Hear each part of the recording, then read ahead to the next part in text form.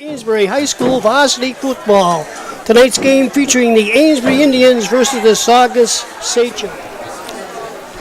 Hand up inside and it crushed immediately. Great defensive play that time by number 75 for the Indians, Noah Katrupi. Yep, he was in the backfield team way before that ball was even handed off.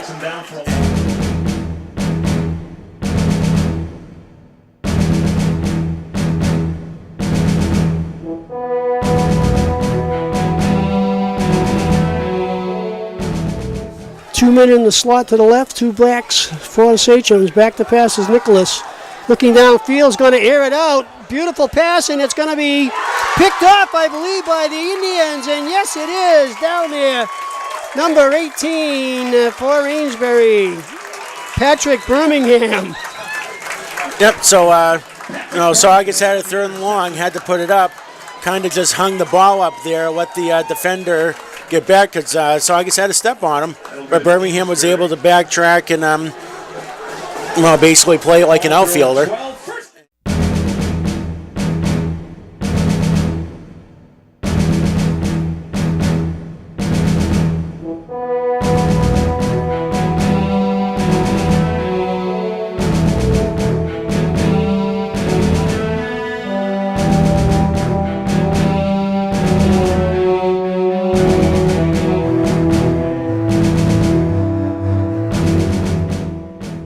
First and 10 here for the Indians.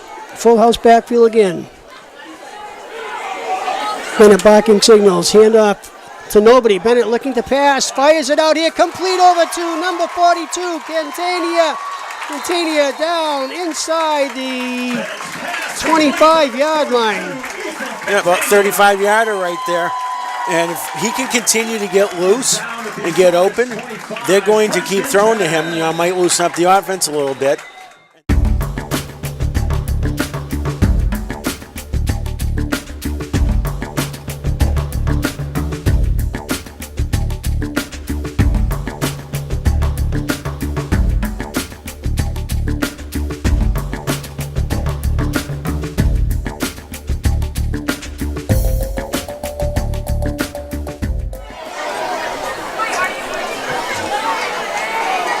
Hand off inside to number 18. Breaking it is Birmingham. Birmingham is going to go in standing up for the first score of the season. Number 18, Patrick Birmingham. Nice way to respond. Nice quick drive. Birmingham, he had that second cut at the linebacker level. Was able to get outside. No one was able to touch him. 17-yard rush.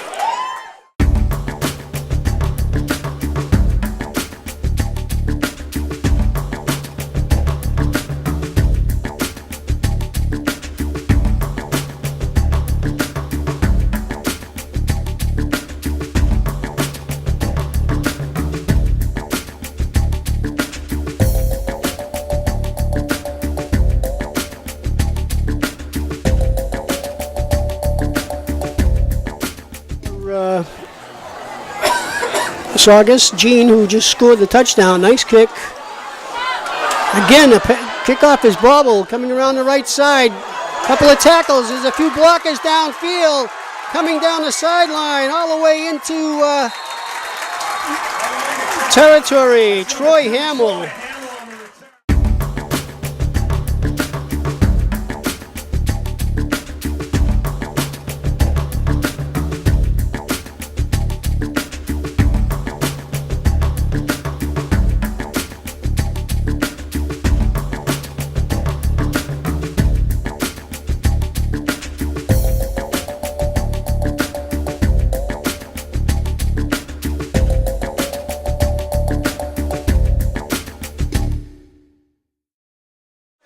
Full house backfield for the Indians. Hand off to number 21 around the left side goes Robinson. Robinson turns the corner this time.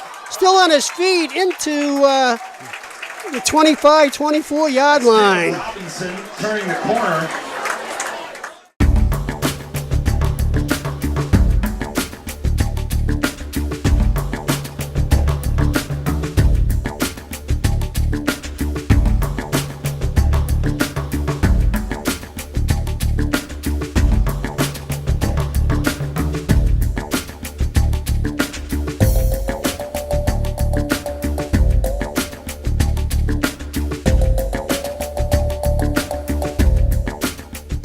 Equally balanced on the paper, and so far it's been everybody running. Inside handoff this time to number 6, Benevento.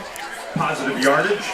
Amesbury got well right off the line of scrimmage. Benevento had 5 yards before you could blink.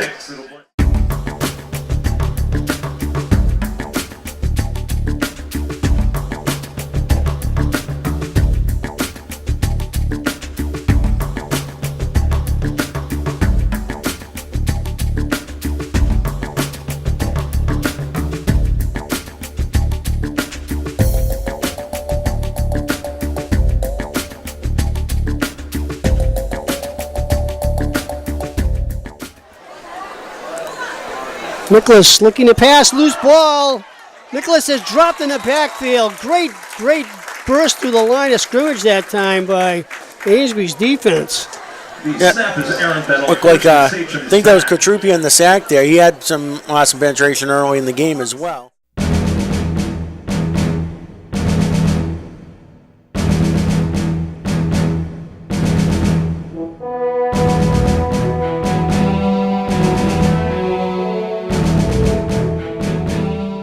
Have been guilty. Man in motion this time. Little pitch into the middle, and again, Amesbury's defense does a nice job. Yep, they came up. That was very similar to the first play from scrimmage where they threw the bomb to chew up some yardage.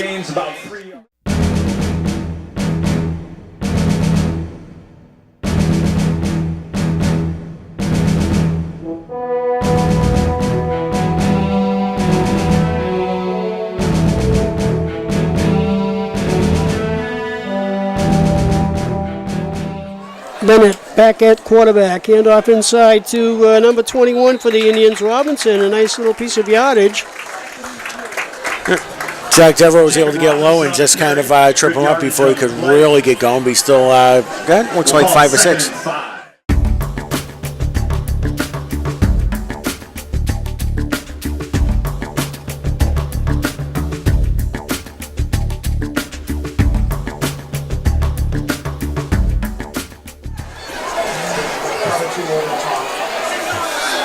Handoff again side to number 6, Benevento.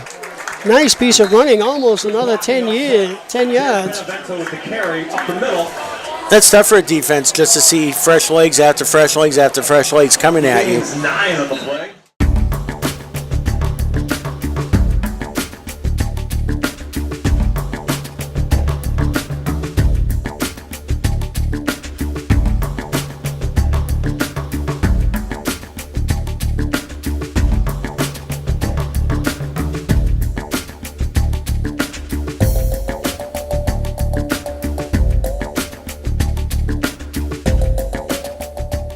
Still a full house backfield for the Indians.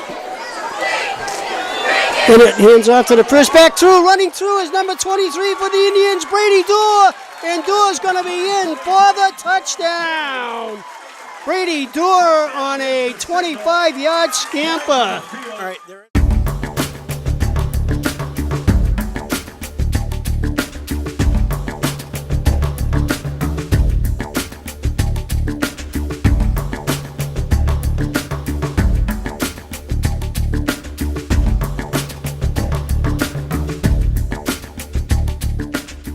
Amesbury again going for 2. Bennett looking to roll around the right. It's going to float out in the flat, and a 2-point conversion is good to number 42, Ethan Catania. after a Brady Door touchdown Yep. run. Catania's just been all over the place. You know, he's been on the field. He's making things happen. Bennett.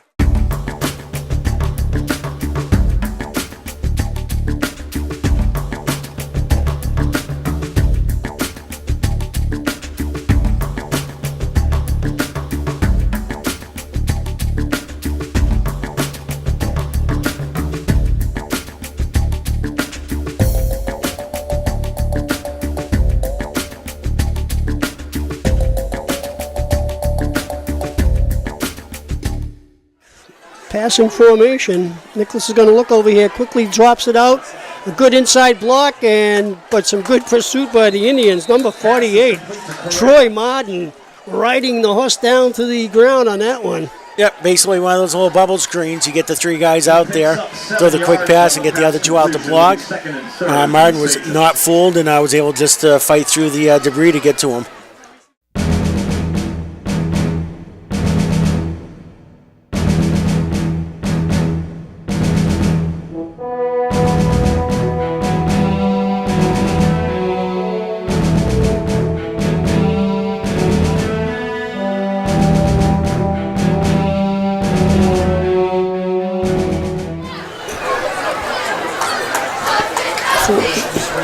Handoff inside to number 21 is going to be again dropped in the backfield. Marvin's Gene. Thomas Flanagan was able to get him down after the cavalry had stopped him.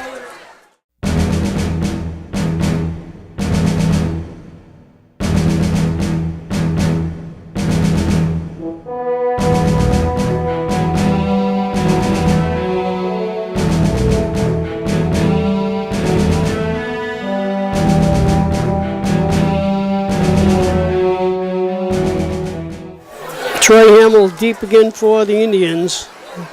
High snap. High snap again over the kicker's head. Carrera trying to run with it, and he's going to be hit and dropped. Beautiful defense by, I believe, number 55, John Nelson that time. Yep, that one he had no chance at, just airmailed it on him, and I think he made the right decision instead of trying to get that kickoff.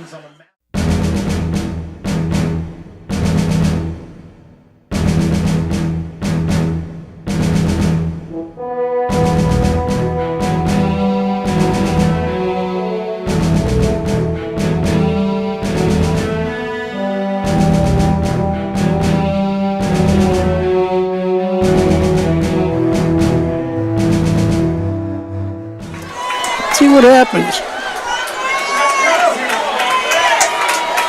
Bennett handoff to the first back through. Number 23 in for the score is Brady Dorr Brady does it Dorr again. again. Dorr with the gore to get in from 5 yards out. Just put his head down, ran a couple of people over, and that is that. Brady Door right up the middle.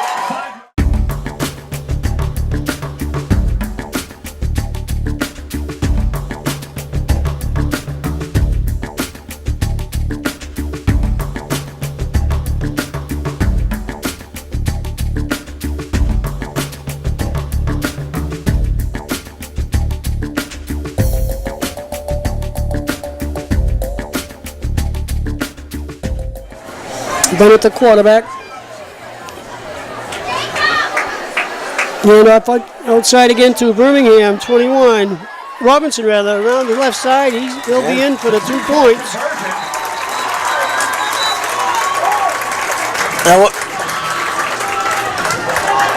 That looked like that was never getting there, but he just kept at it. He was determined, and was able to just fight and fall in the end zone.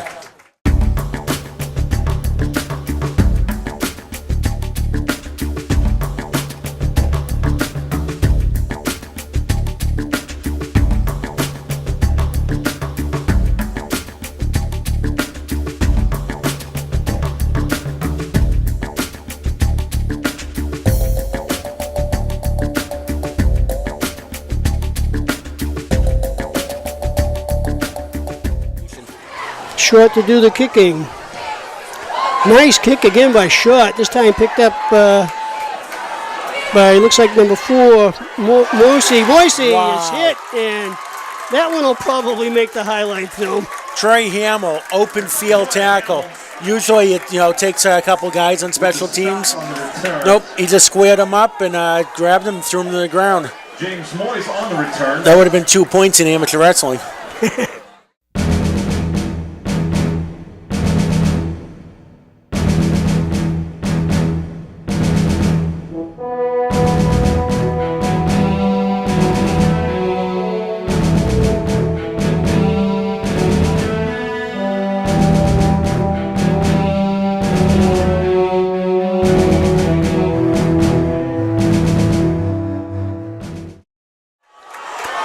Looks like there's only, 2.5 defenders out there for the Indians. Looking again over to the left. Big rush is on, passes down the middle, and this one's going to be picked off by the Indians. Coming up around the right side, number 23 for Amesbury, Dorr. And Dorr is going to bring it back up to the Amesbury 31-yard line. That's Grady Yeah, Nicholas was under all sorts of pressure. Had to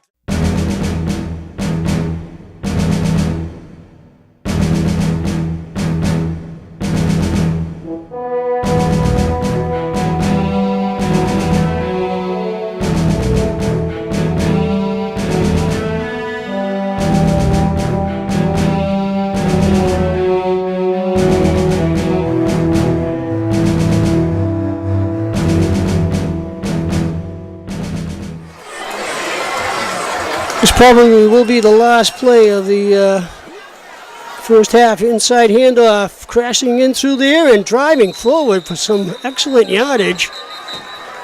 Give us up the middle. A good piece of running that time.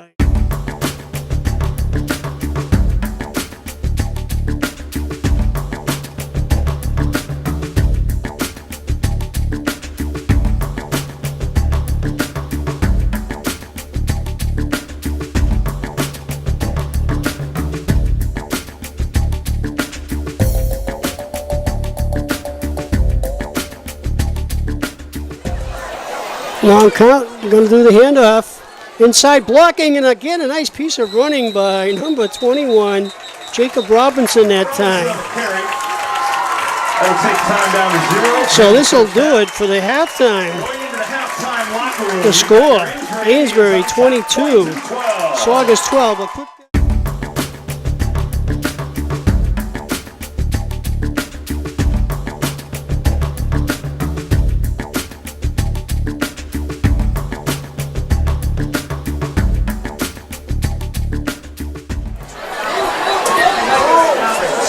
right there, it's still at quarterback for Amesbury.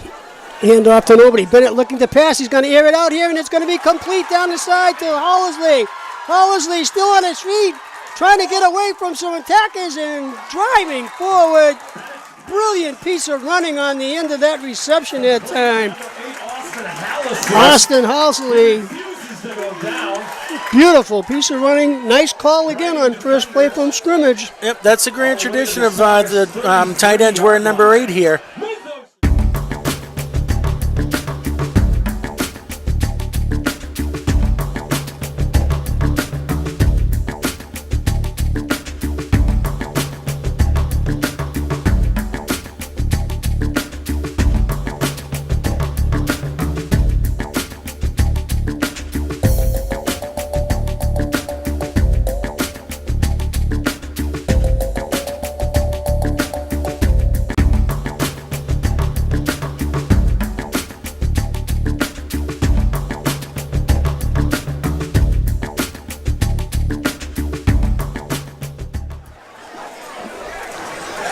Hand off inside to, again, number 21, Robinson. Robinson crashing for about 7 or 8 off the left side.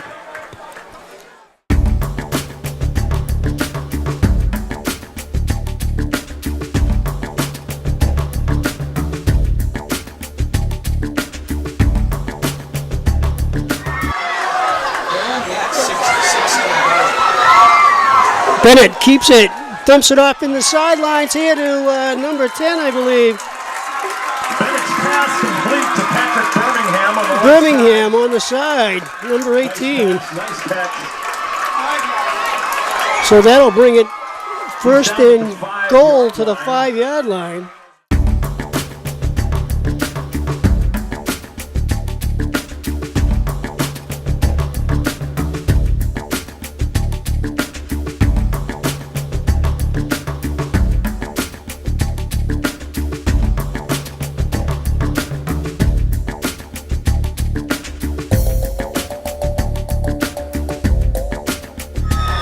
Benevento in there in the backfield now for the Indians. Hand off to Benevento. Benevento dances inside the 5 and going to be in for the touchdown. Nice cutback that time by number 5, Jared Benevento.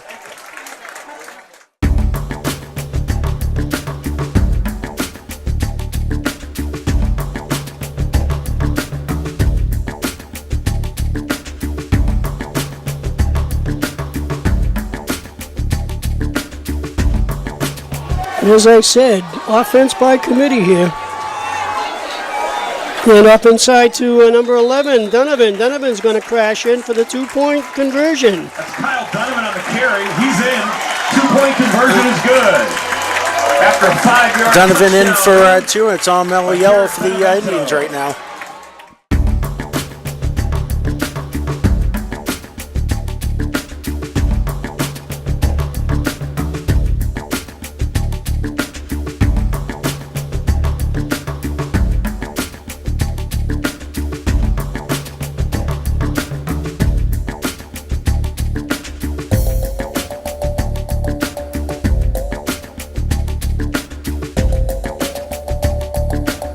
Nicholas, number 12, at quarterback.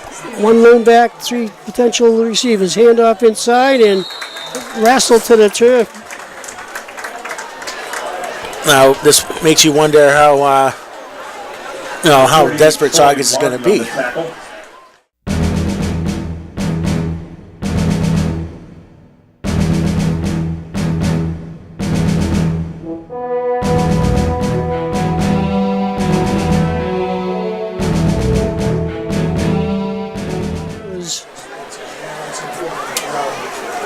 Handoff to number 21 going around the left side is Gene. Gene is going to be strung out and probably thrown for a loss.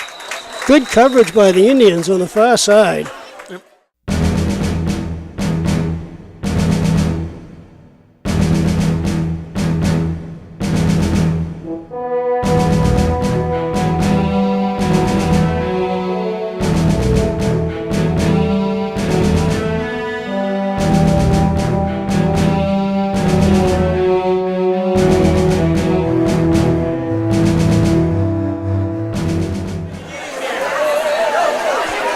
Another high one is Carrera grabs it again. This pick is blocked.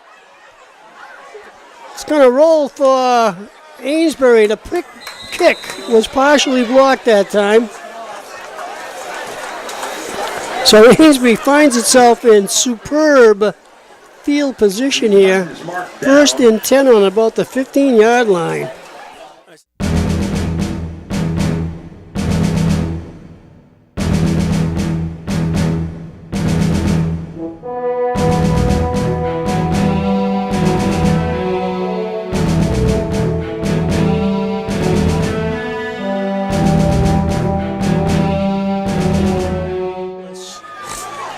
Nicholas looking to pass, looking. He's going to be hemmed in, but he's going to take a run for it, and still on his feet, makes one move off a blocker, but a good tackle again by the Indians. Number 56 over there for Amesbury, Derek Couture.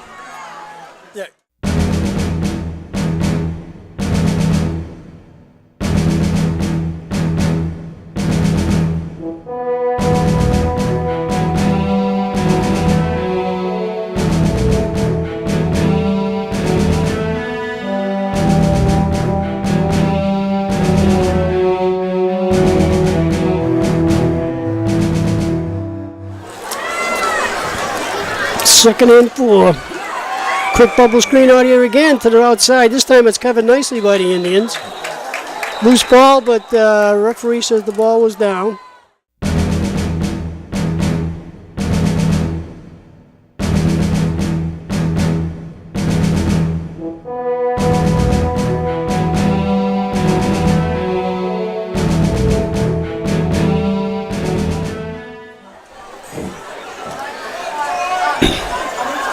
Nicholas signaling for a little man of motion there. This time handoff inside.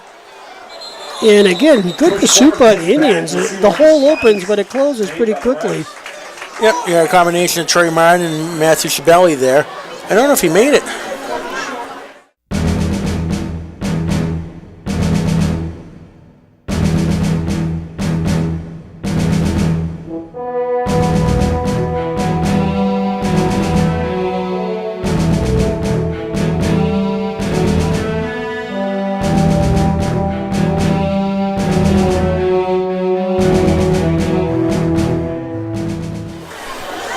This time, 2 backs in the backfield. Handoff again to the first back through. He's going to get no place. Good pursuit by the Indians.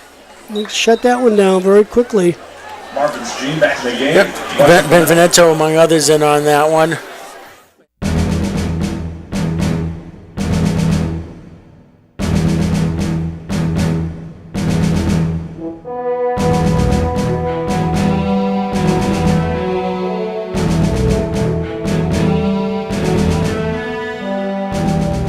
Step over here. Hand off to Gene again. Gene is hit and stopped. Beautiful defensive play that time by number 48 for the Indians, Troy Martin. Yep. He was almost to the point of handoff before the running back was in that one.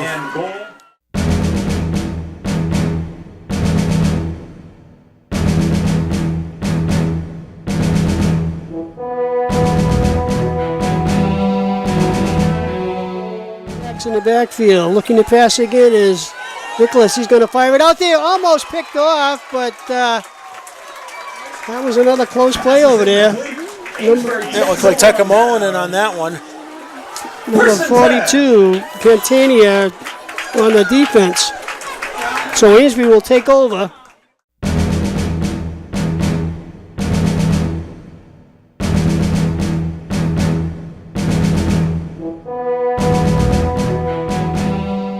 Is the deep back up around the 40-yard line. Good snap. Beautiful kick. Nice high kick. Gene feels it cleanly. He's going to string it out to his left, and he's going to be pulled down nicely by Kyle Donovan.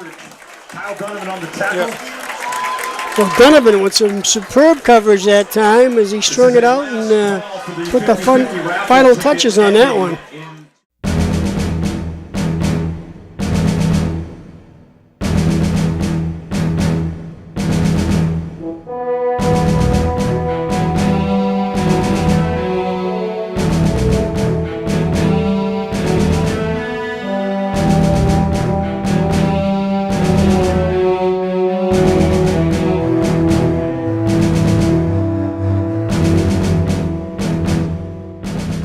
Coming up to 2 minutes to play here in the football game. Nicholas gets it off, another quick snap, and he's going to be hemmed in and thrown for another big loss. Another snap that was partially lost there. Number 55 in there under pressure for the Indians. John Nelson. Yep. So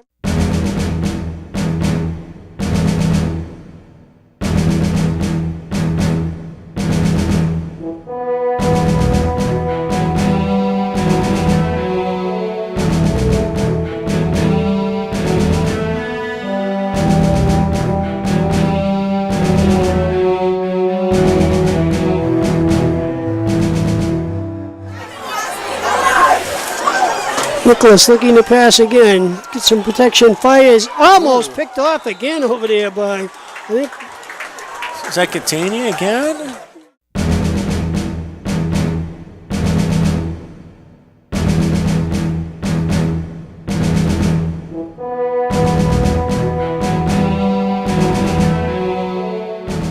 So Amesbury will take over. 1st and 10 at the Saugus 25. Minute 4 left. Hands off to number 18, Birmingham. Birmingham breaks it into the secondary. Nice piece of yardage, enough for another first down. All the way.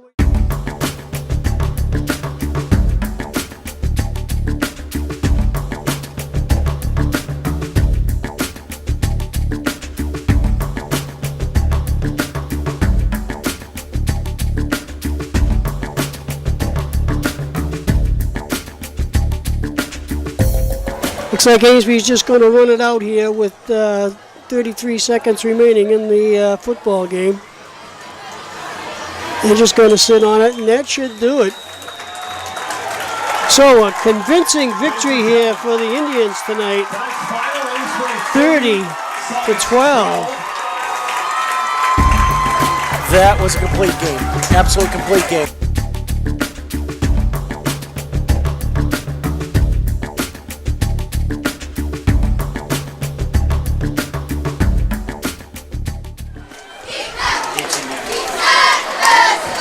And off again inside, and this time stopped at the line of scrimmage by a whole host of Amesbury tacklers. Some penetration there. Looked like Jacob Hamill's right in the middle of it again, chasing the ball all over the field the first couple plays of the game.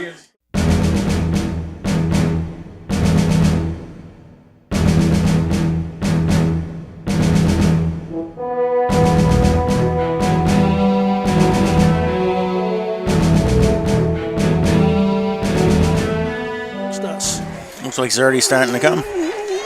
Handoff again inside to number 18 this time, Eddie. That goes to Keegan O'Keefe. Number 16, I'm sorry. Stopped by number 6, Jared Benevento. Jared Benevento was able to knife in there and drag him down before he could get going.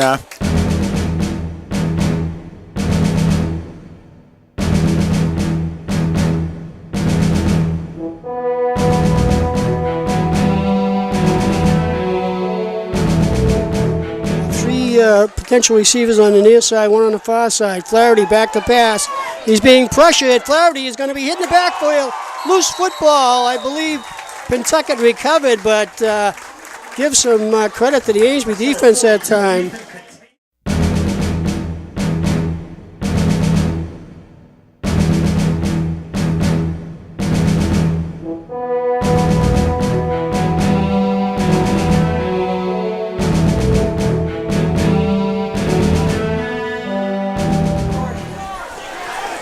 High snap, same thing.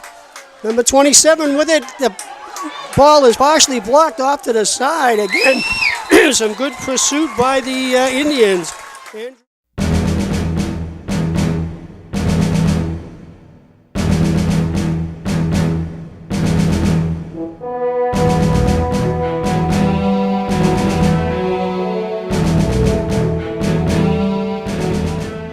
Third down and 5. Long count again. Handoff to the second back through right, leaving the Chargers. Birmingham crashes forward, very close to a first down. And I believe he has it.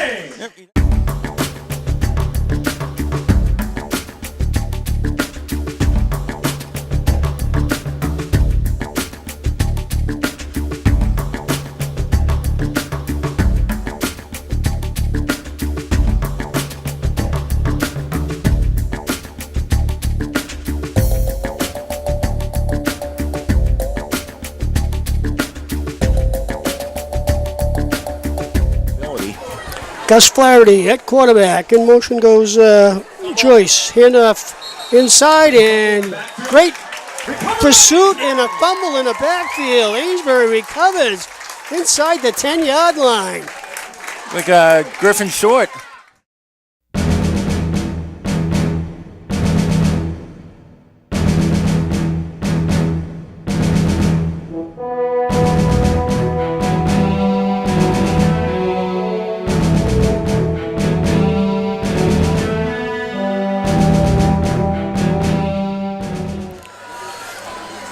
Hand off to Ayotte. Ayotte right up the middle, crashes into the end zone. Number 30, Aiden Ayotte for the Indians. It's a bird, it's a plane, it's Ayotte right up the middle. Was able to dive, no one there. That's how you capitalize on a turnover, right in for 6.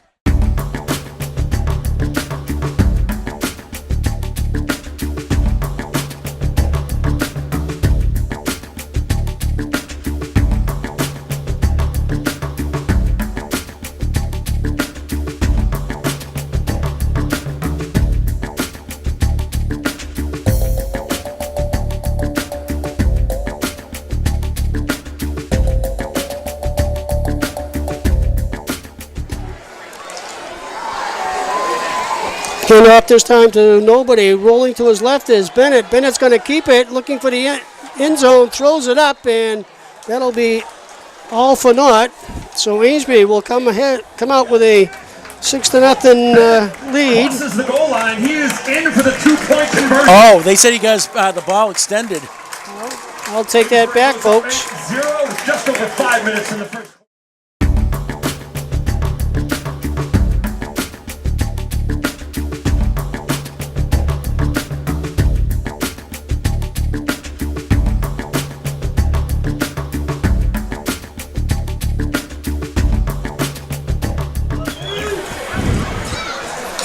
Flaherty hands off to the man in motion. Cutting back inside is, looks like number 22, Dylan O'Rourke.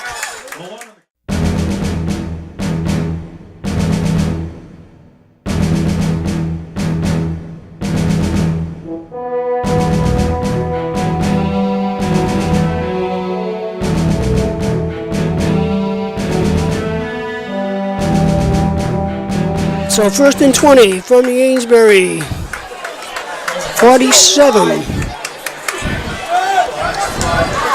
Flaherty, a little mix up in the backfield, but again, number 22, O'Rourke, picks up about half the yardage. Trey Martin was able to square him up before he really got going. Kind of looked like a draw play a little.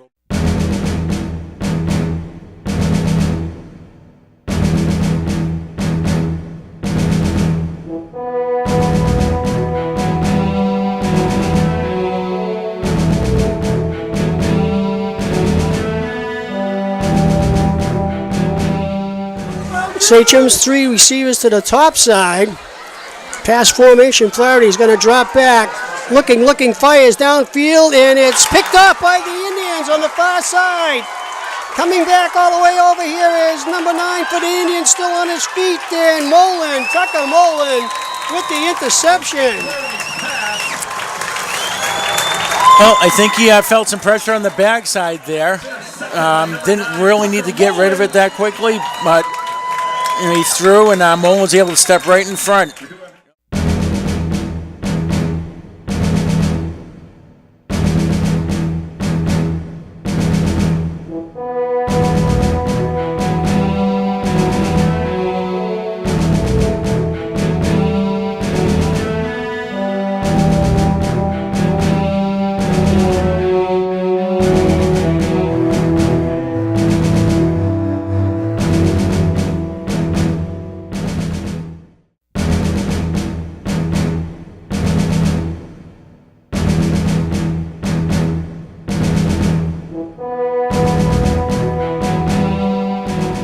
Zach here along with Edu Martin on Amesbury Community Television.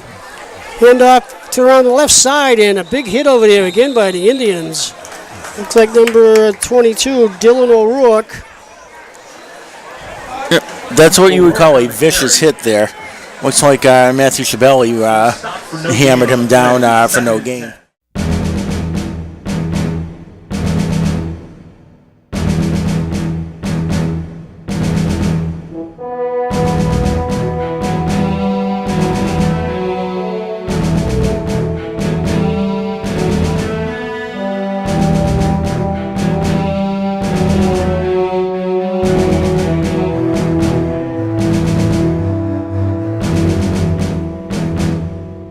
Gus Flaherty, the quarterback for the Pentucket Sachems.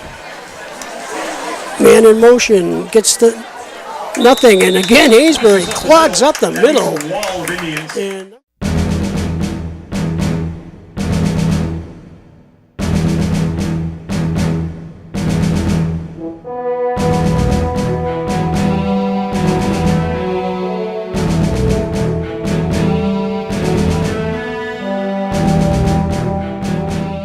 at home, do not adjust your television set. You see the shot on the screen right now. That is not smoke. That is fog that's been rolling in all night and actually getting a little bit worse here. So if we should miss what's going on, it's because we can't see what's going on. If he gets a kickoff, it's going to be interesting to see how well he's going to see it coming out of the mist here. Malone, another loose ball. Malone with it, trying to get outside. He's going to be hit. He's going to be dropped. So again, another bad snap. And the Indians, excellent field position. Yep, Trey Martin was able to fight off a block.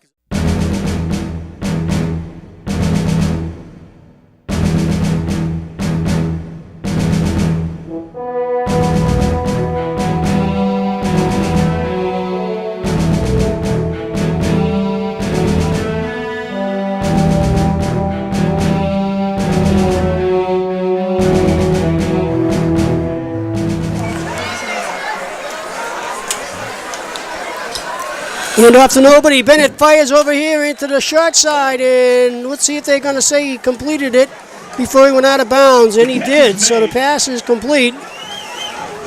Yep, Austin Hallisey was able to get 1 foot down. There's only 1 foot at this level you need to get down in.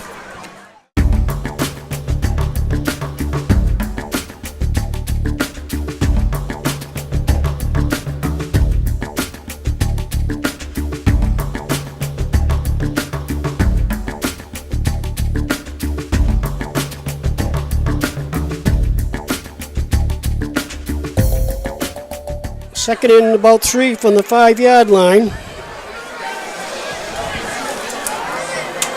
Bennett again, hands off inside to Ayotte again. Ayotte, dipsy doodles off to the right side. Picks up about another 4, and he's going to be in for the touchdown. All right, that little last dipsy doodle there by Ayotte. It's interesting when they get down close. It's Ayotte up the middle, Ayotte up the middle. It's 2 scores for Ayotte now.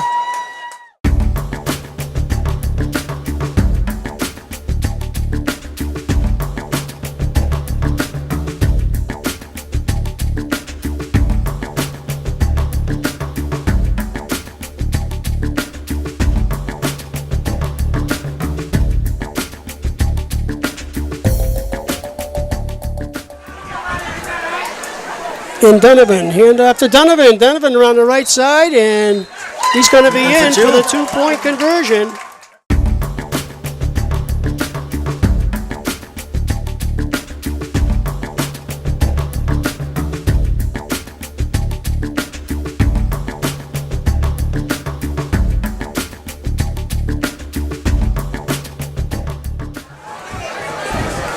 Man in motion for Pentucket. Loose ball again. It's going to be picked up by the Indians, I believe. Let's see what we got. Let's see what they call here. Amesbury has the fumble. Yep. I think that's Griffin Thorpe's second fumble recovery of the game because he ended up with the ball again.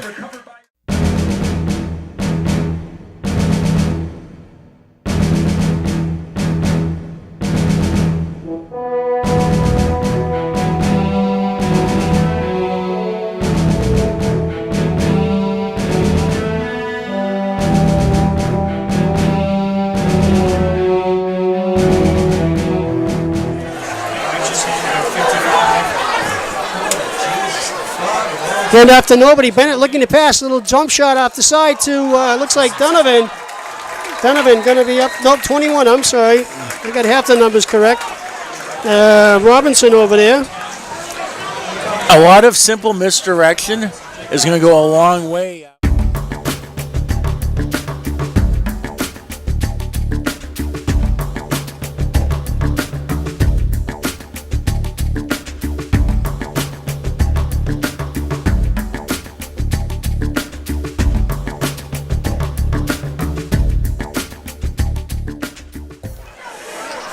Flaherty looking to pass, rolls out to his right. It's going to get him then again. Some good pursuit by the Indians, and Flaherty still on his feet. Flaherty stays alive. Flaherty does a nice job of staying vertical on that one.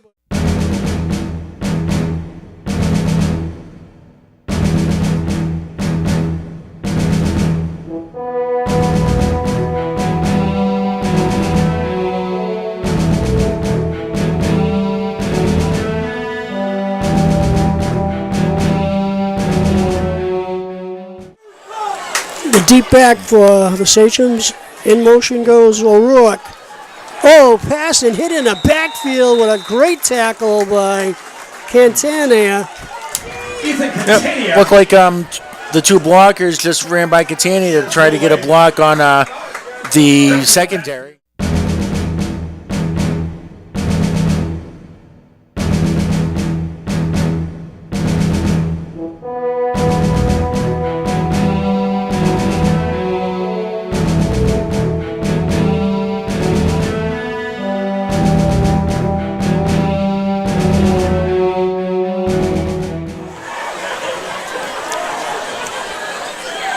Ayotte, Birmingham, and right. Hand off to Ayotte again, right up the middle. That's been a Nice play for the Indians tonight, and Ayotte, I believe, has a first down. He does.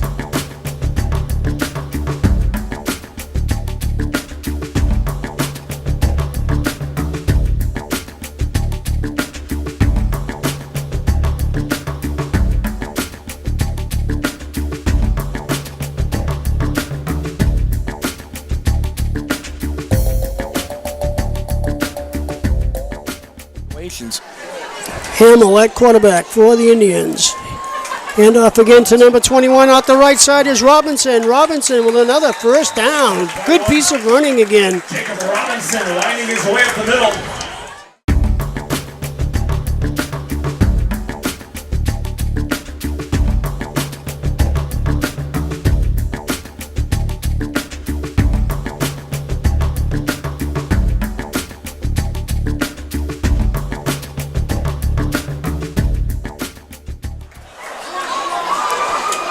Bennett again, handoff to the left side comes Robinson. Robinson breaks a tackle and is driven out of bounds. Big hit in the line that time by Robinson as he was pursued. But another first down.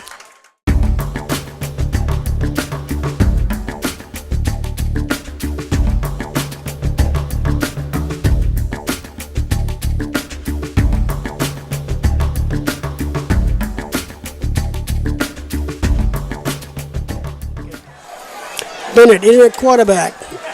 Bennett hands off inside and breaking it is number 21 for the Indians, Robinson. Off to the right side, picks up a good 8-9 yards on that play.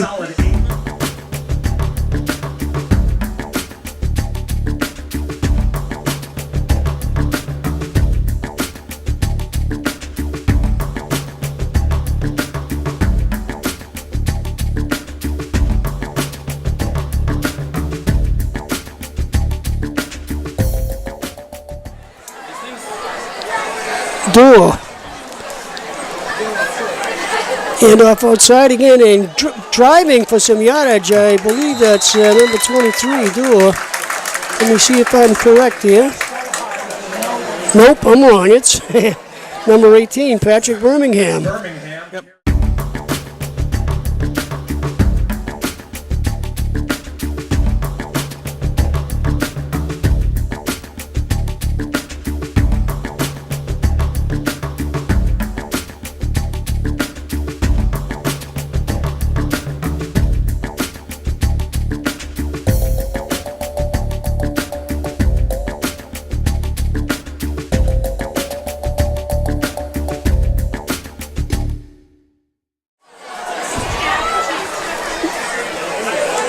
And off inside again this time to Donovan. Donovan spins around for a couple more, but that's going to bring up a big third down here. Fourth down, rather, for the Indians. Yep. Ethan.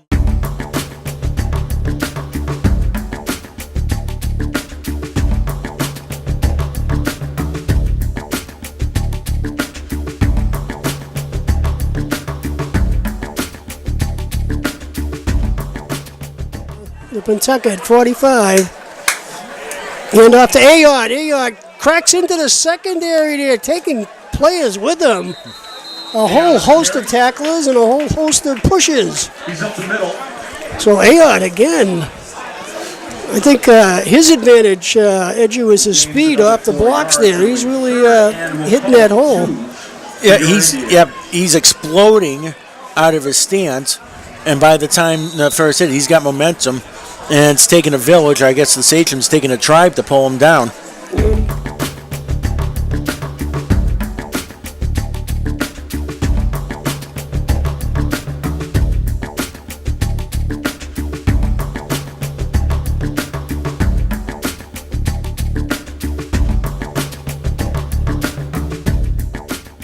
Down here. Look down at Pentucket 38-yard line. Bennett looking to pass again. Drops it out here in the flat. Nicely executed over there to Birmingham. Birmingham still on his feet into the secondary. Another first down for the Indians. So Amesbury does have a sustained drive this time. They started at their own 22-yard line. First and 10.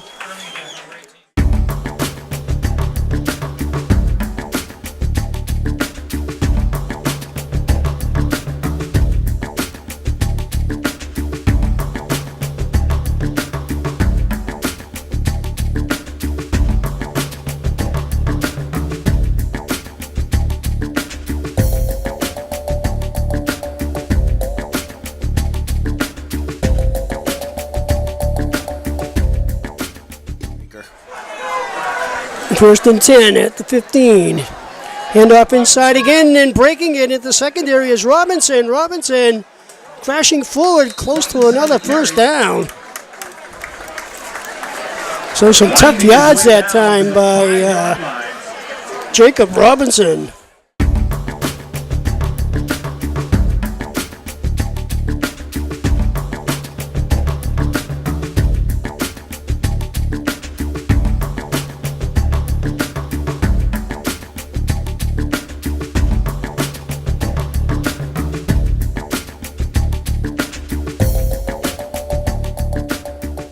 Second and 2 from the 5. At least we can get another first down here. And take it with their backs to the wall. And Bennett's going to sneak for it, and still on his feet. And again, pushing, and he's in for the touchdown.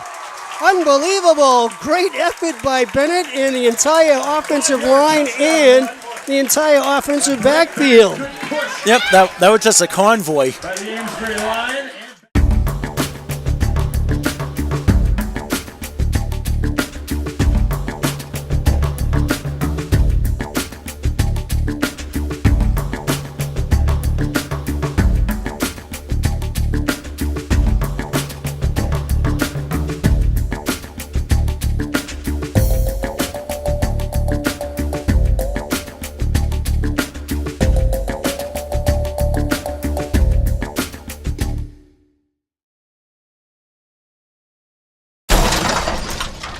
We know Flaherty can throw the ball. Flaherty needs time to throw the ball. And again, good pursuit by the Indians. Malone on the carry. Yep, Griffin short and Derek Couture combined to make sure he wasn't really going to get much there.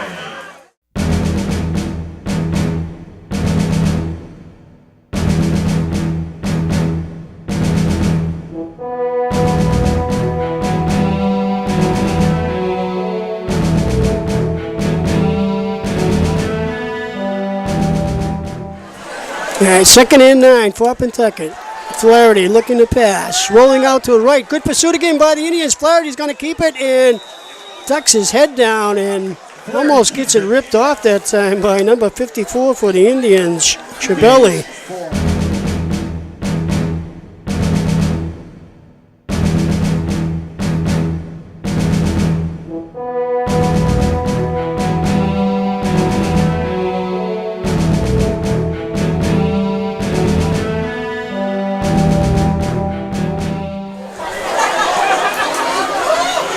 Once again, passing formation, 3 receivers to the top side, handoff to inside, and let's count them. 1, 2, 3, 4 Amesbury defenders on that one.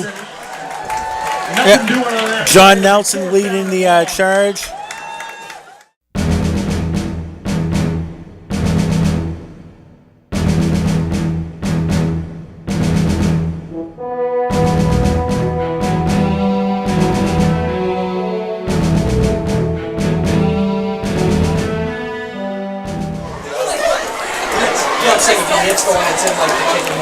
Hand up to nobody.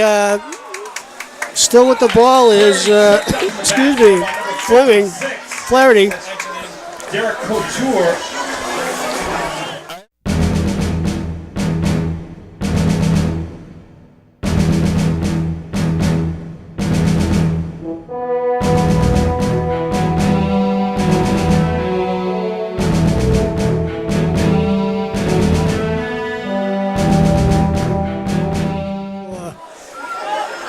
Sachems.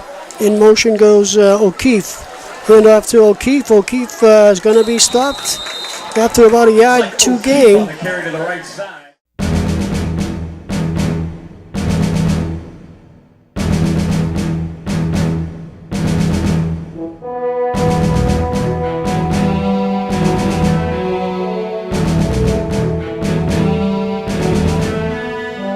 Backfield again for the Indians. Hamlet quarterback, handoff inside. Good piece of running there. Nice little scamper that time by number 28 for the Indians, Nicholas Busick. The winning raffle ticket is 224.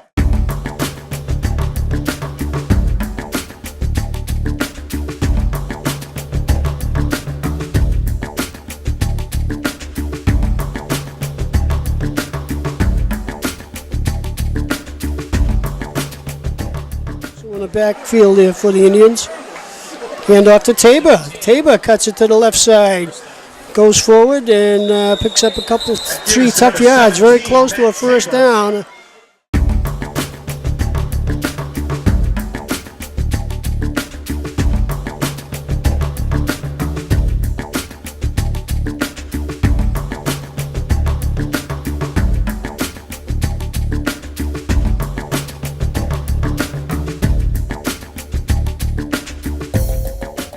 Indians at the Pentucket 41.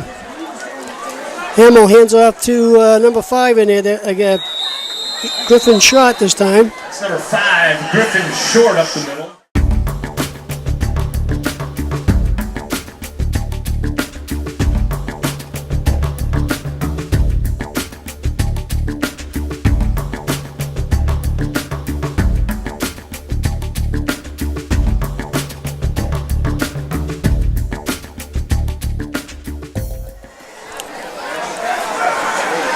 Not answering. Oh, yeah, number 12 is in there. Quarterback, first play from scrimmage is blown up by the Indians. Peter Cleary, number 12 in there for the Pentucket Sachems at quarterback. And Okatrupi was able to just plow through and stuff that for a loss.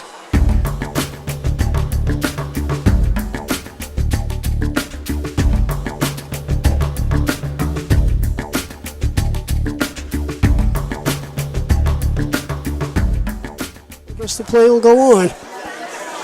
Cleary hands off inside and crashing through there. But again, a host of Amesbury tacklers. Number 50.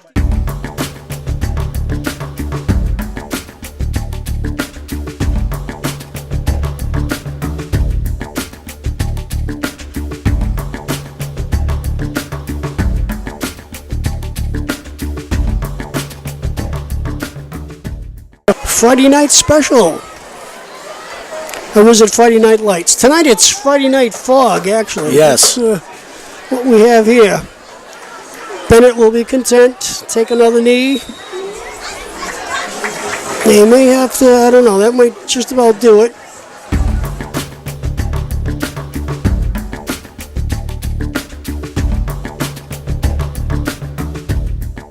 Good evening, ladies and gentlemen, and welcome to Amesbury Community Television's broadcast of Amesbury High School varsity football. We have Birmingham, Dorr, and Robinson. Handoff inside. Nice piece of running and cutting back there, and still on his feet is number 23, Brady Dorr for the Indians. That's number 23, Brady Dorr. He got hit by the first guy. Looked like to be about 2-3 yard gain. Was able to spin off of him though, and about 10-11 yards on that.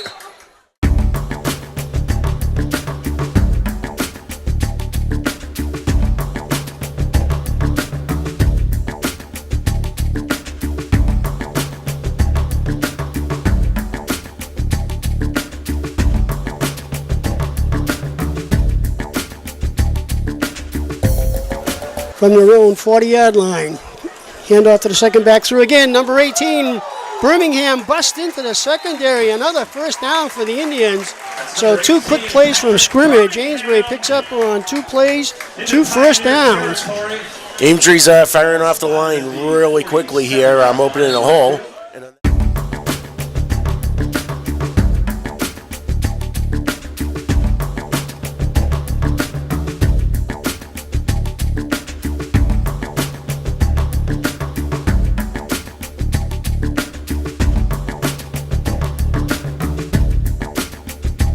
Running a little bit last week. Dorr, Robinson, and Birmingham. Handoff to 21. Robinson around the left side. Robinson to the middle, and again, 3 plays from scrimmage, 4 plays from scrimmage, and 3 first downs for the Indians. So chunking up the yardage here very quickly.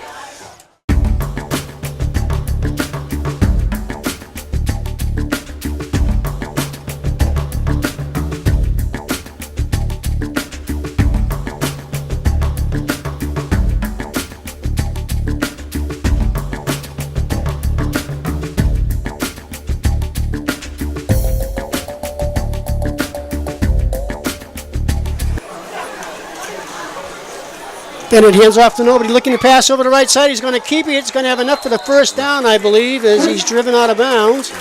Bennett tucks it in. Yep, that is a first down.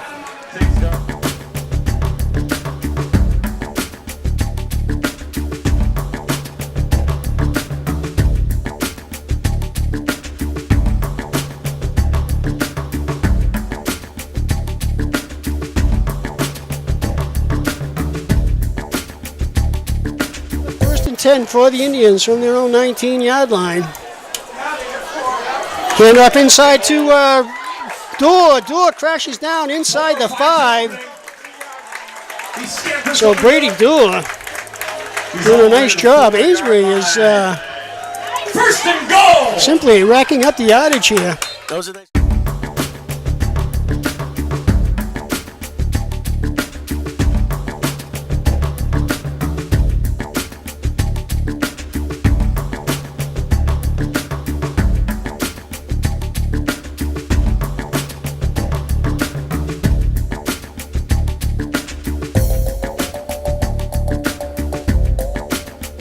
Tabor, Dorr, and Robinson in the background.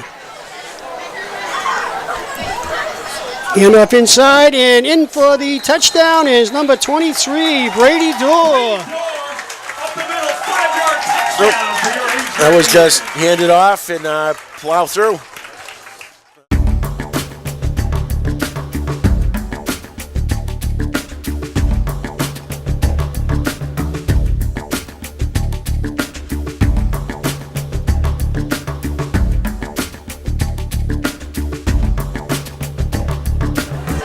Ford to the near side, Lee to the top side. Hand off to Simpson in the backfield. Simpson's going to be stuffed in the backfield and dropped for about a 2-yard loss. No way on that one. Loss on the Good punt. pursuit that time by a host of Indians. It looked like Matthew Shabelli and Anthony Catania leading the charge there. And 11.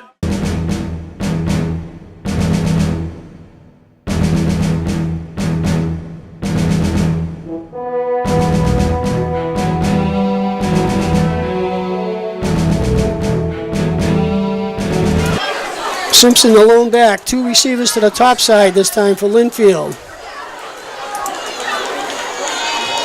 Hand off to nobody, and Maringi gets blasted in the backfield again, so that's for no gain, or perhaps another half-yard loss. Thomas Flynn.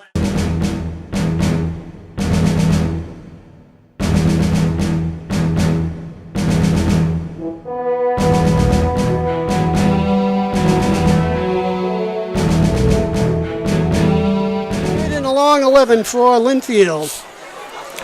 Maringi looking to roll this time. He's going to fire it over the middle, and it's up in the air and picked off by the Indians. I believe that's number 5 over there. Griffin Short. Griffin Short, the kicker for the Indians. Yep. He kind of threw it up for jump ball up for grabs, hoping this guy could out jump him.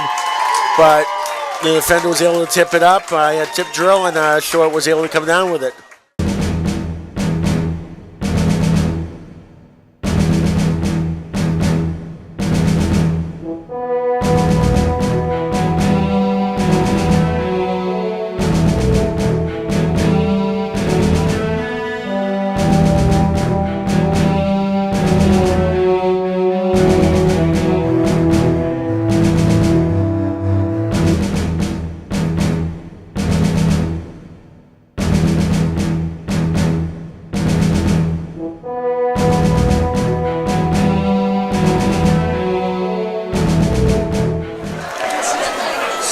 Full house backfield again for Amesbury. Handoff inside to number 18 for Amesbury. Birmingham trying to carry players with him. Picks up the penalty plus a couple extra yards.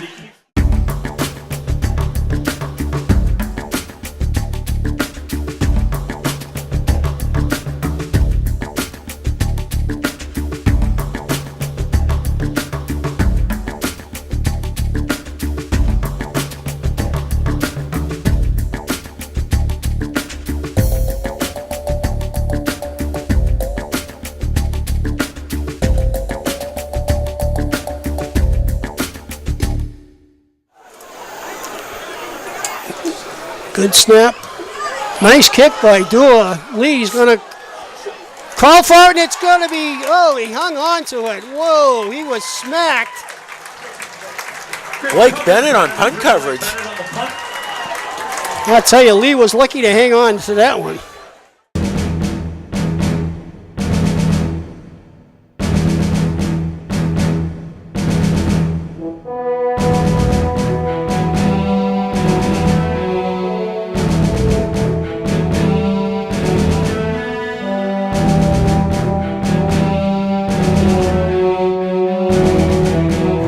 Rengie, the quarterback. 32, Simpson, the deep back. 56, Castanet, the up back. Hand off to Simpson off the right side. He's going to be stuffed. That'll probably do it for the first quarter here. Number 5, Griffin Shot in there on the tackle for the Indians. Good job. Also number 42, Ethan Catania. Yep.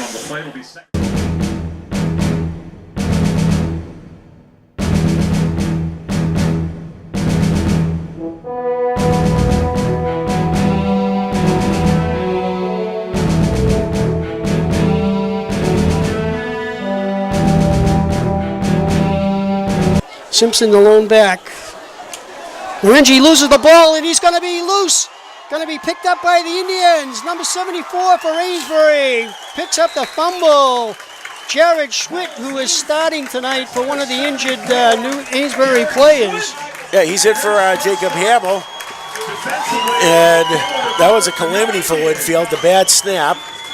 Tried to scoop, tried to, actually knocked up in the air while the scoop and run.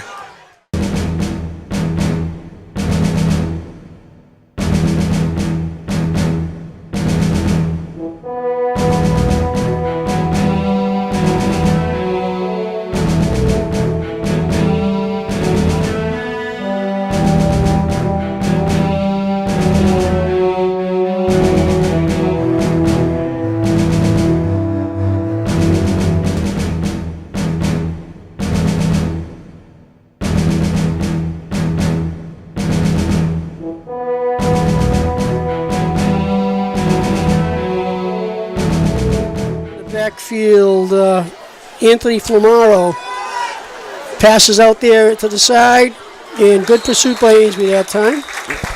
Ethan Catania wasn't fooled. Kept the shoulder square and didn't really get much of anything. Looks like one, maybe two.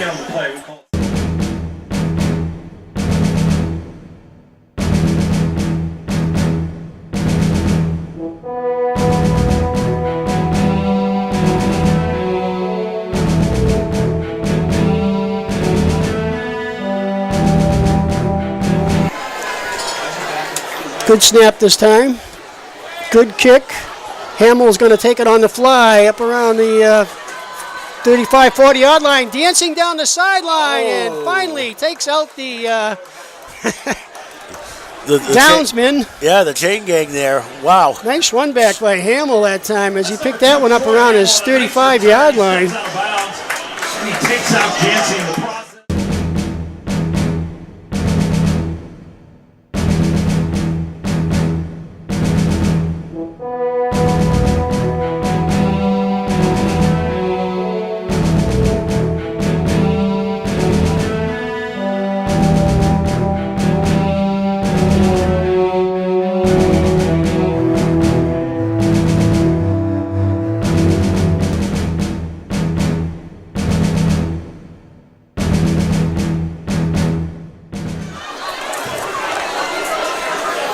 Bennett hands off inside to number 30 for the Indians, Hayden Ayotte. Ayotte again crashing for a good 10, 11 yards. Nice moves up the middle.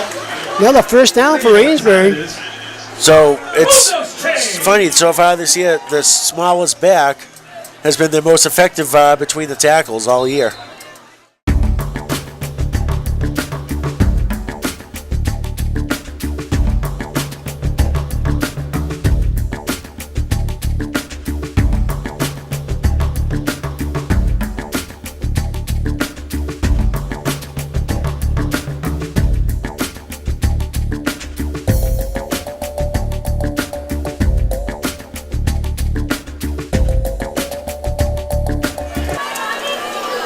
Bennett hands off inside again to Birmingham. Birmingham this time breaks it into the secondary. Birmingham inside the 5, still on his feet, and very close to a touchdown.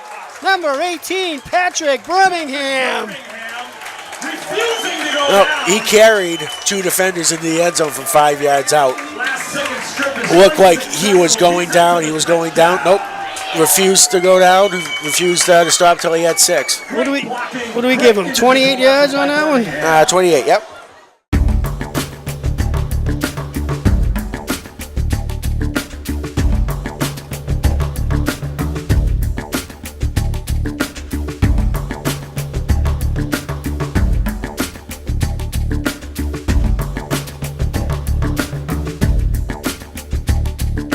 special effort by Birmingham. Amesbury will go for 2. Donovan's in the backfield this time. It's going to be a quick quarterback rush, and Blake Bennett's going to be pushed into the end zone for the 2-point conversion.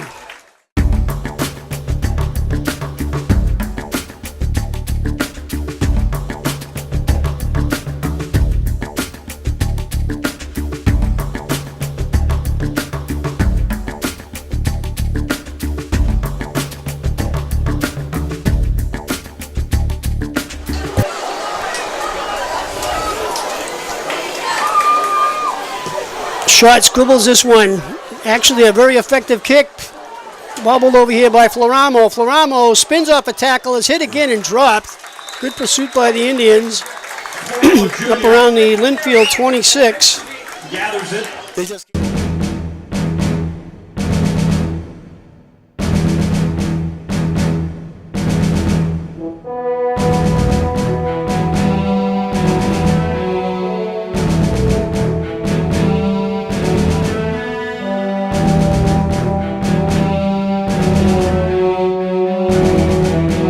Three receivers to the near side, 1 to the top side.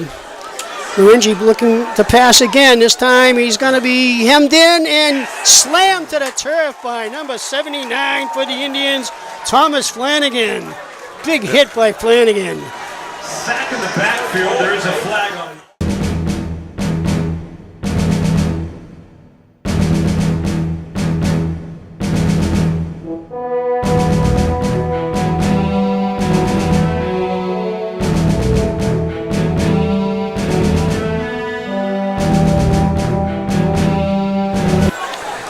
Cohey looking to pass again. He's going to be hit, throws it. It's going to be picked off again by the Indians. Donovan down the left sideline. Donovan could go all the way. 10-5, touchdown! Number 11 for the Indians. Kyle Donovan. 60-yard pick 6 there. 65 yards. 65 yards. Touchdown. That is a game changer right there. You had the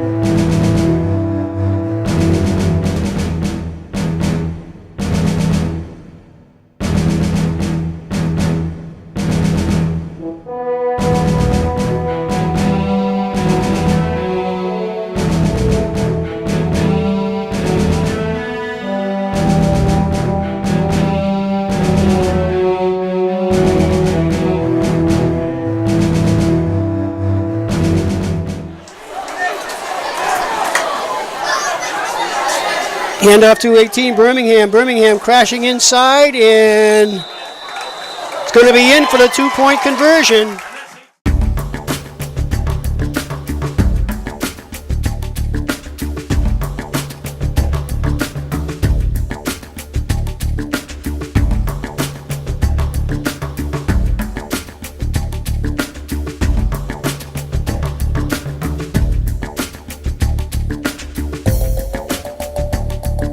So Linfield content now, instead of running the ball, to put it up in the air.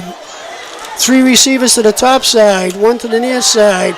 Once again, Amesbury putting on a little more pressure here this time. McGee is being chased all over the place. He's going to turn it upfield and run it.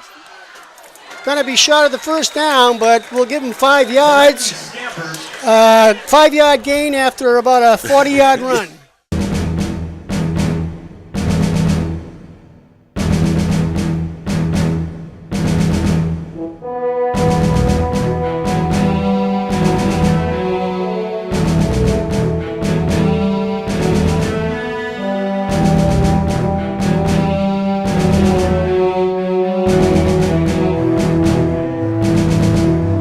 Robinson, Ayotte, and Birmingham.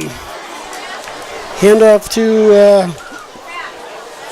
looks like loose, well, still on his feet and driving here. Who's that, Birmingham? Ayotte. Ayotte. amazing between the tackles, though. Pushing forward. And it looked like he crawled over 2 guys to keep his feet.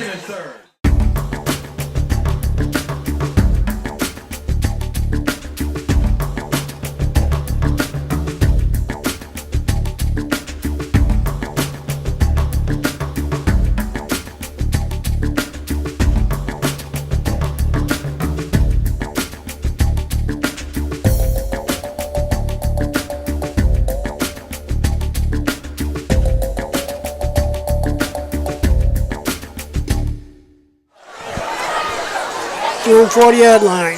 Handoff inside and crashing forward again is number 21, Robinson.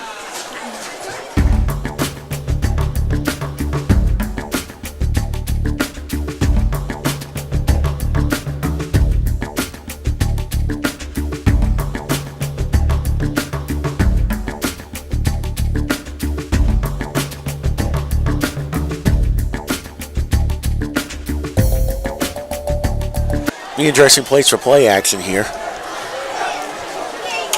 And you called it. Bennett looking to pass, fires over here, and it's complete to number 23 for the Indians, Brady Doerr. And he got out of bounds, stopped the clock. Picked up about 8 on that one, 7.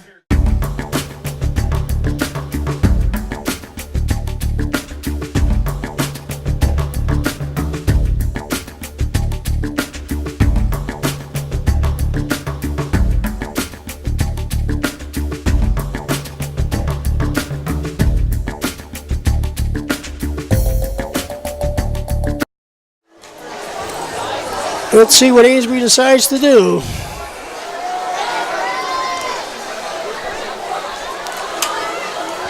Looking to pass is Bennett. Bennett's going to fire it down the middle. Open. Wide open is number 21, Robinson. Robinson's going to go in for the touchdown.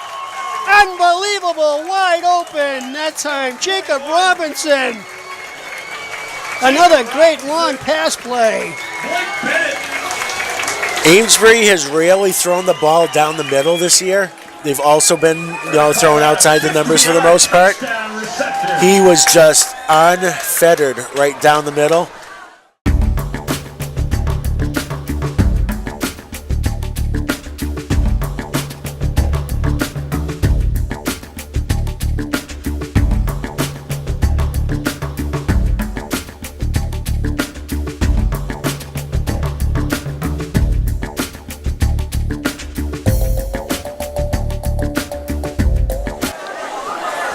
Quarterback sneak again here by Bennett. Bennett still standing up, is going to spin around and in for the 2-point conversion. After a 47-yard touchdown reception.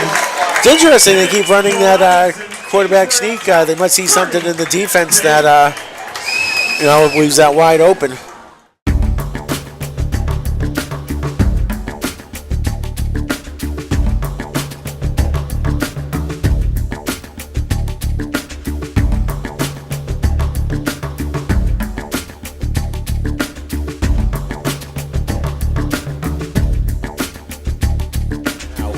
Forward, the long receiver to the top side. Morengi looking to pass again. Good blocking again. Morengi's going to heave it.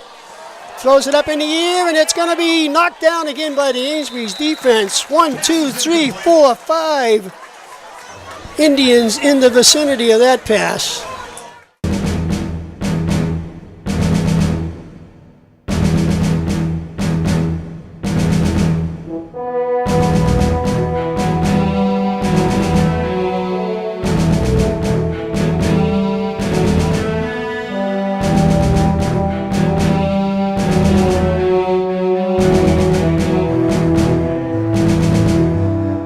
So 2-2 this time for the Linfield Pioneers. Morengi looking to pass it. He's going to dump it out there to Ford. Ford's going to be hit, and that's going to do it for the first half with the score Amesbury 30, Linfield 8.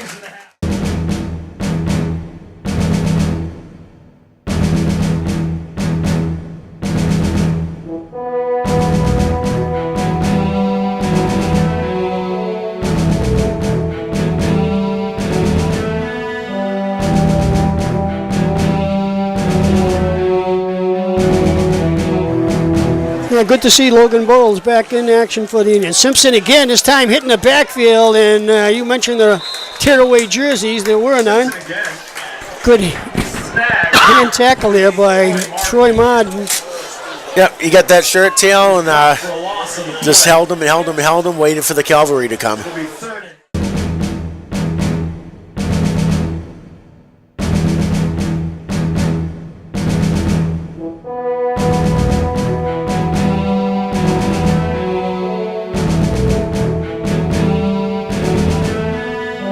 Two receivers to both sides this time for Linfield.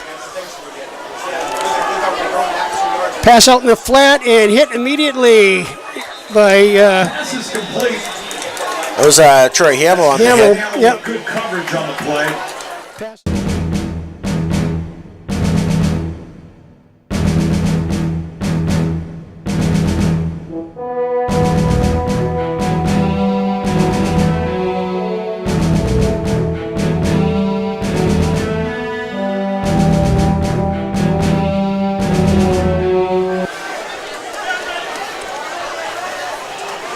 Hand off to nobody. Bennett keeping it around the right side. Bennett with a nice piece of yardage. He's going to take a big hit off the side there, but he's got enough, I believe, for the first down.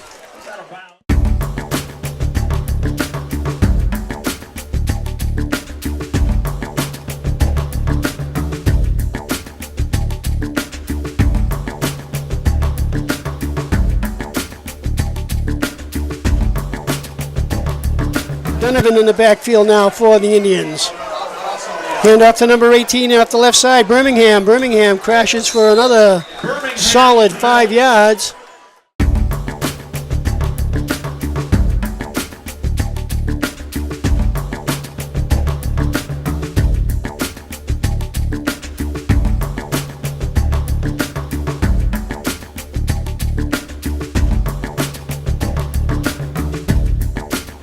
Bennett barking signals. Hands off inside again, and number 20 for the Indians, Luke Martin. Martin picks up another first down, and the Indians, as they started off this contest, marching down here in their first possession.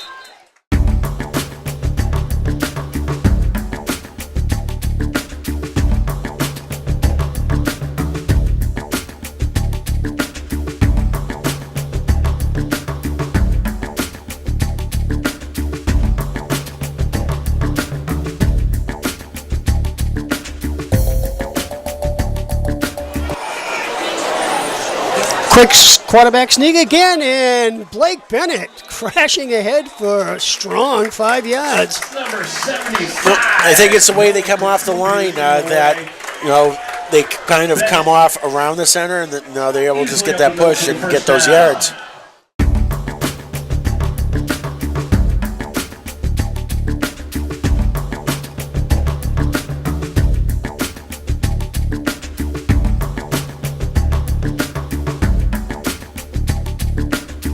This year, played excellent last year as a junior at center as well. Hand off inside to the left side goes Robinson. Robinson cracking over there. Close to another first down. More good blocking up the middle.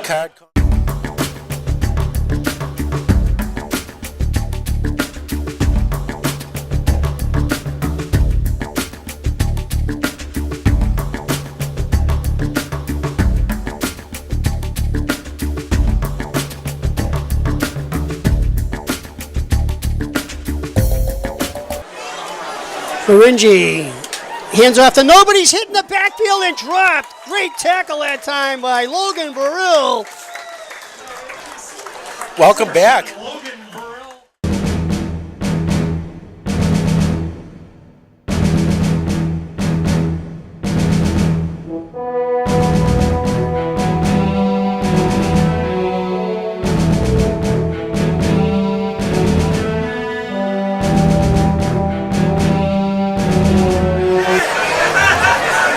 Birmingham up around the 37.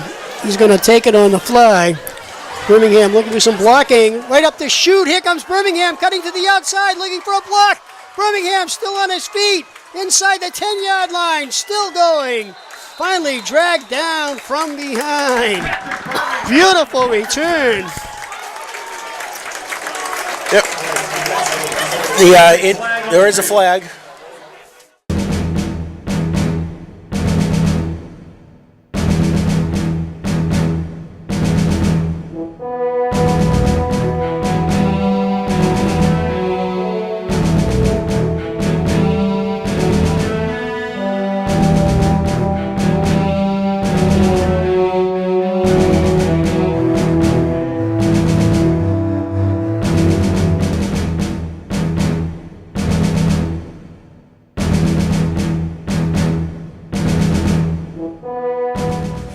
Along with Rocky Mitchell.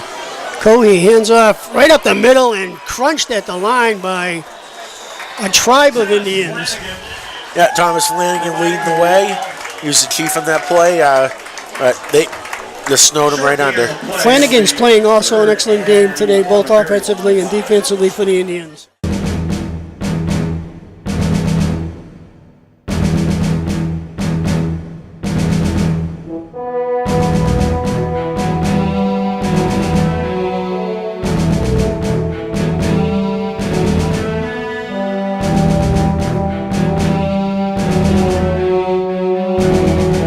Here, Bakari Mitchell for Linfield.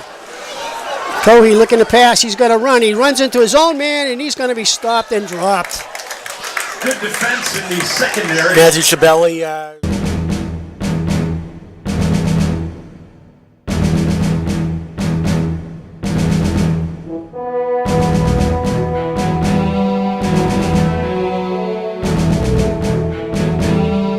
Still at quarterback for Amesbury. Hand off inside to Robinson. Robinson crashing in there again for another good, strong Robinson with some good moves up the middle. 8 yards.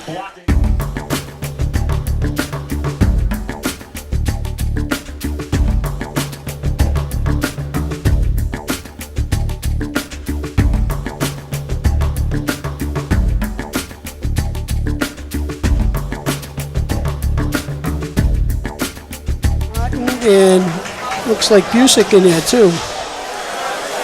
Hand off in to the left side, and Busick, I believe, number 28. Again, it'll depend on the spot, but he's close.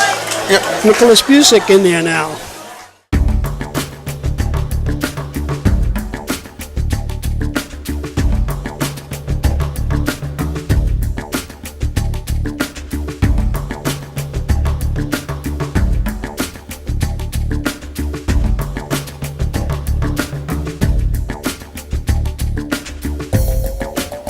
Consistently this year.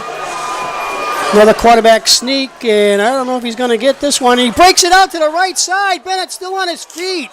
Dragged down from behind. He's over the First down for the Indians. A tearaway jersey would have been great on that play. Yes.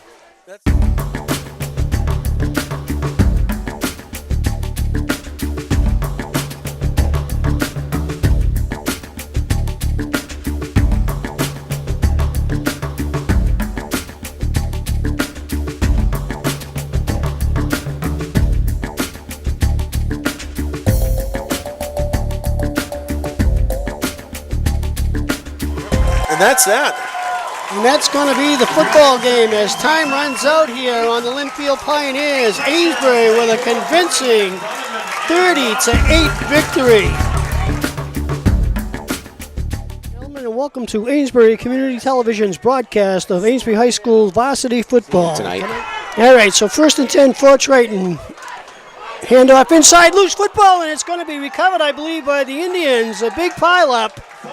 And there was a handoff that was miscommunicated there, and Amesbury's going to take over with excellent field position. 1st and 10 on their own, on Triton's, looks about 17-yard line.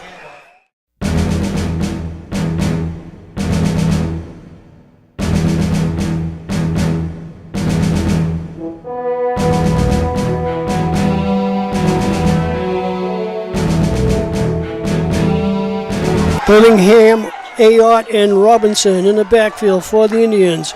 Hand off to number 18 around the right side, and crashing into the middle is Birmingham. They're still on his feet, and he's going to be powering in inside the 5. Very, very close to a touchdown, but we're going to have a first and goal from about the 1.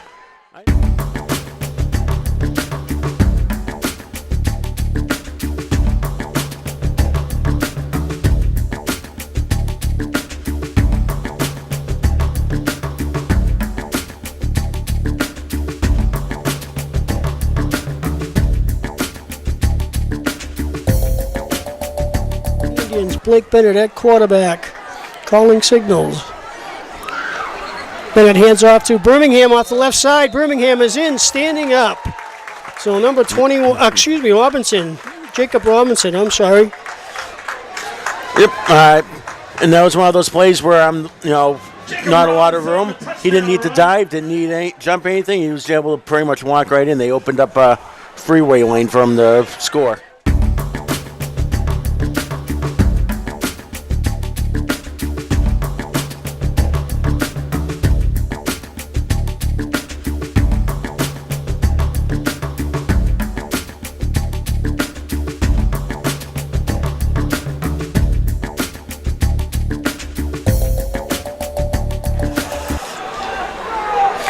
Amesbury will go for 2.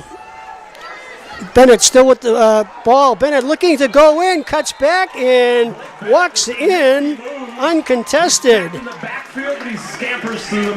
Well, that looked like some sort of broken play or something, or maybe designed run. And Bennett looked like he was going down for about a 7-yard loss there. Found a little hole and then just slipped right through, and Triton wasn't really able to do much about it.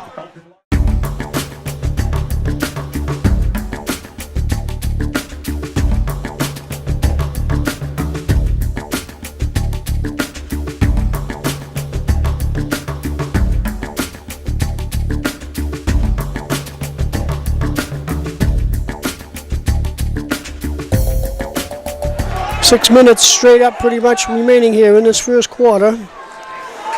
And off around the right side comes number 12, Jack Tamino, but he is crushed. Jared Benevento was not having any of that.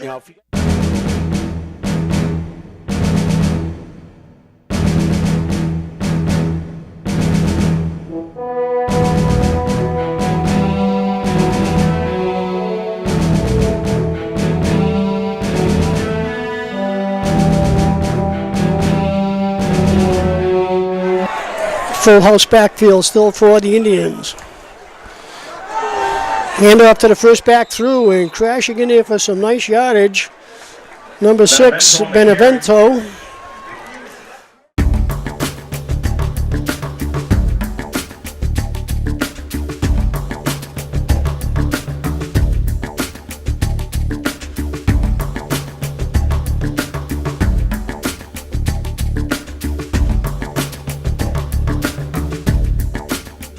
All 4 captains for the Indians this year are linemen. Hand off over to the right side to Birmingham. Birmingham still on his feet. He breaks it into the secondary. Birmingham could go all the way. 10-5.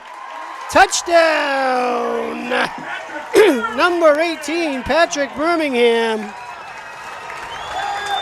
Yeah, that was Barry Sanders Eskren there. 7-yard touchdown run. He got into that first level, looked like he was stopped, then kind of fought his way through the linebackers. The safeties looked like they had him wrapped up. He was able to bounce it outside and then turned on the Jets, and he was gone.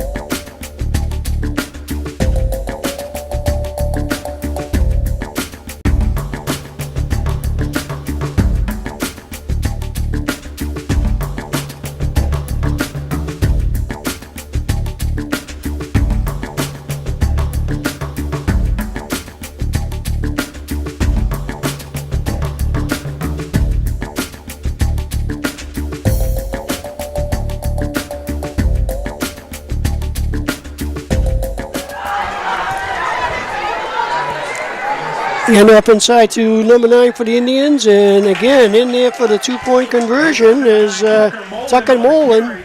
He's in for the 2-point conversion. So less than 7 minutes. That's 16 quick points for Amesbury. By Patrick Birmingham.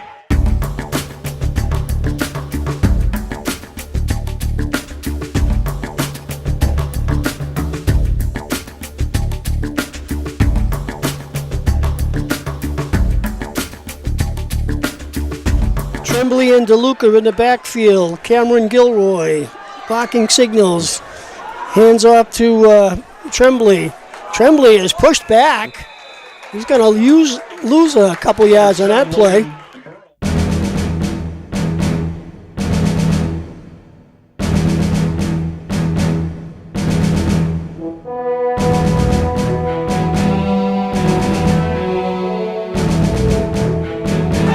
I'm sorry, Old-time football. Old-time football. Tremblay in motion, gets the pitch back to the left side, and he's going to be stopped in the backfield. So some great pursuit again by the Indians. Katrupi in there, along with a host of other tacklers. Katrupi, Luke Martin, Ethan Catania. I think I could name half the student body. They were in the backfield in that one.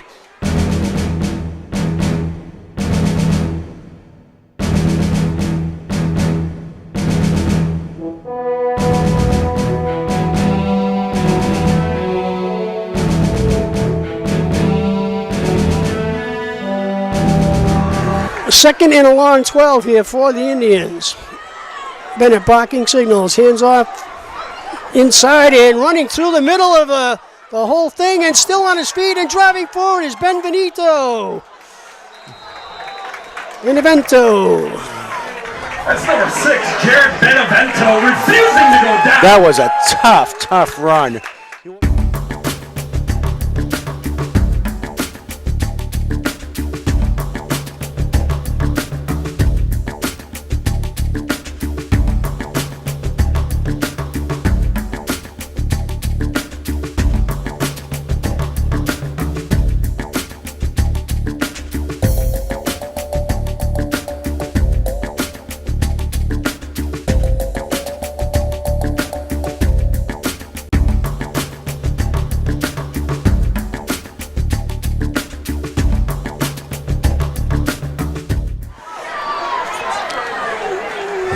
Bennett looking to pass. He rolls to his left. Fires across his body. Wide open and in for the touchdown. Number 48, Troy Martin. And he had a choice. You know, Triton sold out so hard on the run there. He had a choice of receivers he could have thrown the touchdown to. He had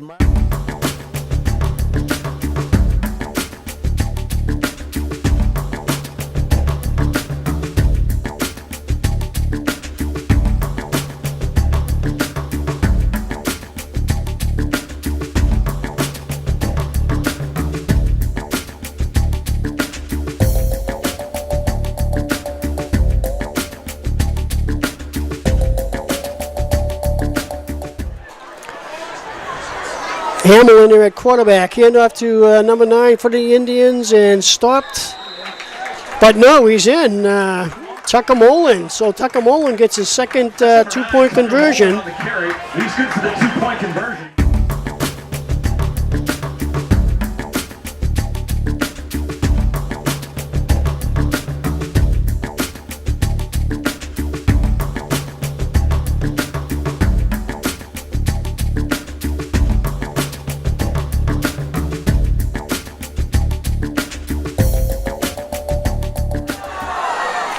Cameron Gilroy. Gilroy hands off inside to number 12, Tomino. Tomino off the left side for a few yards. Yep, Matthew Shabelli came up to make the tackle.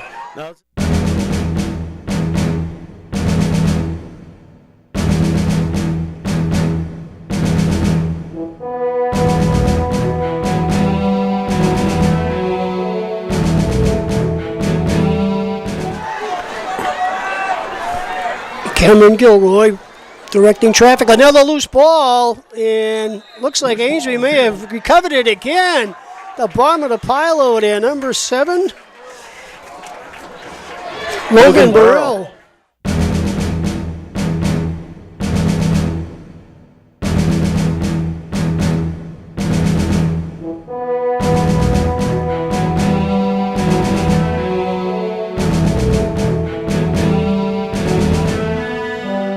Robinson, Birmingham, and Ayotte in the backfield. Hand off to Ayotte. Ayotte right up the chute. Ayotte's going to go in, standing up. Touchdown. Hayden Ayotte from 32 yards out.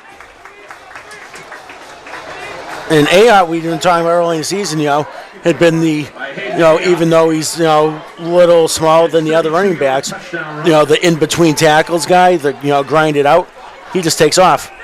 Found a hole, outran everybody.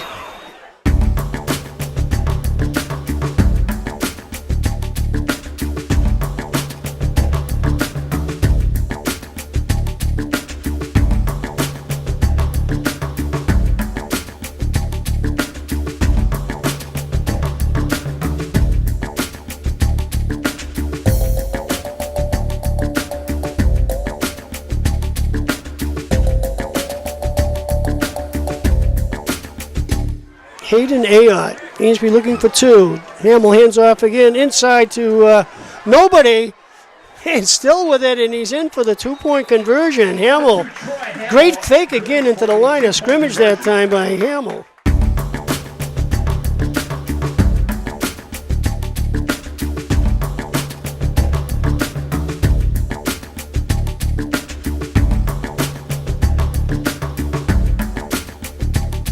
Pretty good too. Another bouncer. It's going to be bobbled over there by Tremblay. Tremblay picks it up and trying to get outside, and he is slammed to the turf. Great tackle that time by number 7. Guess who? Logan Burrell.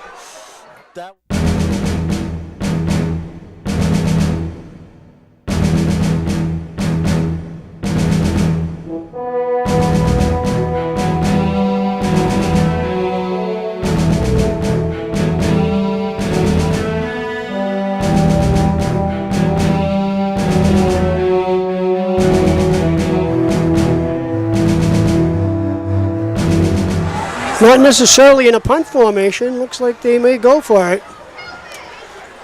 Schultz looking to pass again. The rush is on. It is picked up by number 18. Birmingham. Birmingham all the way down the right side. And he's going to be in for the touchdown. Number 18, Patrick Birmingham. Birmingham on the interception. Beautiful interception. Yeah, it looks like they were almost running the screen because you had so many Amesbury players in the backfield. And Patrick Birmingham.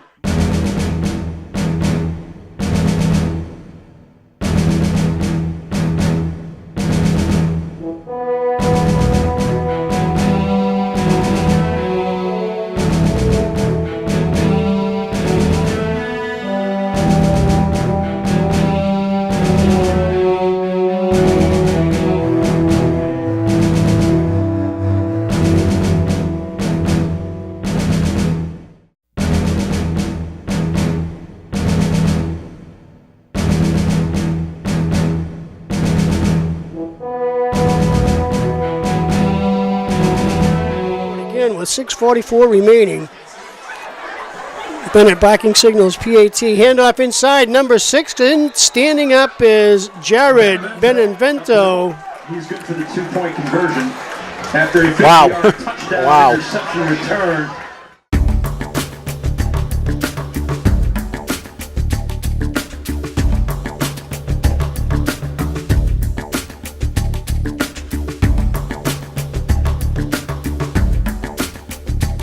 Has come off two tough games. One against Hamilton Wyndham, their first loss of the year, and the second one against Ipswich.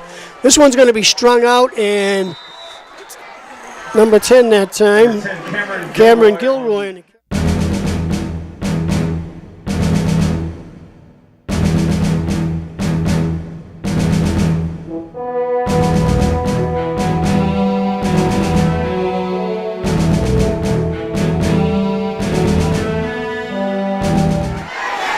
Bennett in there at quarterback. Number 17, Matt Tabor in the backfield now for the Indians. Little handoff inside, and coming out of the bunch is number 9, Tucker Mullen. Tucker Mullen looking for daylight, and he's going to go down the right sideline for a touchdown. But we do have a flag on the play. Holding on Amesbury, coming all back.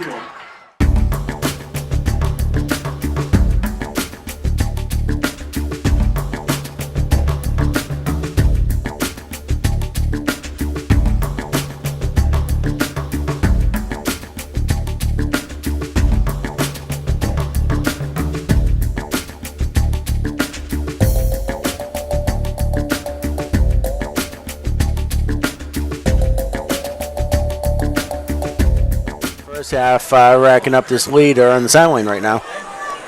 Hamill checks over the inside run and breaking it into the secondary. Luke Martin, number 20. Good, solid piece of running that time. Very close to a first down. We'll give him 8.5.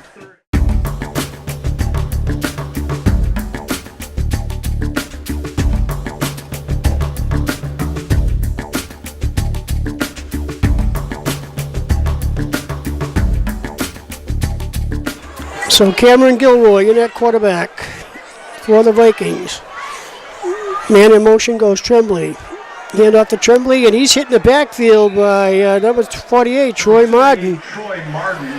Yep, not only a catcher of touchdown pass, he's a catcher of running backs too.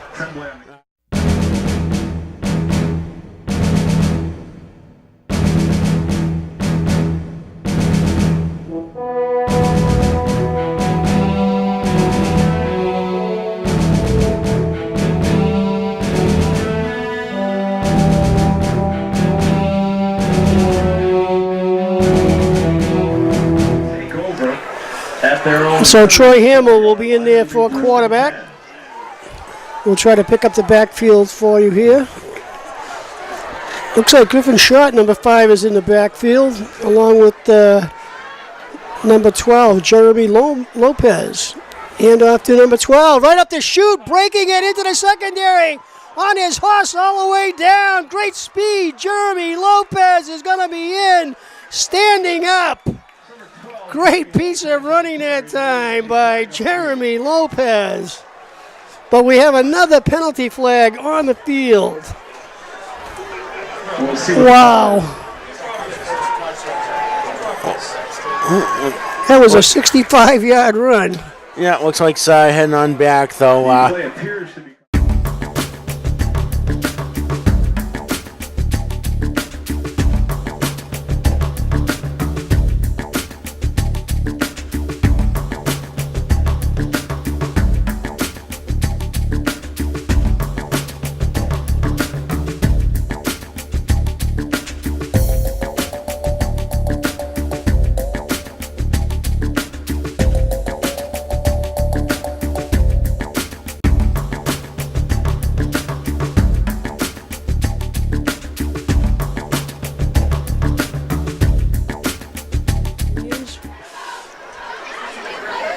Hand off to nobody. Hamill still with the ball, trying to get around the left side. Has enough for the first down and a little bit more.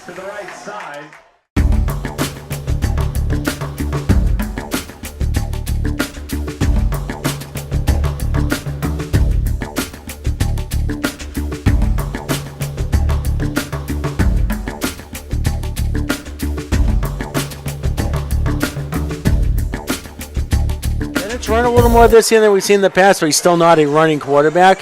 Hamill definitely has more of that in him, it looks like.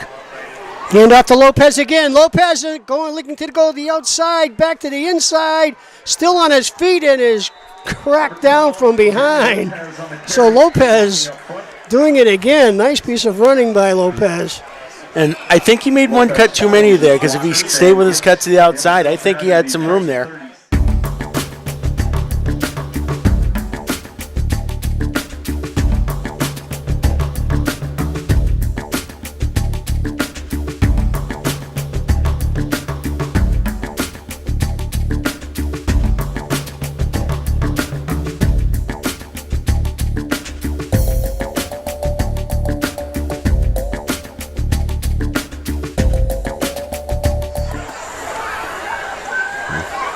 Hand off to number 14, breaking it to the outside is Benjamin Ayotte. Ayotte close to another first down.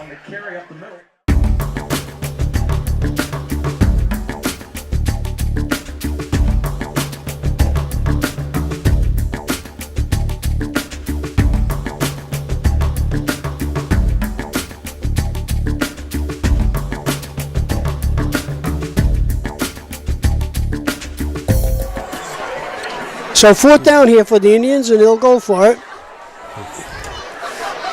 Looking to pass this time is Hamill. Hamill's going to fire it over there, and it's going to be complete. Hamill's pass is completed. very close, I believe, to another first down, and they're going to get it. Who was that to? 14, Benjamin 14. Ayotte. That'll be enough for Amesbury.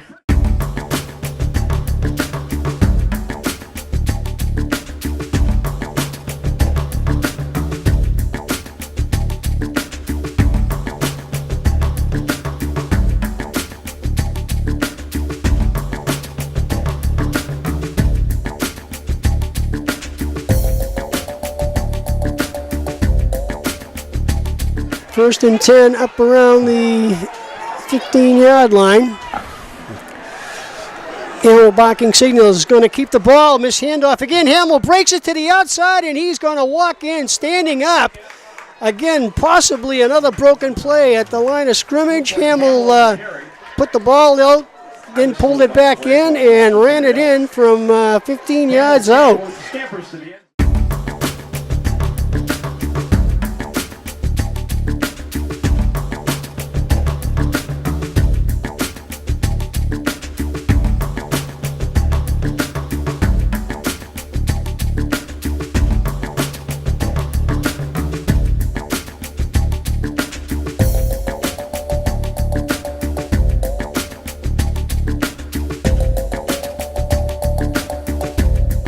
But still hanging tough. Not for lack of effort. Trembling in motion again. Keeps it this time, and nice tackle out there by number 4 for the Indians, Joseph Tilton. Joseph Tilton, sophomore.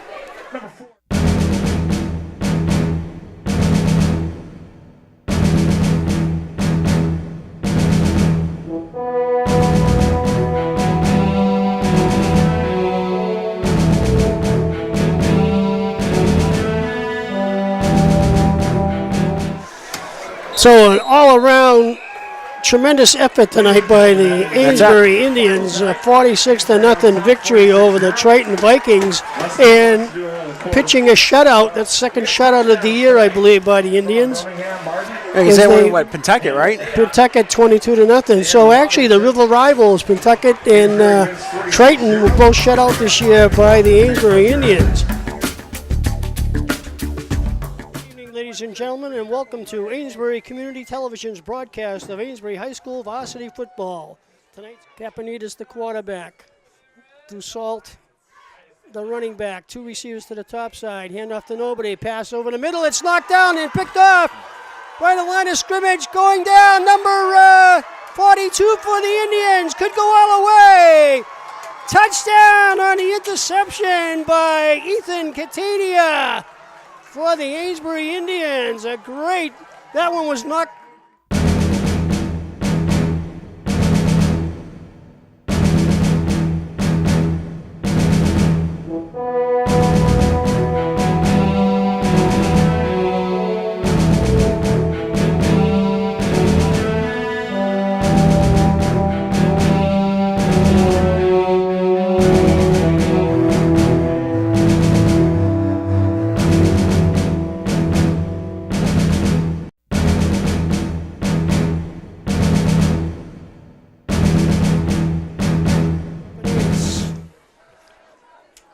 Benitez hands off to nobody. Dussault up the middle. Dussault's going to get no place.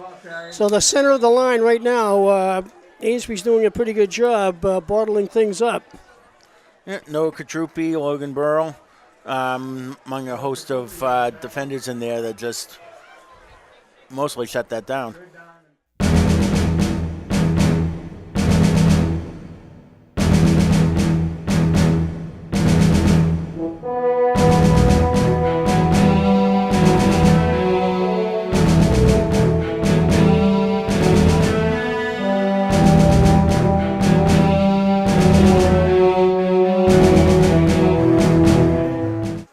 Caponitas looking to pass again, just dumps it over the middle and knocked down by number 54 there in the center for the Indians, Shabelli.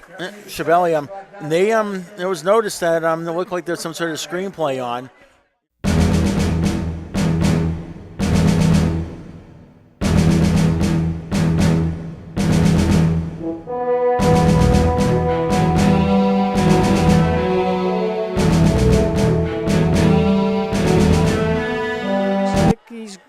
maybe dropping back into punt formation. High snap over his head. Kapanitis is going to be dumped. Loose football, and the Indians are going to have excellent field position once again, just around or inside the 15, outside the 15-yard line.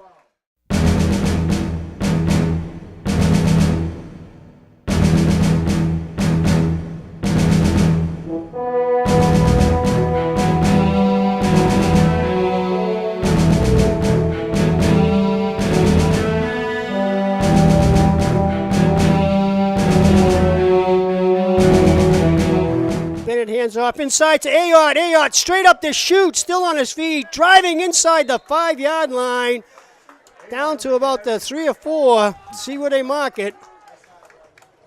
So Ayotte right up the chute.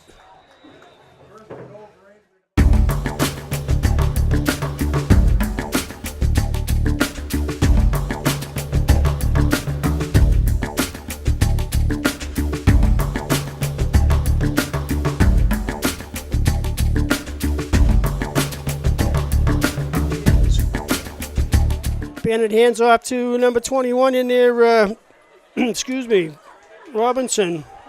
Robinson pushing forward, and let's see what we have here. Robinson on the carry. Amesbury singling touchdown, Bedford singing no touchdown. Most importantly, the ref saying no touchdown. All right, so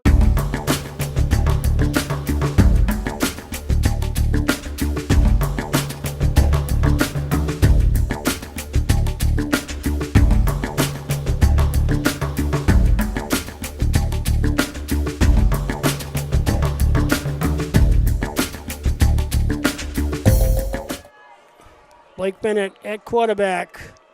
Long count, he's going to sneak it, and he should be in for the touchdown, I believe, and he is. So Blake Bennett, 1-yard quarterback sneak.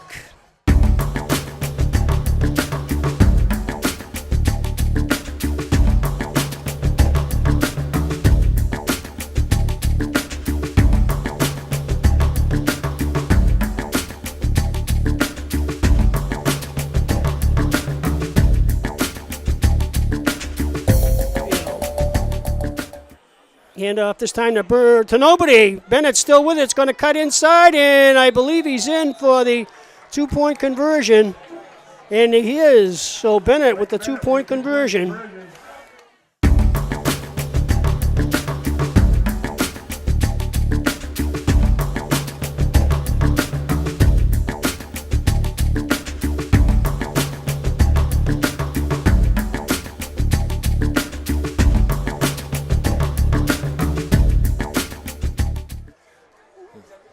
Kapanitis hands off inside the side to DeSalt, and he's going to be tackled very nicely on the right side there. Who's that at the bottom of the pile? Nice tackle. That was 74, I believe. Yep, that was 74. Jared Schwint, the super sophomore that filled in earlier this year when they had some injuries. Getting some playing time now. Nobody.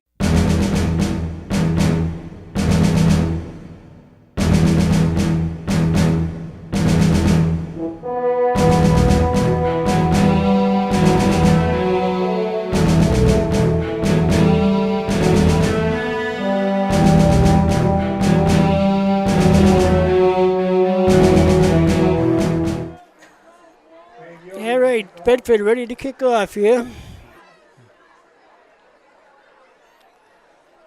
Number 62. Going to be a onside kick. Going to be covered by the Indians. Good job that time by number 4 for Amesbury, Joseph Tilton. So Bedford coming up with the trick play here.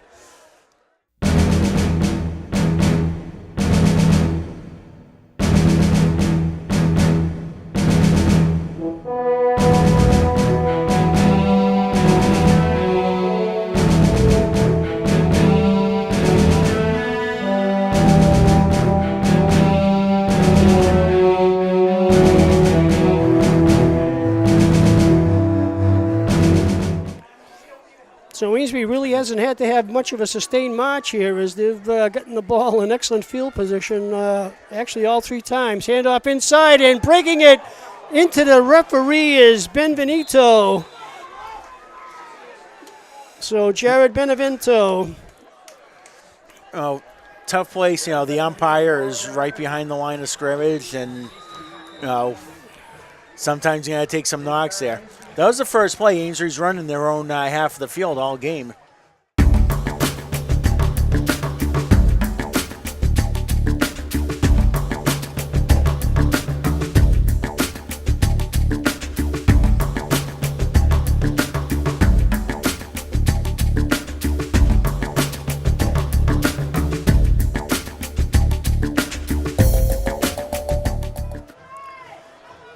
Full house backfield for the Indians.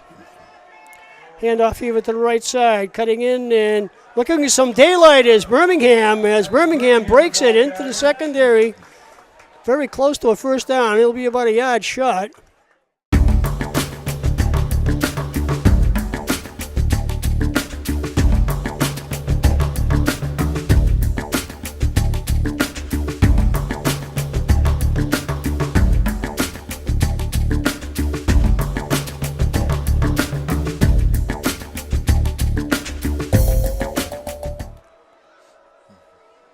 Handoff this time to number 21, Robinson. Robinson looking for some daylight around the left side. Robinson into the secondary. Robinson still on his feet. He's going to be in for the touchdown.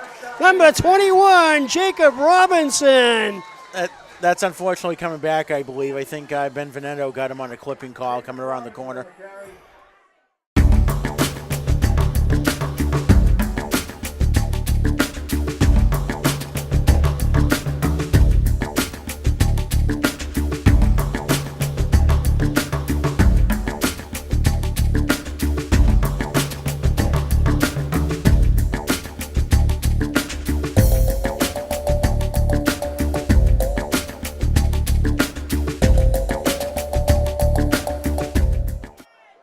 About 14.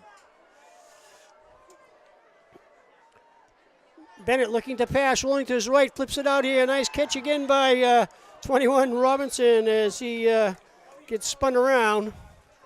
Field gremlin on that one got him.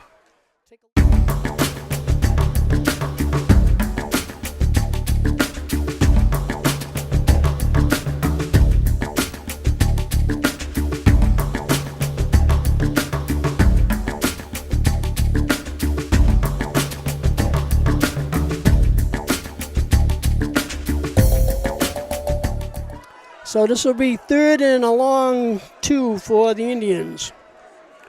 Bennett barking signal is going to hand off to Ayotte up the shoot again. Ayotte right up the middle.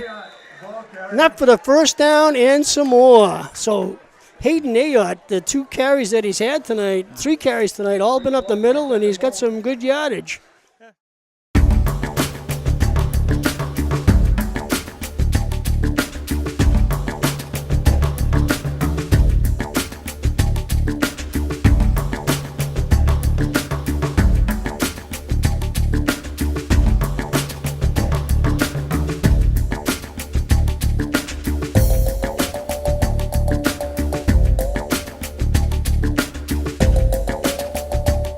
Okay, Birmingham back in there in the backfield for the Indians. Long count by Bennett. Handoff inside to number 7. Breaking it is Burrell, Logan Burrell. Burrell right up the middle, still driving forward, getting pushed from behind. Is going to have more than enough for the first down. So Logan Burrell back in there for, I believe, the first time this year as a running back.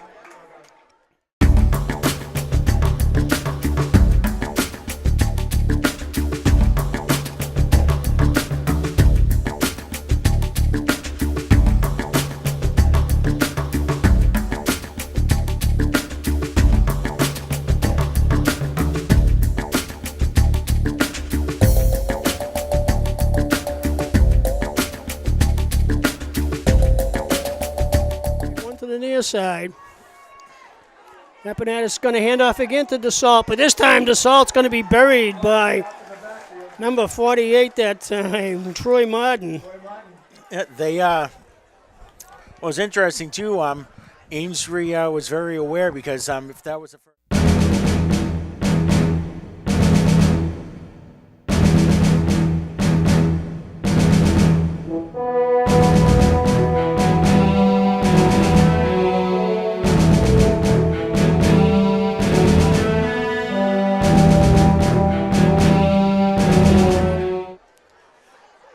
Hand off to nobody. Kapanitis again. He's going to make it for the first down, and he's hit with a nice tackle out there.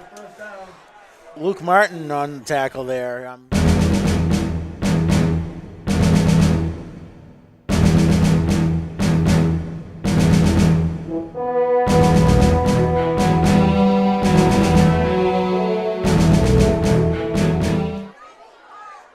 Once again, a long count here. Capanatis going to roll to his left. This time he's being pressured by Benvenuto. The pass is complete, but good coverage that time by the Indians. Birmingham.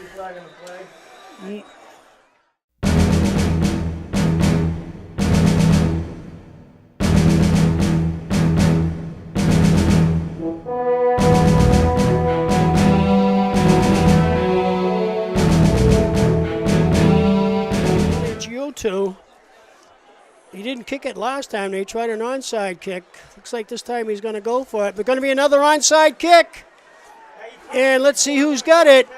It just went 10 yards, maybe not 10 yards. We'll see where they spot it. Amesbury, looks like they have recovered. So, yeah, Jared Schwint was able to recover that. Now, it's a little strange to me, especially with this much time left in the half, that they would try that again.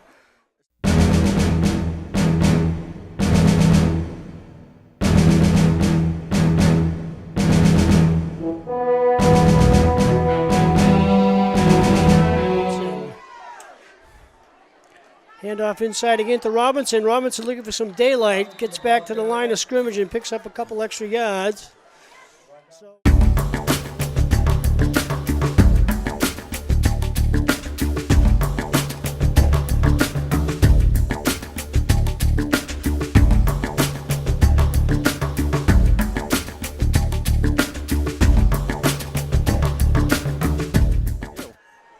Still a full house backfield. Hand off to nobody. Bennett looking to pass. Fires over here, complete to Robinson. Birmingham, sorry. Number 18, Birmingham gets the first down.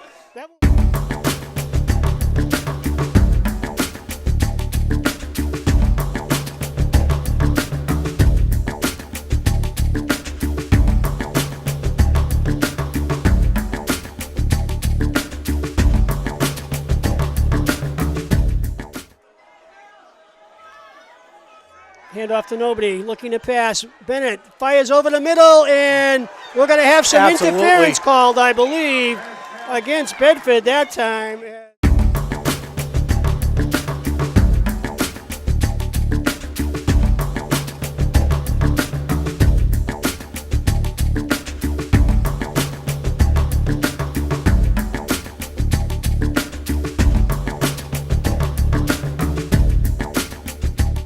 Third down here for Amesbury. They can get a first down inside the 10. Handoff inside, running Robinson right up the chute. Robinson inside, 5-yard line, touchdown. Beautiful piece of running that time.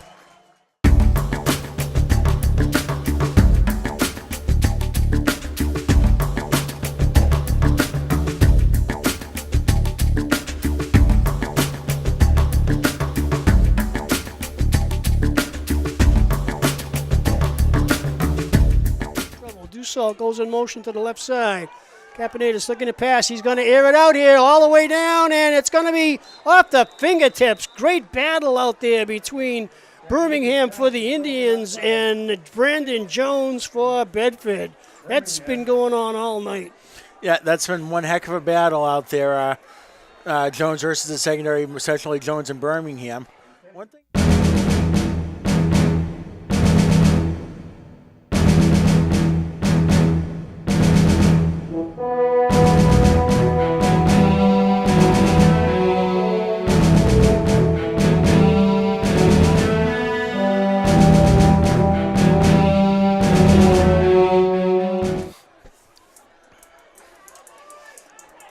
Kapanatis looking to pass. Fires over to the outside, and again, Birmingham had a hand on it.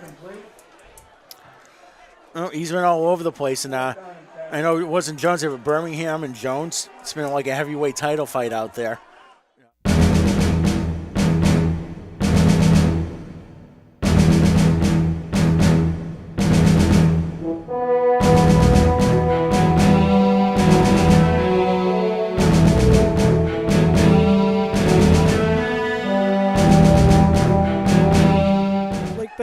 signals. Looks like they're going to run a play. Bennett's rolling out. Looking to pass. He's going to fire back over across. It's complete in the middle of the field to Birmingham. Birmingham is ridden down, and that'll do it for the first half with the score. Amesbury 20. Bedford 14. Take a look.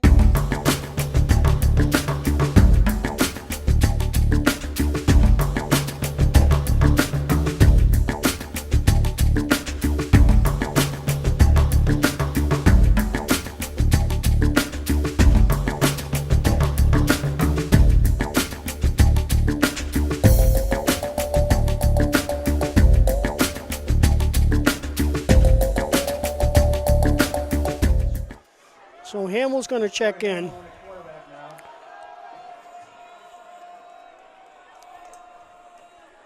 Hamill hands off to Ayotte. Ayotte up to shoot again, and he does it for about the fourth or fifth time tonight. Right straight up to shoot.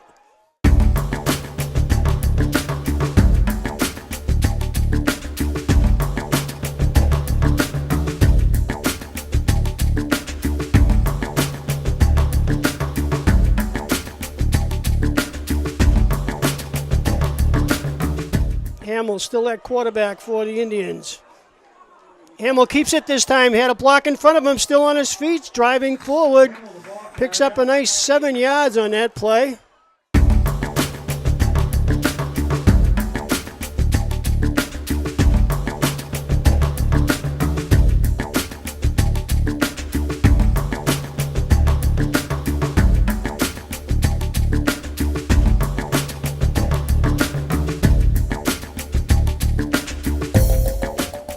To change now. Hamill hands off to Ayotte again. Ayotte breaks it. Still on his feet, driving forward. Some absolutely speed running.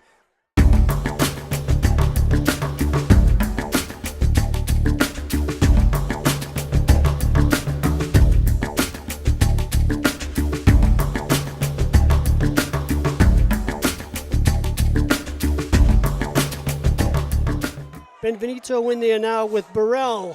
So again, Coach McQueen swapping off his backs. Looking to pass is Hamill. Left-handed pass. Hamill fires into the end zone, and it's good for the touchdown. Beautiful pass.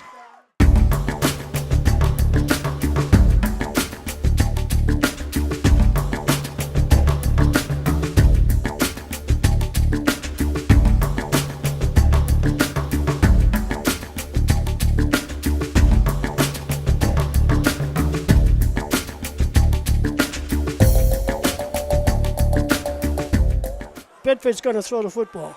You know what? I am going to agree with you on that one. And of course, Kapanidis is going to run on the first play. This time he's strung out nicely by the Indians and dropped for a loss. Number 5 in there for the Indians, Griffin Short. Yeah, we're going to return that magic 8-ball to the store now. But Amesbury was able to string that right out.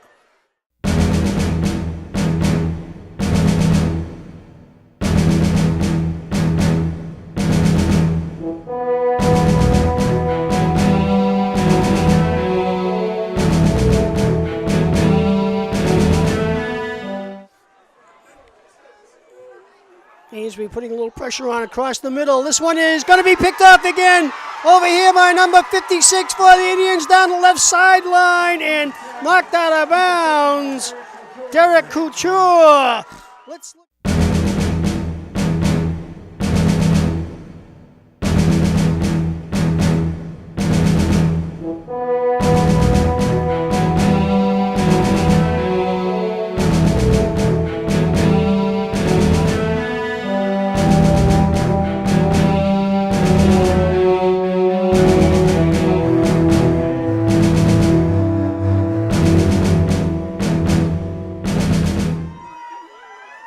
Bennett back in at quarterback for the Indians. Handoff to nobody. Over the pass, and it's complete and in for the end zone is number 21, Robinson. Jacob Robinson.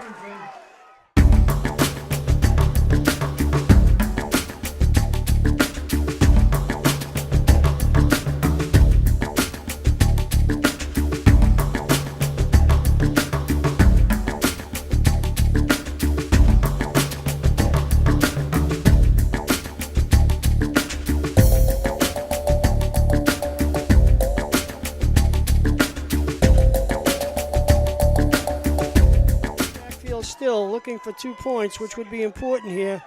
Hand off to Ayotte up the chute, and Ayotte is in for the 2-point conversion. They have not done a thing to stop Ayotte all night.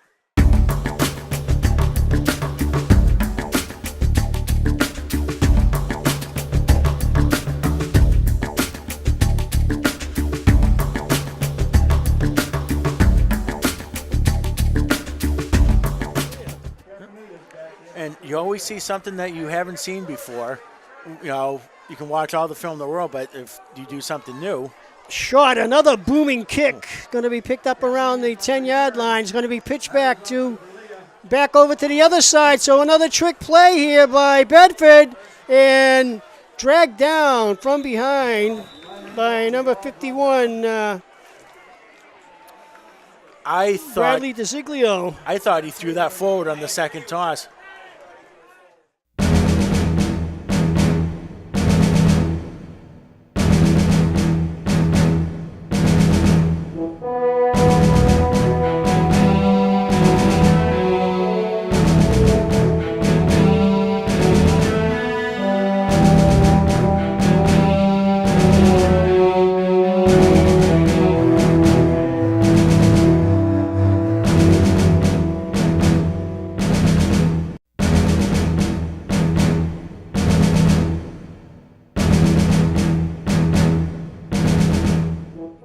Assault, the lone back.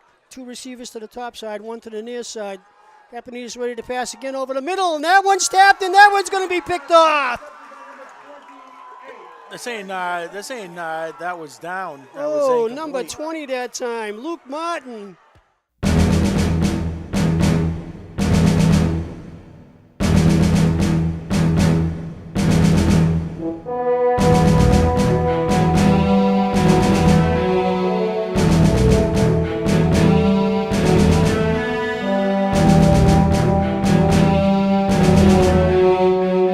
Top side, 2 near side. Some sort of screen, I think, might be on here. In motion. Comes D'Elia. He stops. Caponitas again is looking to the right-hand side here. He's going to tuck it in, and he's going to be hit and dropped by number 74 that time, Schwint. Schwint's played a good game again here as only a sophomore. As you said, he came in a couple of games here earlier for a couple of the injured players on the Indians, but he's done a nice job.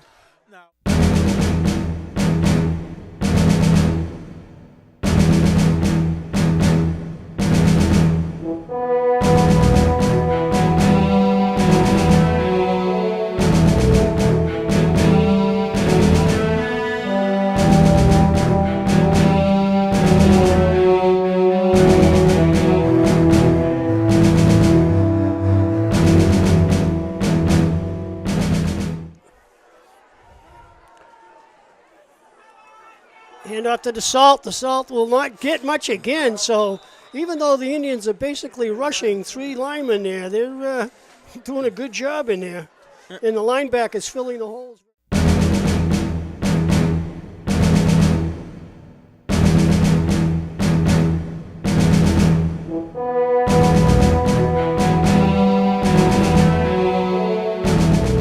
Bennett parking signals. Hands off to the first back through. And Ayotte this time still on his feet and just grinding, pulling down and hanging on to that ball. I tell you, like you say, keep saying, he's probably one of the smaller backs in the league, if not at least on this team. And great hustle, great determination, and great inside ability. He was face down on the ground and the legs were still churning.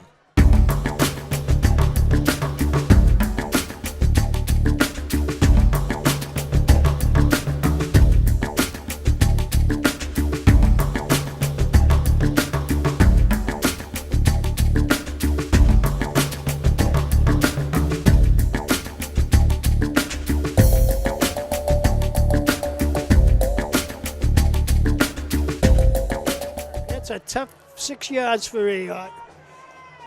Second and a long 4. Hand off to the first back through. Benvenuto on the outside.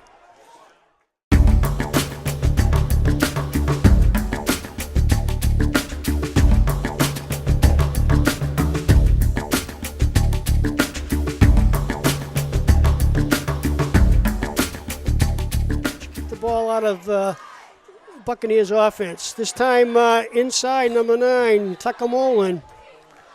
Everybody's getting carries now.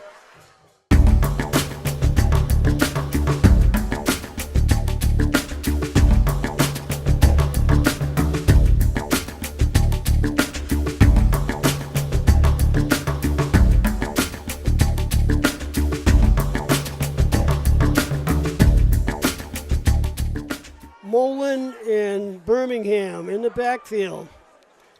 Over to Mullen. Tucker Mullen trying to get around the corner here. Cuts back and spins for a couple extra yards. And again, just a host of tacklers, but this is more rugby stuff than football. Yep, and Mullen had an incredible cut coming around there because it looked like he almost warped about 3 yards there. Boom, all of a sudden he was, all I had is like, wow. Let's see.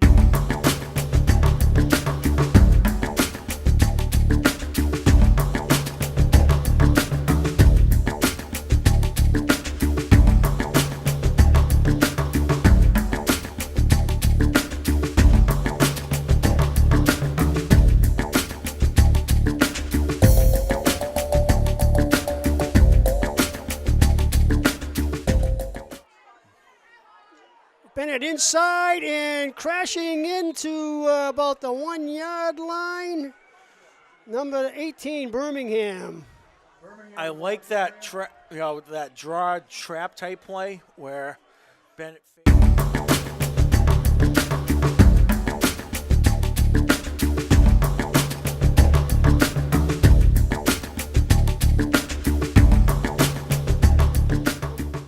Excuse me, Benvento and Robinson. And quarterback sneak by Bennett, and he's in for the touchdown.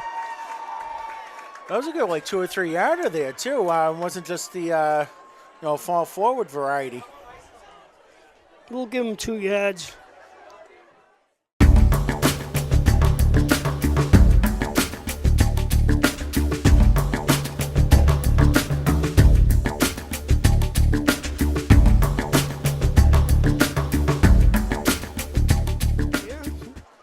But he's going to bang another one. That one bounces up and down a couple, 3, 4 times, and finally picked up around the 10-yard line and hit from behind. Oh, left side hit over there. Big crunching shot. Logan Burrell. Logan Burrell with a tackle. Wow. That was a good hit. That'll make the highlight film. Yes.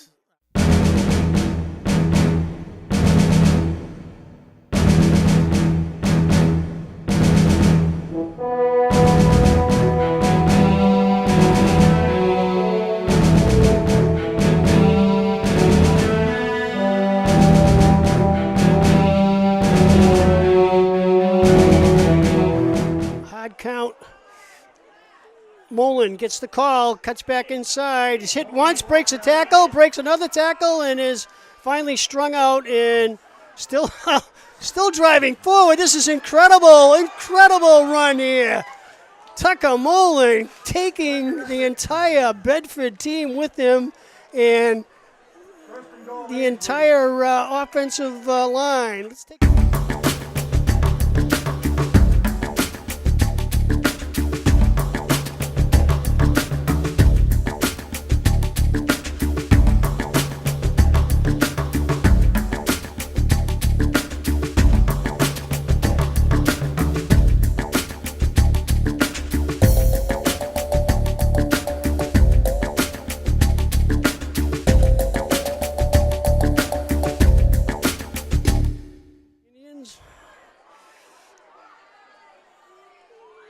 go for the middle pass, and it's complete. Touchdown.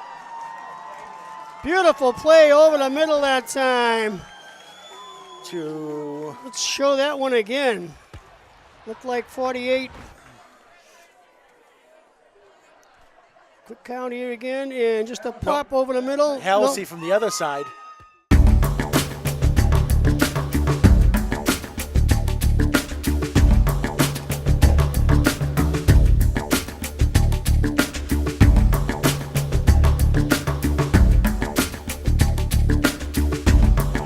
Question about that.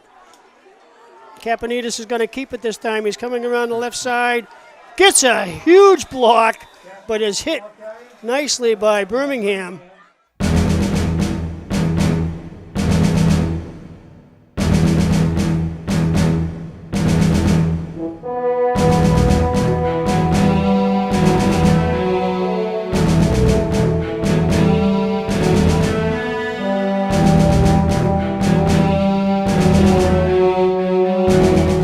Two halves. Okay, Amesbury first quarter was all Amesbury, second quarter all Bedford. Amesbury scored at the end of that quarter, and this is it, the fourth time in a row. Unbelievable. First time in Amesbury high school football. I'll make the prediction that the opposing team has tried 4 onside kicks. At least you can justify that one. 24 points in 10 seconds is tough, I'll say. But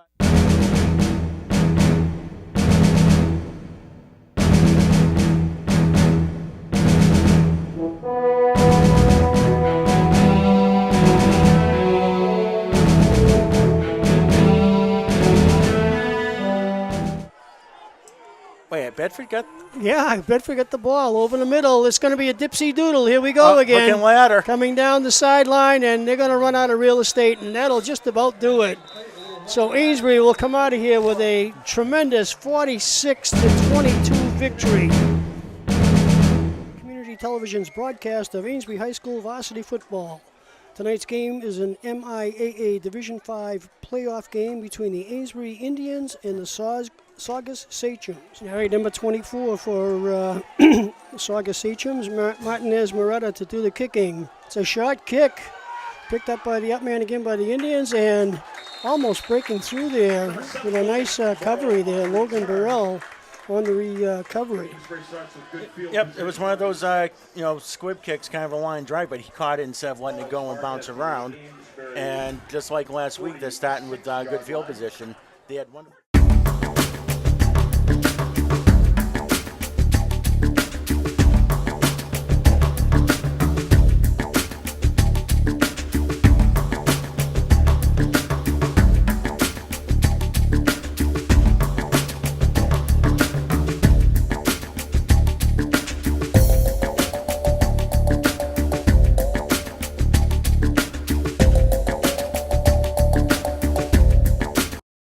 Weston last week, handoff inside, and that one's quickly snuffed by the Indians. So first play from scrimmage, Amesbury does a nice job. And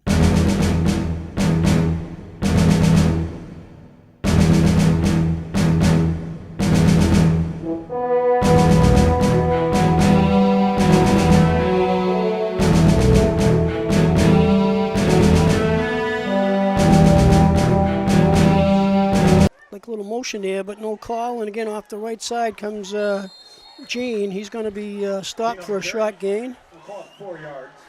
Yeah, before he could really get going, Troy Hamill was there to get a hold of him and kind of wrangle him down to the ground.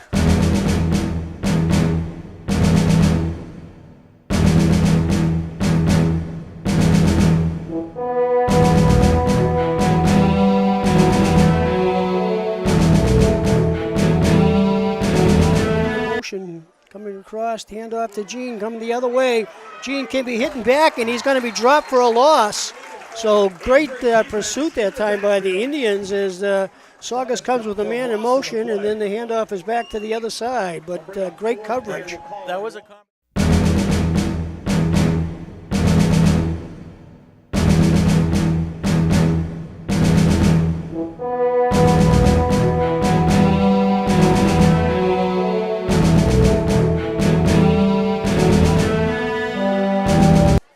Number 1, Courier to do the kicking. Nice punt, nice high punt, and Hamill's going to field it.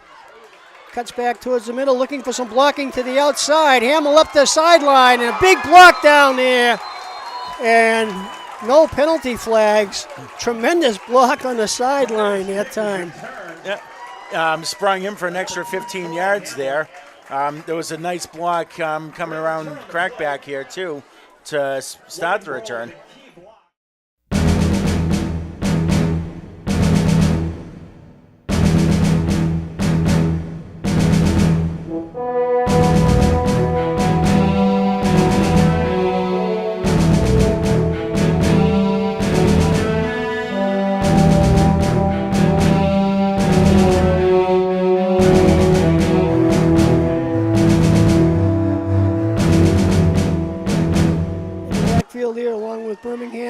off to number 10 in there for the Indians. Almost breaking it is Drew McDonald, Birmingham.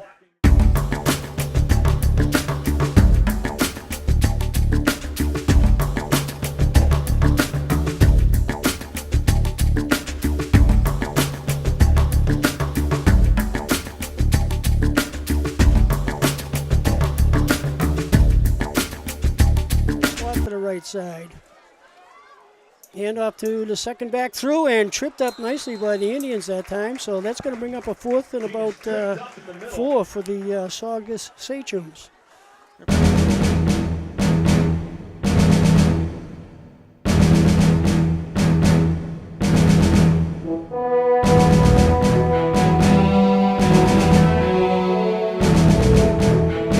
Nice snap. Nice kick again. Hamill driven back a little bit, looking for some blockings. Coming around the left side again. Breaks the line. Hamill down the left side, and nice piece of yardage. Great play that time by number 48 for the Indians, not to hit the defensive player from behind. Get a look at Hamill and get a little stiff arm going down there. And watch number 48 right there. Did not create a block because he didn't want to hit the player from behind. So Amesbury will go on 1st and 10 on their Saugus 46.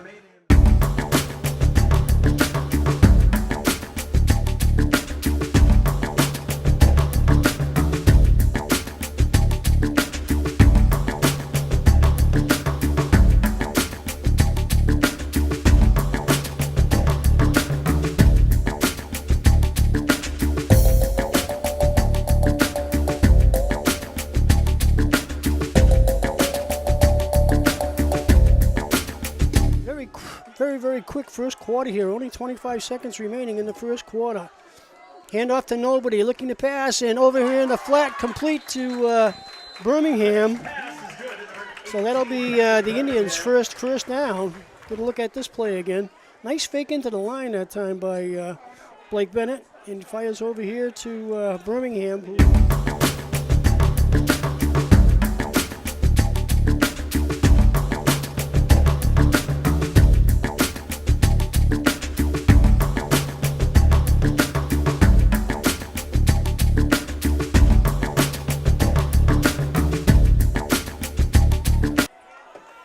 Nicholas, sophomore quarterback, blocking signal, is going to hand off to new back in there, and he's going to be snuffed out by the Indians that time. No place to go.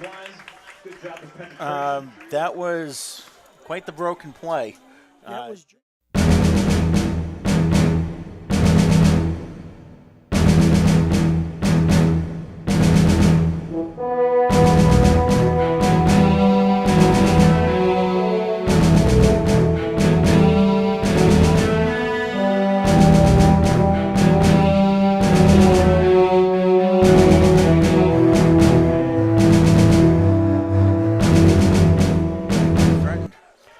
motion, handoff outside to Gene. Gene trying to get outside, and he's going to be hit and dropped for a loss.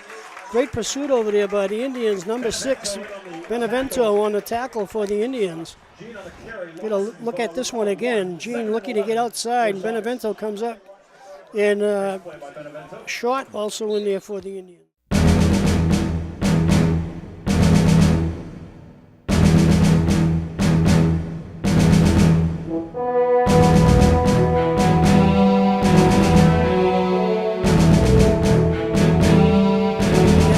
Inside, cutting back to the right, but again, stuffed very nicely by the Indians. So Saugus having a little trouble here on the ground as Gene again carries the ball, but for a couple yard gain. That's another big third down coming up.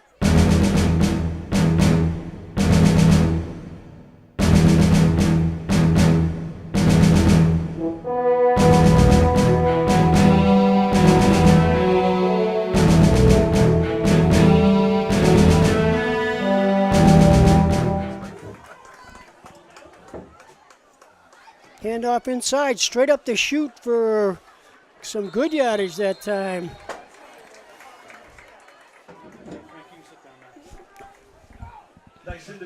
number 23 by Brady Dewar that time on the carry. So Dewar picks up 9 big ones.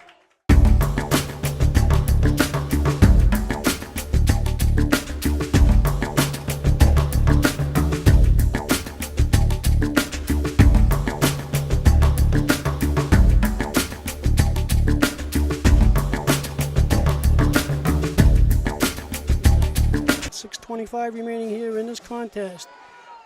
Handoff pitched out here to number 7, Burrill. Burrill down the sideline. And guess who caught him from behind that time? Christian Correa, Correa again on the tackle. the missile. So a nice piece of yardage that time for Logan Burrell, all the way from the Amesbury 30 up to the 45.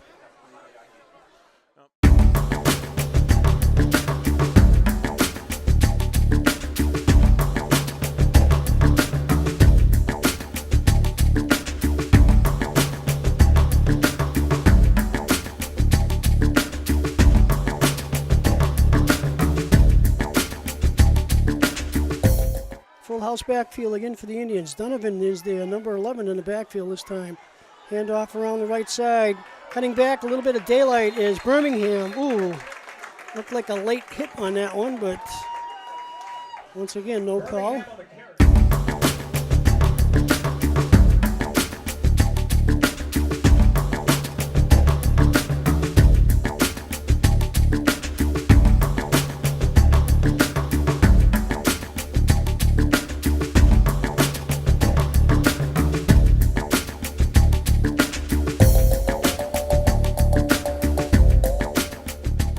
Stacked up backfield again, Robinson, Benfinito, and a little quick quarterback sneak, and that should be enough for the first down by Bennett.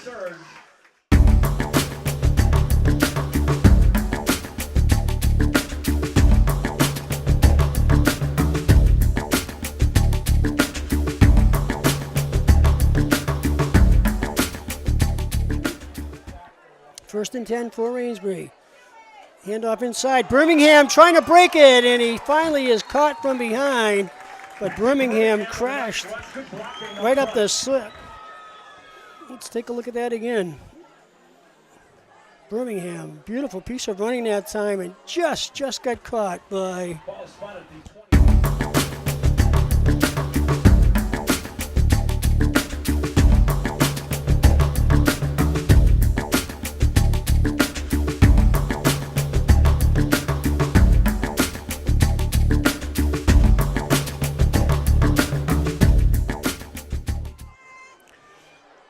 Fourth down here. Bennett looking to pass again. The rush is on. Bennett is being pursued.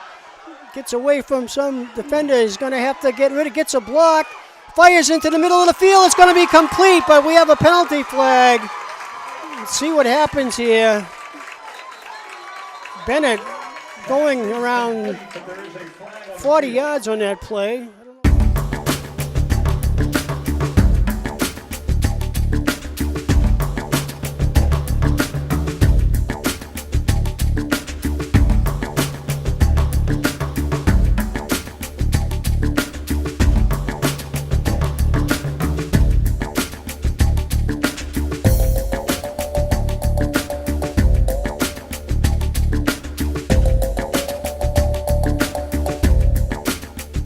Side.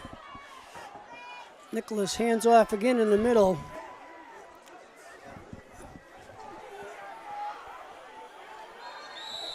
Thousand people on that tackle there. That was an extreme example of letting them not be stopped by forward progress there.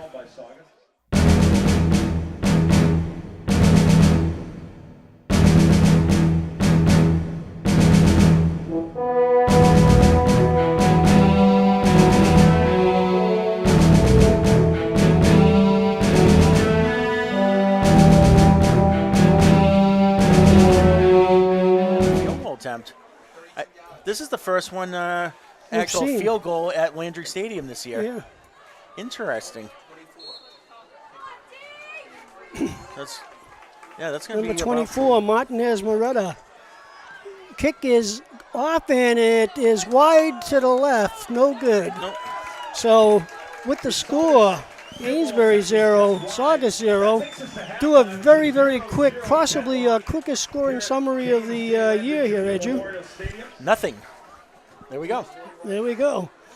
So it'll be interesting to see if they go a little more conservative. Nicholas going to pass here on the first down, throws it out on the flat, and the pass is complete, but immediately covered over there by number 2 for the Indians, Troy Hamill.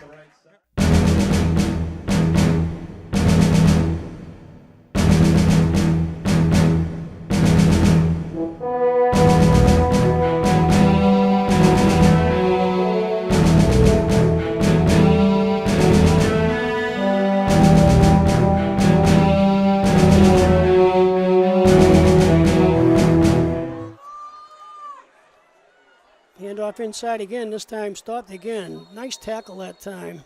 Down at the bottom of the pile. Number 20, the tastefully named Luke Martin. A good tackle that time by Martin.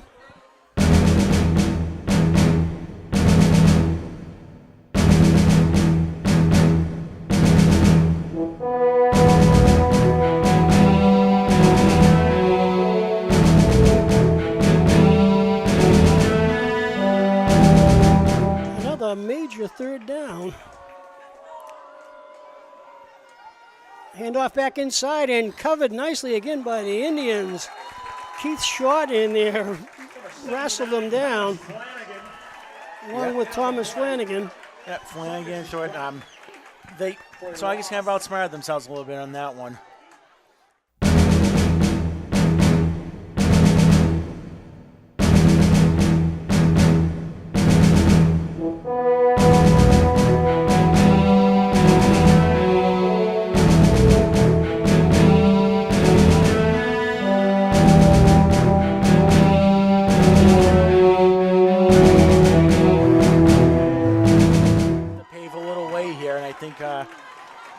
Saugus with 8 men on the line and no movement.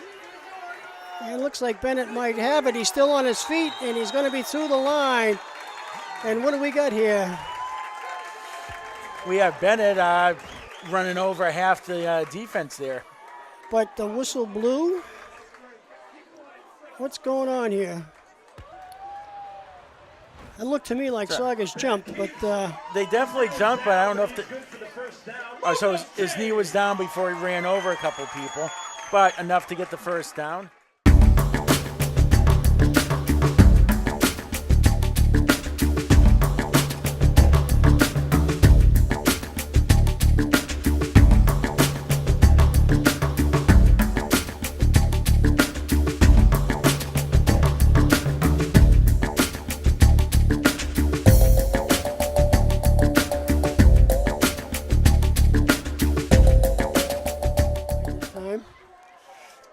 Nicholas hands off inside, and looks like Gene. A lot of pushing and shoving in there, and number 2 that time, Troy Hamill, decides to jump on the pile. Not the best idea. No, it did work out though, but jumping into a beehive of angry young men, not usually the best course of action.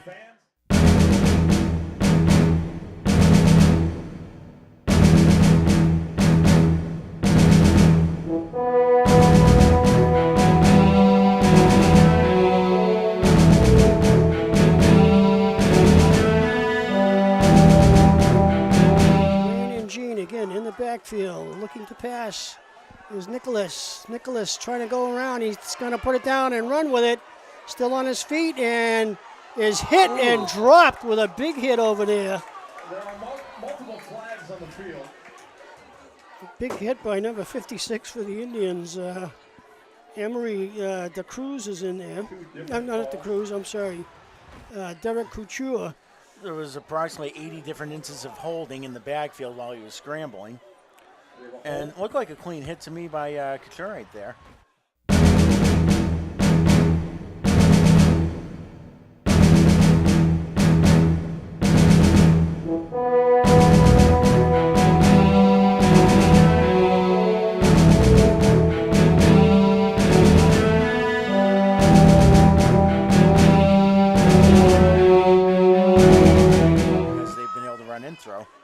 Gene with the pitch back. Gene looking for some daylight. It's not going to find anything. He's going to be driven out of bounds on the far side. Right side, short loss on the play will be second. Oh, yeah.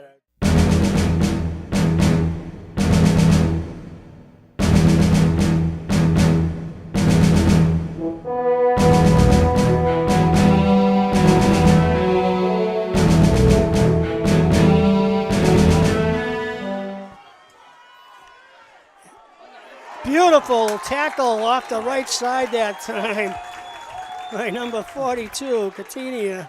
Ethan Catania. Take a look at this one again. Catania just throws off the block and says hello. Yep. He took on two different Saugus players, one to shed the block and then one to deliver the big hit.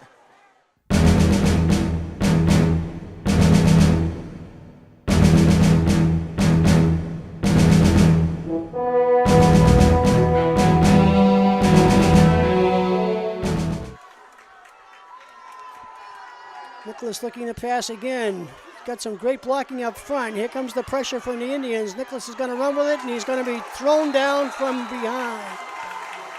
So consistent, complete, continuous pursuit that time by the Indians. Yep. Catania was able to shed the block, flushed him out. Schwint there helped, and then Troy Martin delivered the sack.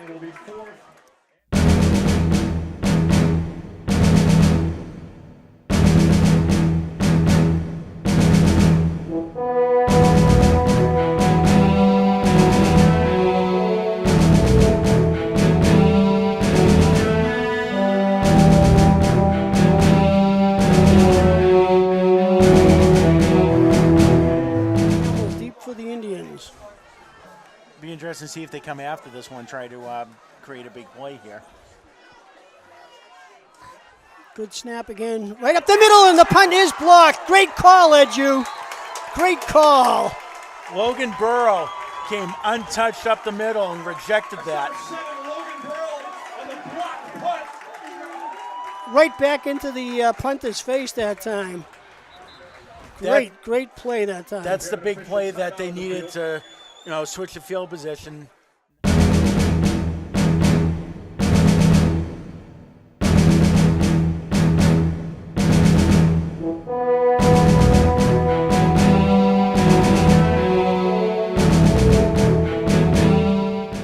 This has been a battle of the trenches all night long. Both offensive and defensive lines for both teams doing an outstanding job controlling each other.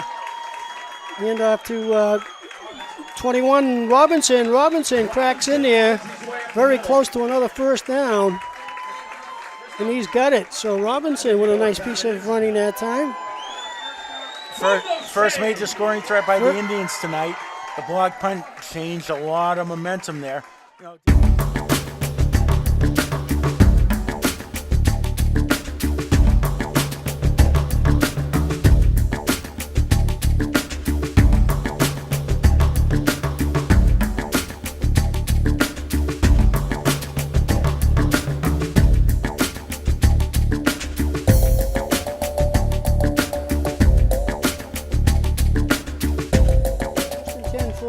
From the Saugus 15-yard line.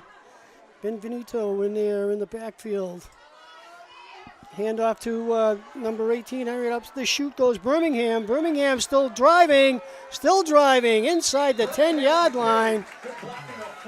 Some great scrum football, if you will. Now look like a rugby scrum, absolutely.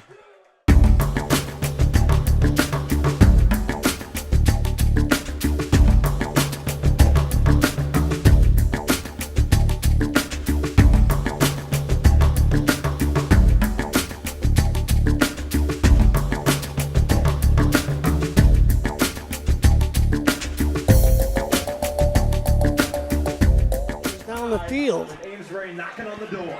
So with the score, Amesbury 0, Saugus 0. Just have to say it again, just a tremendous defensive battle here by both of these teams here in these productions. Hand off to Robinson. Robinson cuts inside, still on his feet, bouncing around, and he's in for the touchdown. Number 18, Patrick Birmingham. hit the hole, found a little resistance there, but was able to fight through and bullet in there.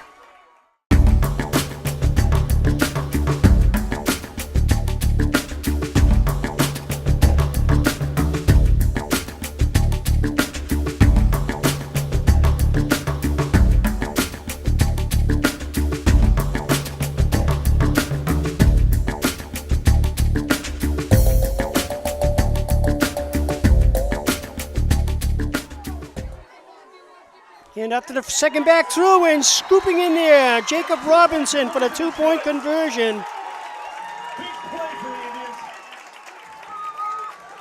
5-yard touchdown. And Amesbury absolutely cashed in on that punt block by Logan Burrow. And now they have an 8-0 lead. Let's see how Saugus responds.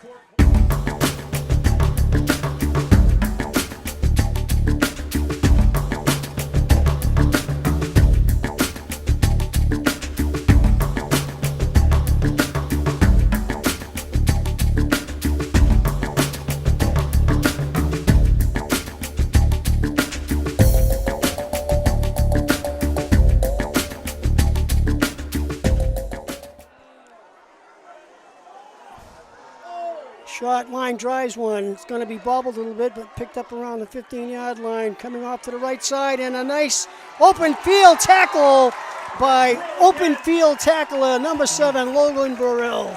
Logan Burrow's been special teams maven tonight.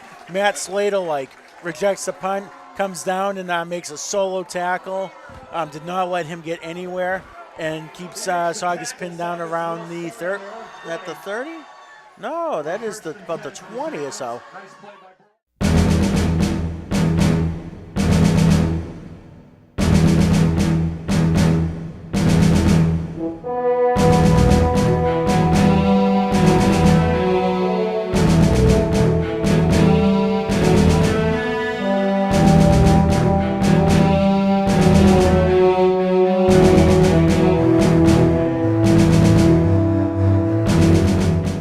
Different back there on the right side here for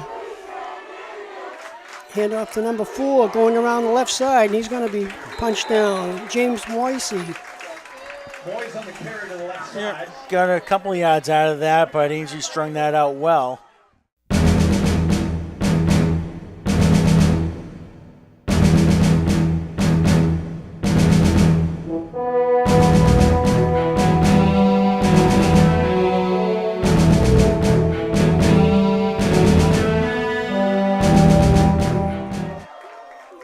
Receiver on the top side.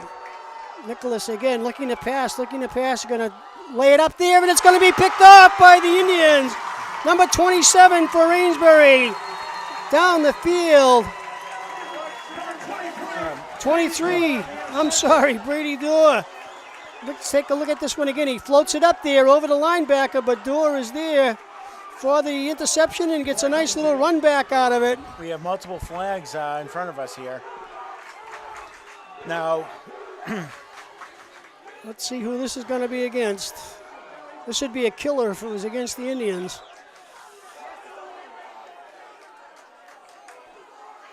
Roughing the personal foul against Saugus. So that may put on another 15. Yep. So what happened there is that I believe it was I think it was Troy Hamill out there. He completely blanketed Correa, and when he didn't have his first option, he just kind of heaved it up there and hoped for the best, and wasn't able to get it. So what do we got? Unsportsmanlike conduct? Yes. So 2 penalties? How many yards is that going to be? If they enforce both that's 30 yards. Yep. It's going to be a 30-yard penalty.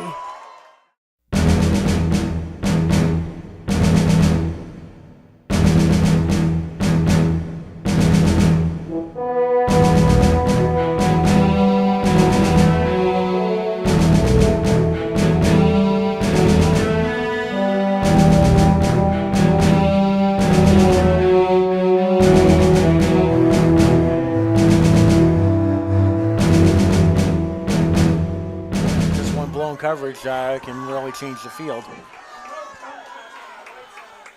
Hand off to Birmingham again, up the slot, and Birmingham driving forward, trying to get in there, and crushes ahead for a few extra yards, and I believe he may have enough for another first down. So big first down that time by Birmingham as we get another shot of that play. I think you're going to see a shortage of ice in this town after this game. Brutally hard hitting all game long. All players on all teams. Yes.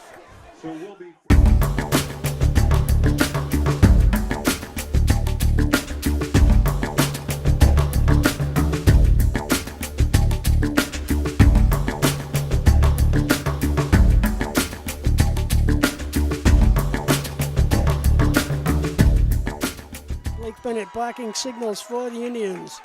Going to give it to Birmingham again. He's going to scoot back inside there and again pushing forward. Going to be down inside the 5-yard line. So a nice 5-yard run that time by Birmingham.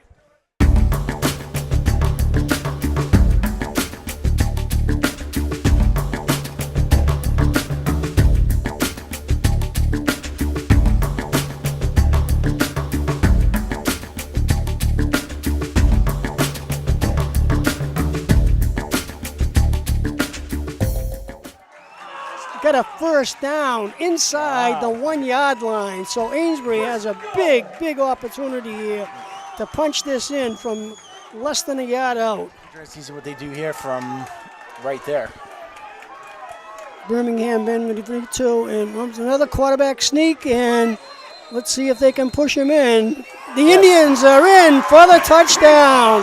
So Bennett, let's give him a 1-yard TD score. So the big series on that, a big play in that series was the interception by Brady Dewar, and then two personal fouls against Saugus. So that tacked on 30 yards after the run back by Dewar. Amesbury starting at pretty much at the Saugus 25, cranking it down there, and some gutsy running up the middle for the Indians. So give the Amesbury offensive line some credit on this one. Yep.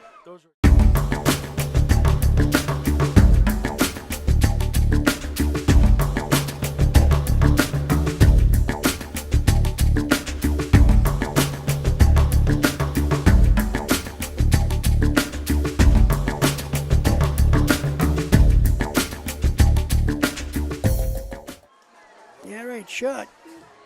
Another line drive, shot, booming kick, and the Indians are going to recover. And Edwin goes 10 yards, so the Indians will have the ball back again. I don't know if that was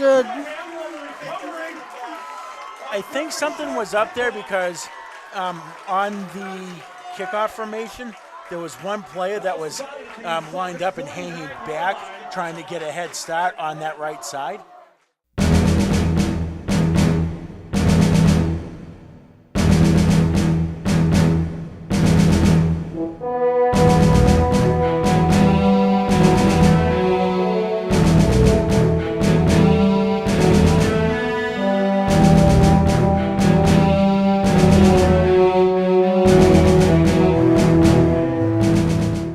So Amesbury with a great opportunity here with 3:57 remaining in this ball game.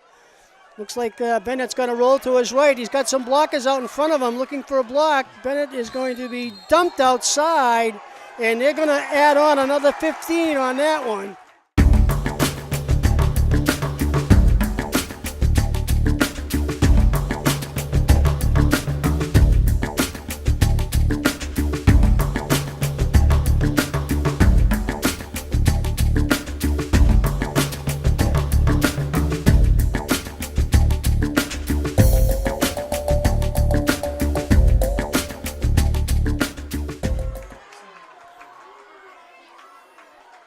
Big full line, and looks like Bennett's going to roll to his right.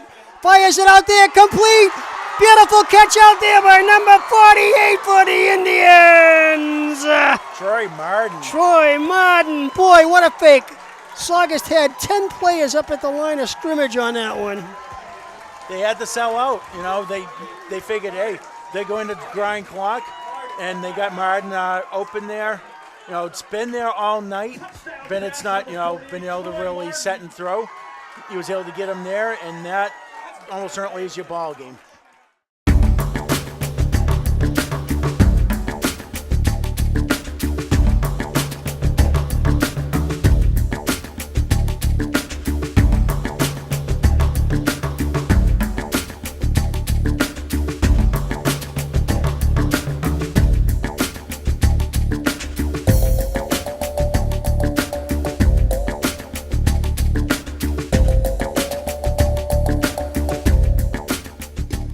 Yeah, I think Amesbury's only rushing 3 here.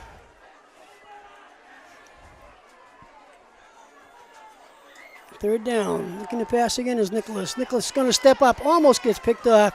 Fires over the middle, and it's going to be incomplete again. Some good coverage that time as the defense spread things out a little bit. So that's going to bring up a 4th down. Yeah, defensive and special teams terror Logan Burrow out, flush him out of the pocket there, and force him on the run.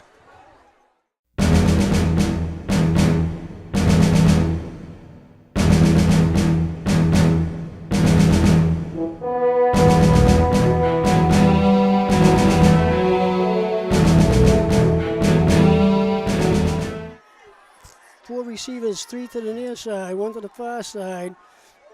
Fires over in the left-hand corner, and it's going to be picked off again. Coming down the sideline, number 18.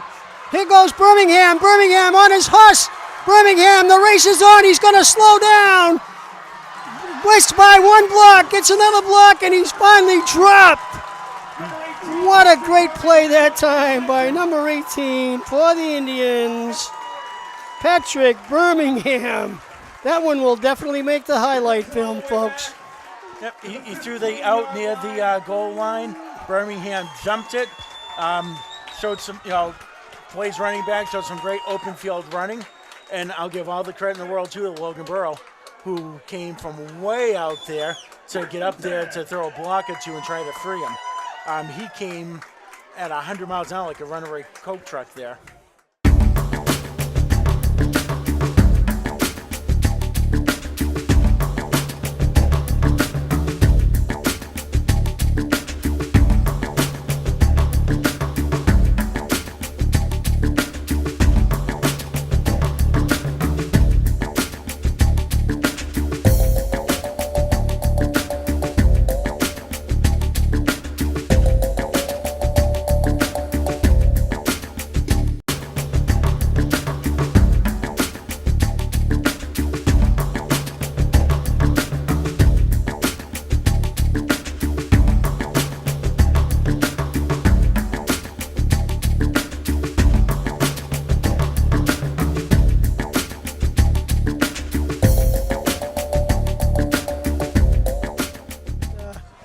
Amesbury's defense has just been absolutely superb tonight, and a credit to the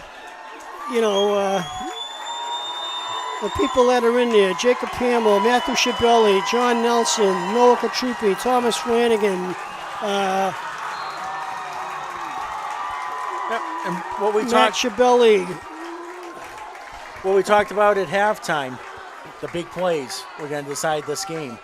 Amesbury hit those big plays, the block punt, the interception right there, the onside kick. They closed the show with the big plays, and that is that. And that's going to do it, folks, with the score. Amesbury 20, Saugus 0. Amesbury will move on to the final game in the Division 5 North section of the MIAA playoffs with just a brutally effective, let's call it that, win tonight for the Indians. Both of these squads outstanding on the defensive end, both of them. And again, as you said, Andrew, the big thing is a couple of big plays. Amesbury had all the turnovers in the first half. But Saugus comes back in. Yep. Saugus can cash on theirs. Amesbury cashed in on theirs. And, they closed the show. They absolutely dominated that fourth quarter. Good afternoon, ladies and gentlemen, and welcome to Amesbury Community Television's broadcast of Amesbury High School varsity football. Today's game is an MIAA Division V North playoff game between the Amesbury Indians and the Swampscott Big Blue. Another line drive shot picked up by number 5, Zach Palmer on the far left side. Palmer looking for some blocking, gets a run room and gets it up to around the 47-yard line. So a nice little run back that time by number 5, Zach Palmer. Yep, his opposite number, number 5, Griffin Short, came up from the kick to lay a hit on him.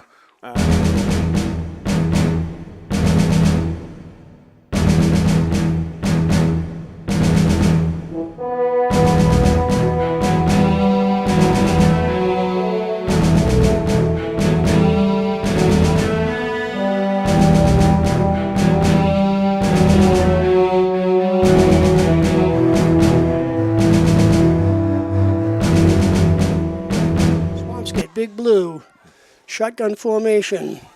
Handoff right inside off the left side for a little gain.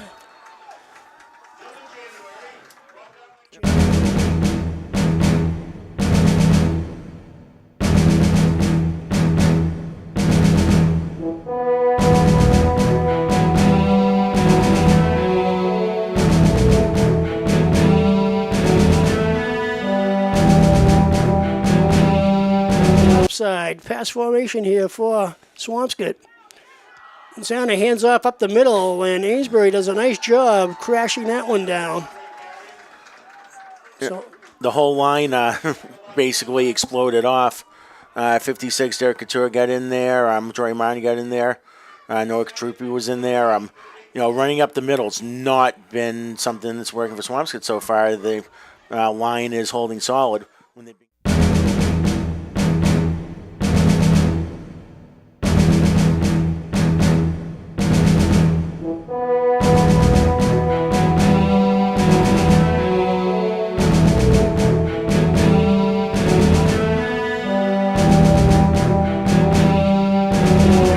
top, 2 to the bottom.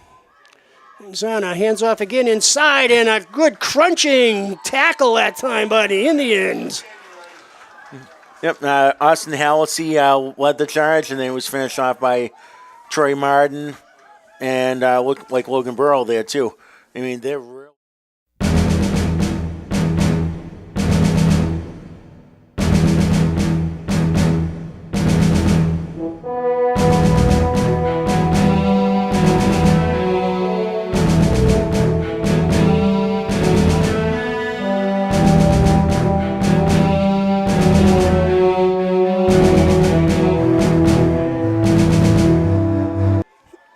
Zana, handoff inside again to number 4, January. January is going to be stopped.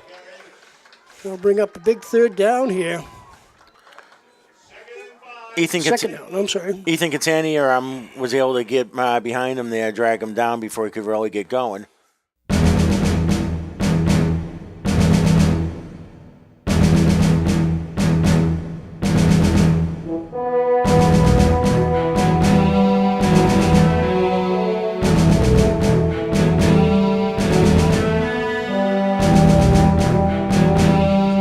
Again, looking to the right side. It's going to be a pitch out here to the right, and number 4 again, January, is going to be stopped short by the Indians. So Amesbury putting on a good defensive stand right here. Logan Burrow got there first, was able to hold him up until the cavalry came.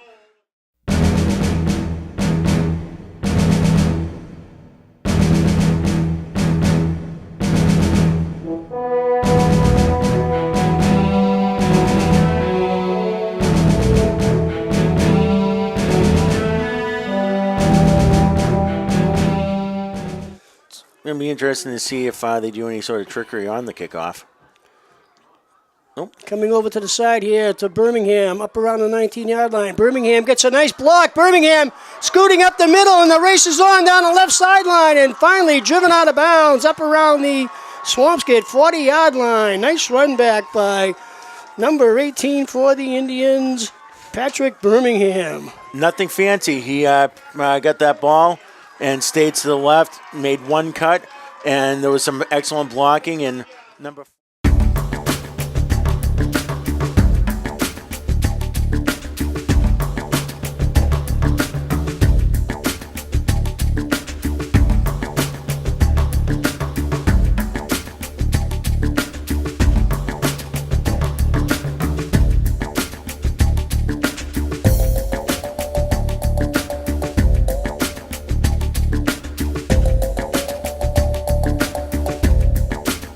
Zana hands off inside and right up to shoot. But again, some big hits inside there. And good tackle again by the Indians. Griffin Short got in there from, I think, his safety position and was able to lay a hit on there. So you got a...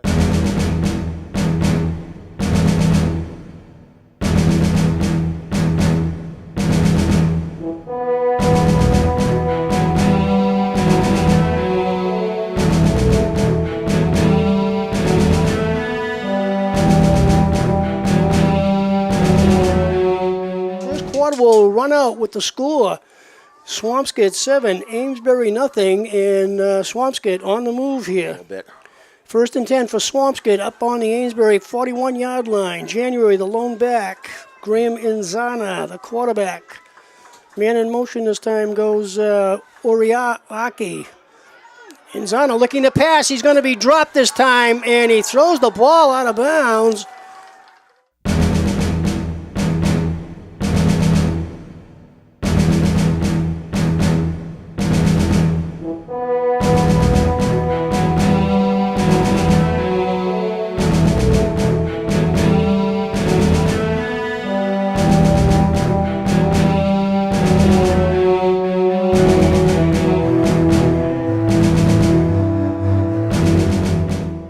To the near side, January, the lone back.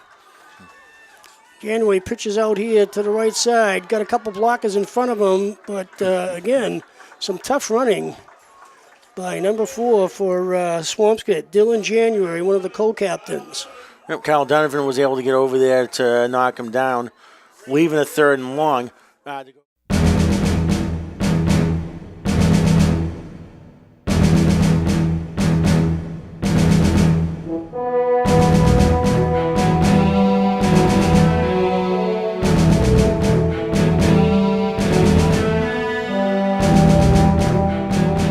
Back in there, number 9, Isaac Andre for Swampscott. Zana going for the whole 9 yards, and it's going to be caught in. Let's see who comes up with the ball. What do we got here? Interception? But the flag, the offsides is going, but at least it's not a touchdown. So a battle over there in the far corner.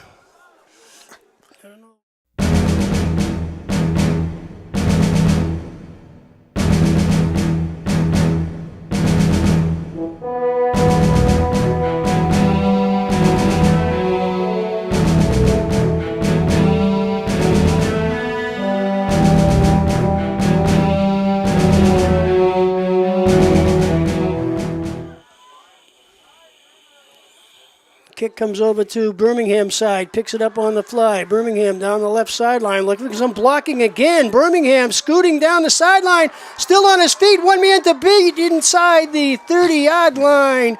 Let's call it the 31, knocked out of bounds. A second good run back here by the Indians. Patrick Birmingham. Yeah, he kept it simple again.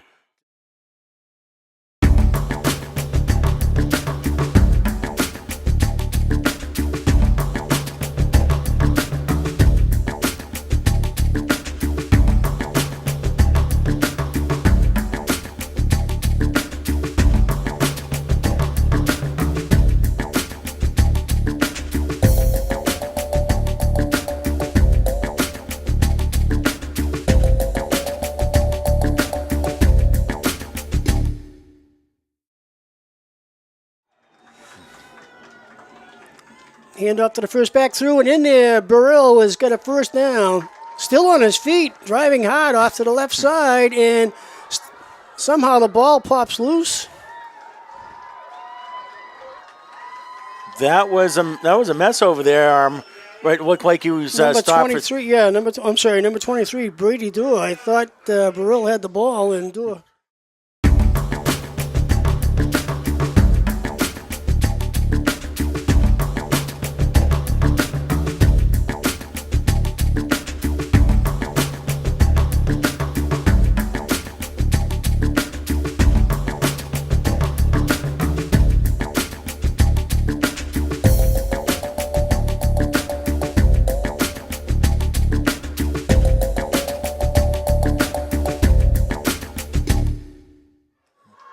Third down from the 11-yard line for the Indians.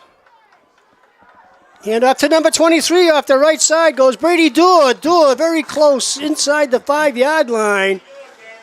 So Amesbury's got a big chance here. It'll be first and goal from around the, let's call it the 3-yard line.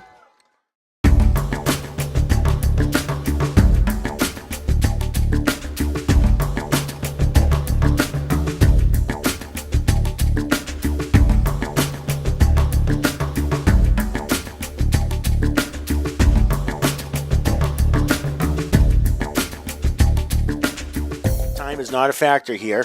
Still got 2.5 minutes, and punch it in and make it a new ball game almost. Birmingham, Robinson, and Dewar in the backfield.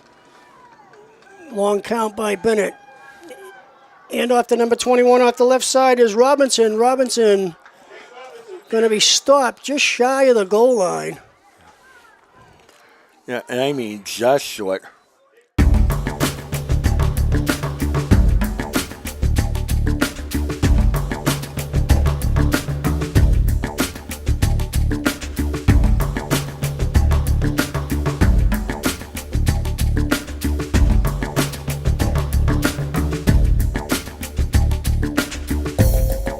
Wind. Blake Bennett on a quarterback sneak, and he's going to be in for the touchdown. So Bennett on a 1-yard quarterback sneak. Yep, basically snap and fall forward. They got a good push. He never went down, and Amesbury is now on the board.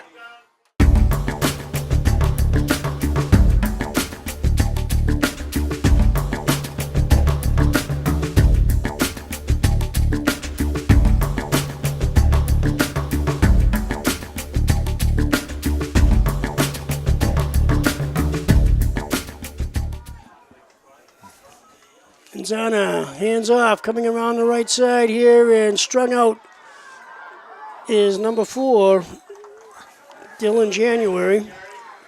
Yep. Kyle Donovan was able to get over there, was not fooled, and he didn't, step up and miss a tackle. He just waited for him to come to him and just kind of guided him out of bounds.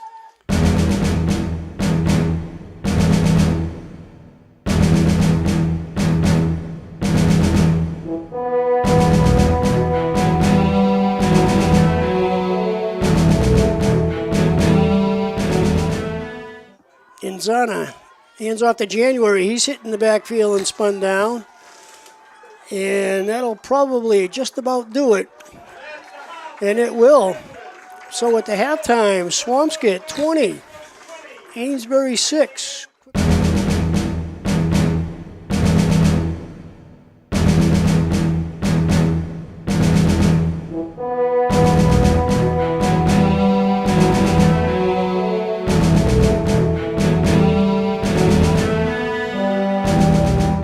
So with the score, Swampscott 20, Amesbury 6, MIAA North Division 5 playoff game.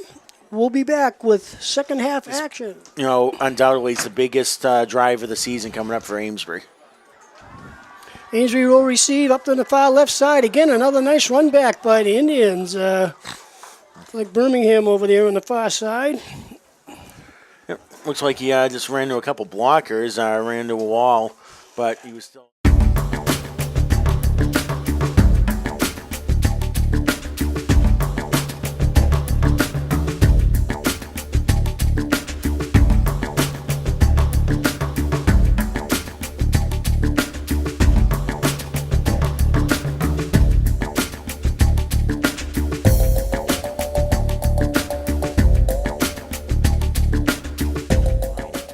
3rd and 6 for the Indians. Hand off to nobody. Bennett's going to pass, fires it back across the middle. It's complete over here for the Indians. And all the way down inside the 10-yard line into the 5-yard line is going to be number 21 for the Indians, Jacob Robinson.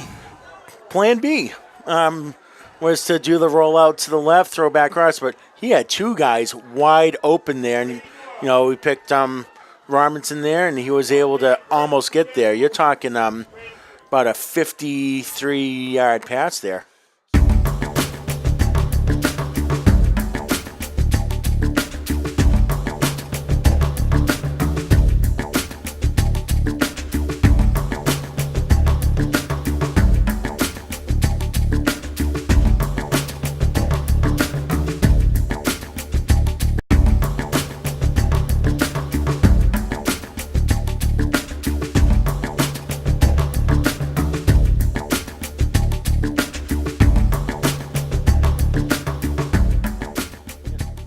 Second and goal from the 4.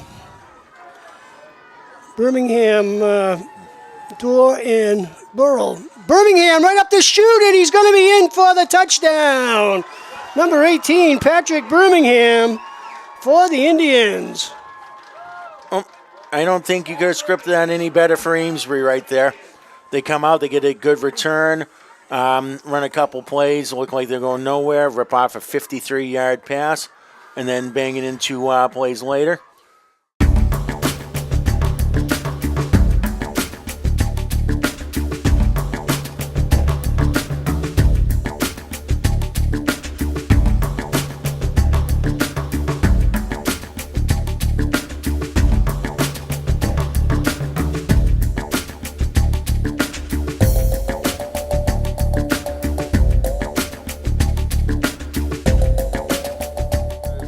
Two yards and 3 plays there. Oriaki kicking the same direction, had a 45-yard punt in the first half. Pinned Amesbury deep. Hamill deep for the Indians. The rush is on, and it's partially blocked. The Indians will get good field position out of this. No penalty flag, so great pressure that time. Yep. Once that ball makes contact with if it's blocked, no penalty possible because it's a live ball and you can hit the kicker at that point.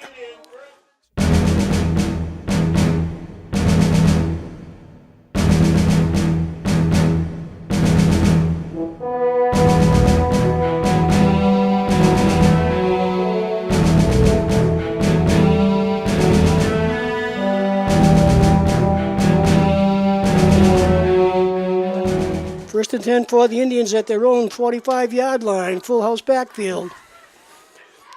Handoff inside again, and just crashing forward for some power running that time. Number 21 for the Indians. Jacob Robinson. Robinson's been the man so far. He had the reception for the 53. Now he's ripped off 5 here.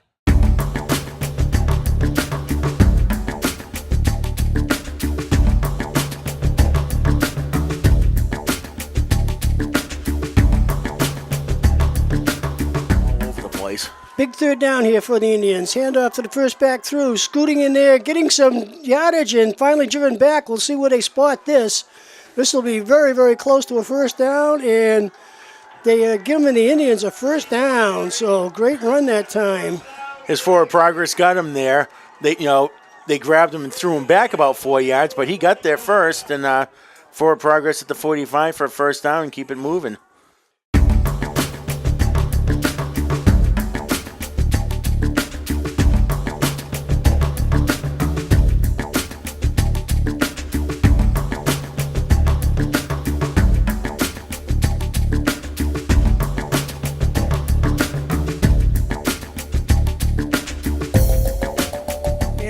From right to left, Inzana calling signals. Hands off inside to number 4, January, and January was met that time. Yeah, Ethan Catania said, "Hello, here I am," and just blew him up with a big hit, kept him to about 2-3 yards.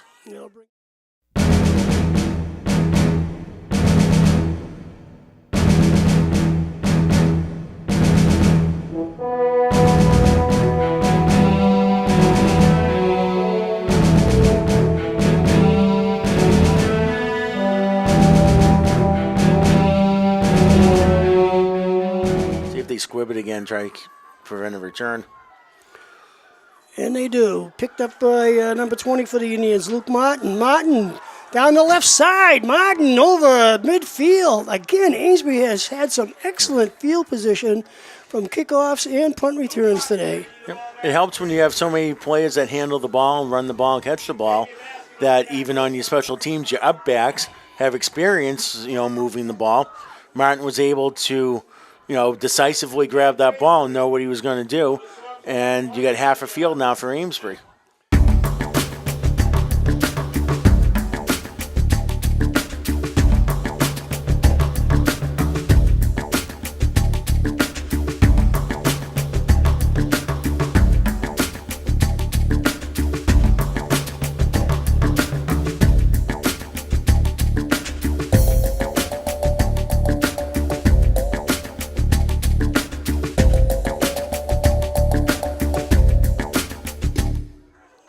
Still full house backfield. Amesbury has done nothing exciting or spectacular, and crashing up the middle for some tough yards. Breaking one tackle is Brady Dorr. Well, I think he twisted for about 3 extra yards there after he was going down. That was just some tough running there.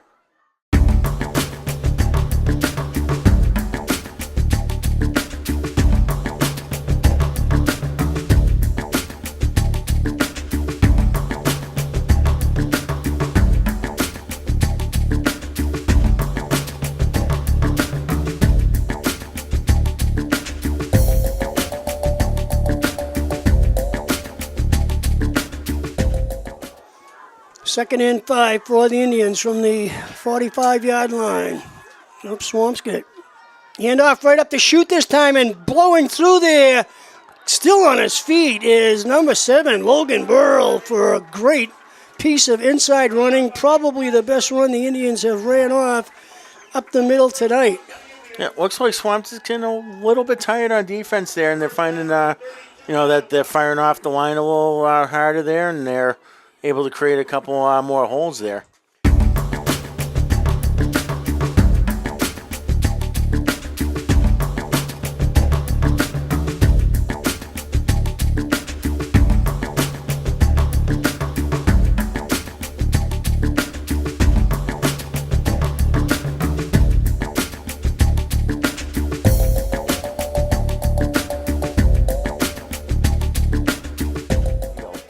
That's going to be it for the third quarter with the score. Swampscott 27, Amesbury 12. It'll be third and,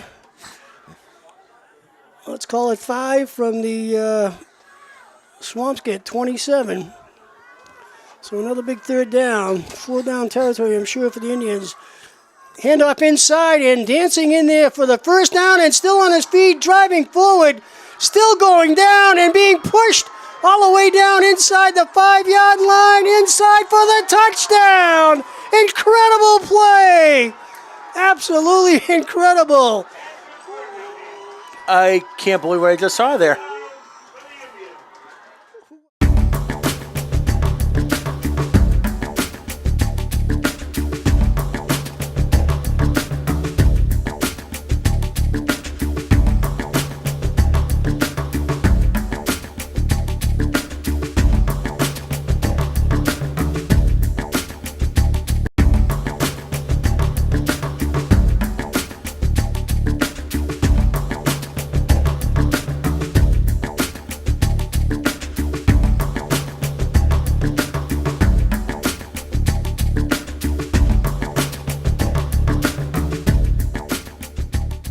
For 2 here. Key 2-pointer, in fact. Handoff right up the gut this time. Amesbury pushes through, and they're in this time with the 2-point conversion. So Amesbury comes back in here and gets the 2-point conversion. Logan Burrell. What a momentum changer that can be. Amesbury has to cash in on defense, though.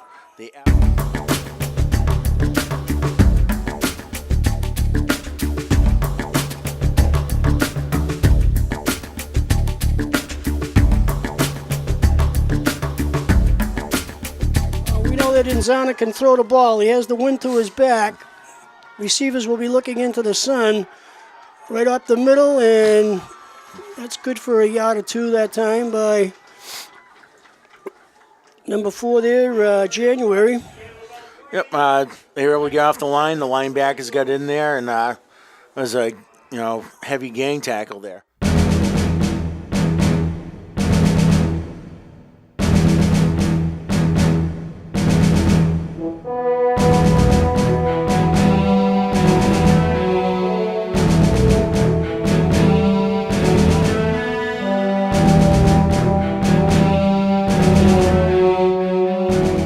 Still a full house backfield for Amesbury. Hand off the side inside, breaking it almost, number 21, Robinson, but good open field tackle that time as Robinson was hit hard. They are going for it. Bennett staying on the field. Might as well. 7 minutes remaining here in this contest and the season.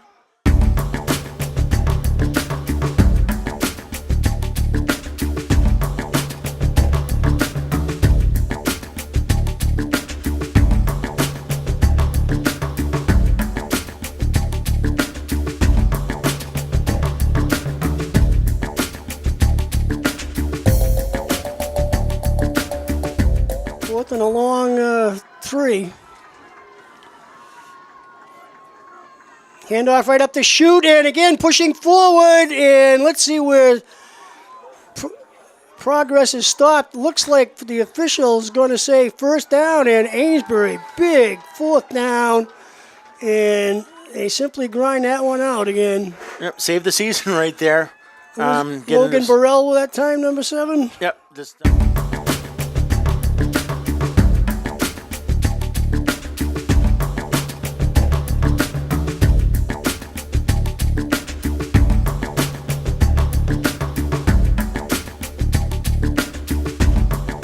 Now 6 minutes, down 14 points to a team you've had trouble stopping all day, unless they're going to do some sort of trickery here.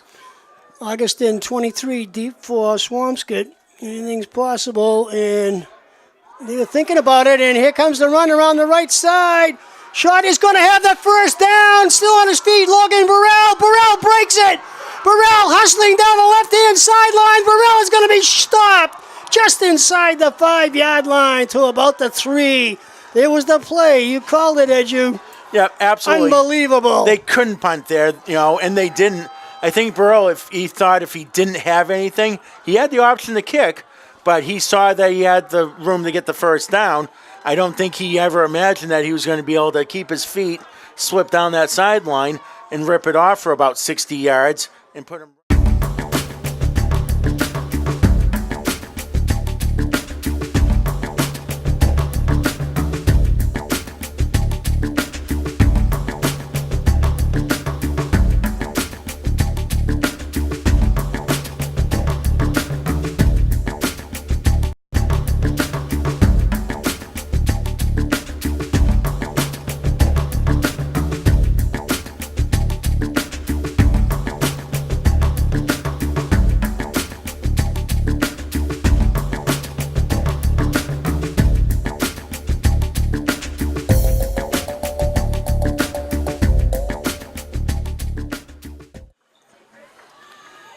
So that was about a 70-yard play.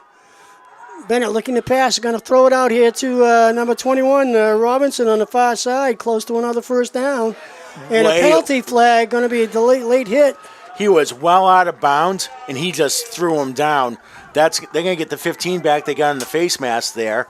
And that play was good, out of bounds, stop the clock, good play call.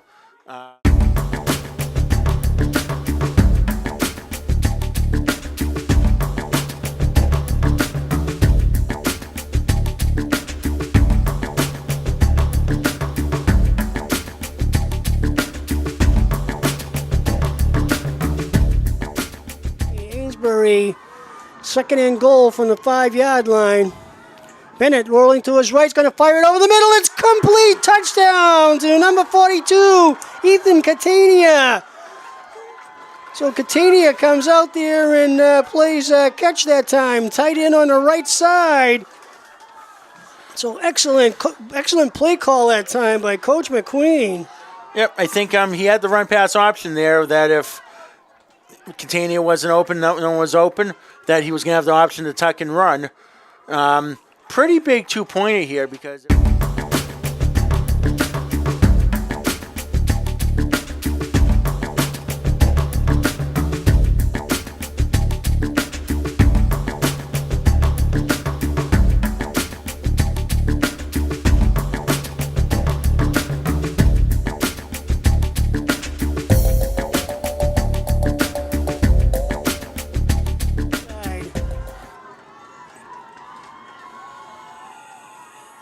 Zahn is going to keep it. He's going to be hit and he's going to be dropped for a loss. So good pursuit on first down by the Indians. Troy Martin and Logan Burrow over there, made sure he didn't get loose at all that time.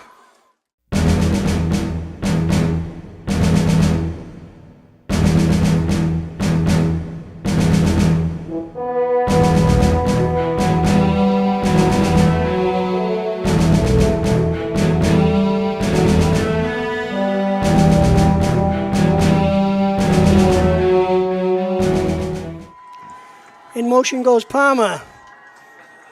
Hand off inside again, and again at the line, loose football, but Amesbury saying they have it. And the referee steps right in there. The gentleman with the white hat says, no, he's down.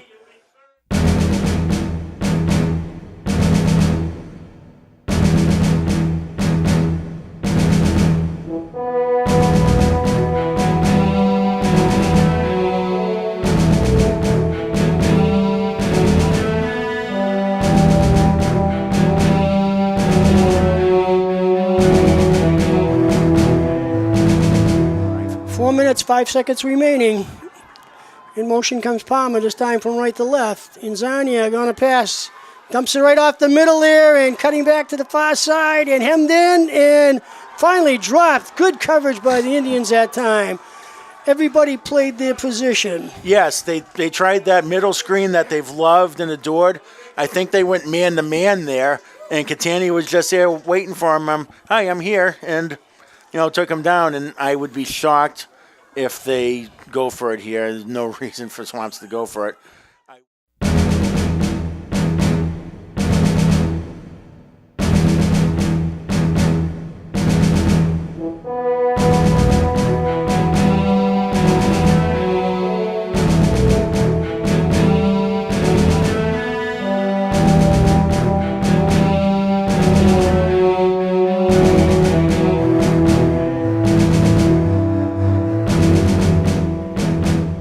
I don't think Amesbury comes after this one, though, at midfield. I think they're going to try a separate return because the return game's been so good today. Hamill, the deep receiver for the Indians. Good snap. Oriaki again may decide to run it, and he's going to be trapped and dropped. So excellent field position for the Indians. I don't know what happened on that one, but I think it might have been a trick play again there, Reju. And Oriaki didn't know what to do with it as he tried to roll out to his right. So Amesbury has, you'd have to say, good field position. 1st and 10 from the Swampscott 46-yard line with 3 minutes and 45 seconds remaining.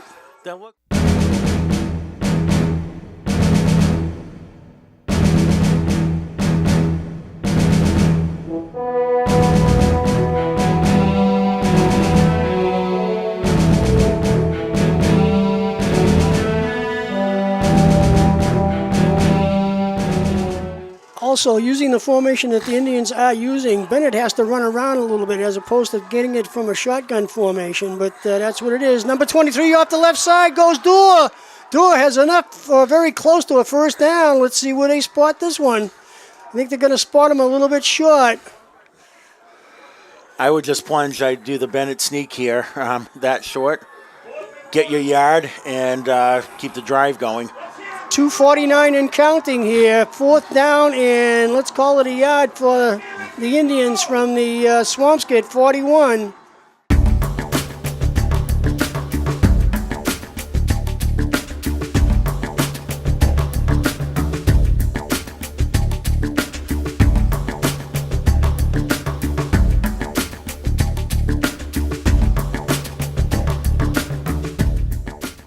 got at least 8 players up on the line of scrimmage. Handoff inside, and I believe a first down over there. Yep. Off the left side, Logan Burrow. Yeah, both of them came in at the both officials came in at the 35, which is good by a yard. And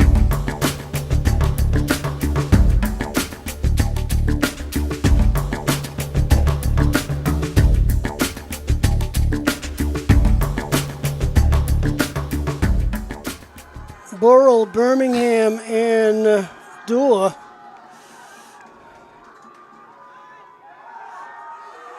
Bennett's being pursued. He's going to looking. He's going to fire it up. And this one's going to be picked off by Swampskit. So that'll do it.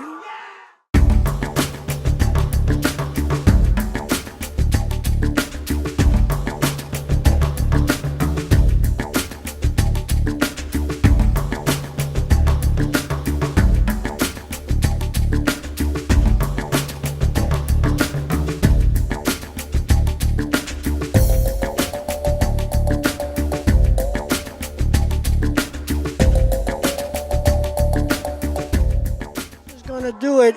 Swampskit will come out of here with a 34-26 victory. Hard-fought contest. Both squads, both teams deserve to be here. The number 1 and the number 2 seeds in Division 5 North.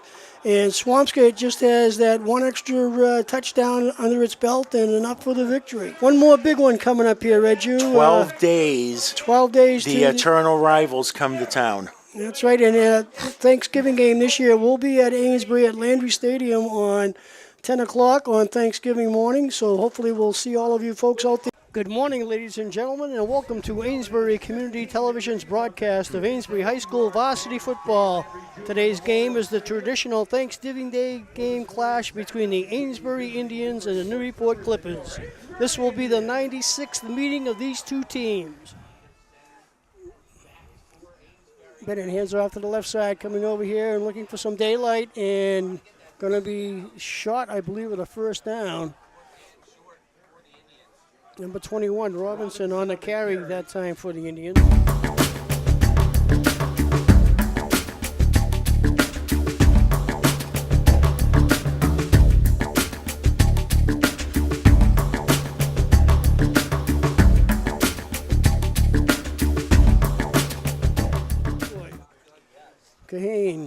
Kahane crawling back, handoff inside to Webster. Webster is strung out nicely by the Indians, and Birmingham over there with a good tackle as the Indians.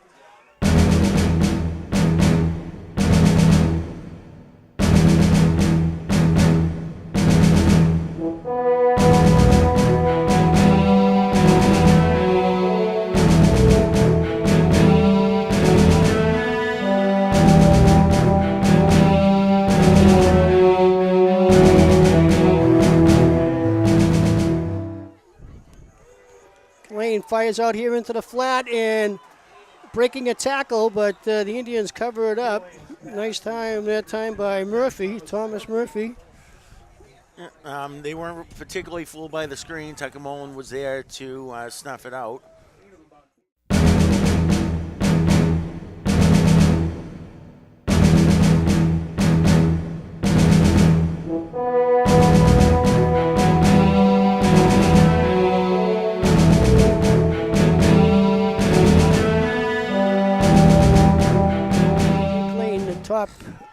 Split to the top side, slot man. Handoff inside again to number 6, Webster. Webster loses it and could be a fumble. Let's see what happens here. Amesbury is saying they have the ball. We'll wait for the official to make the call. And Amesbury did recover, so Amesbury gets the ball. So great stop that time by the Indians.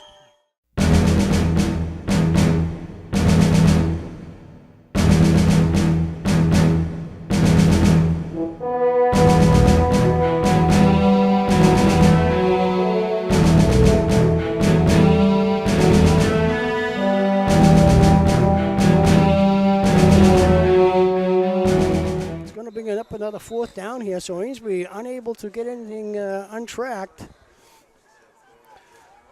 Number 6, Seamus Webster will be deep for the Clippers up around the 50-yard line. Logan Burrell to do the punting for the Indians.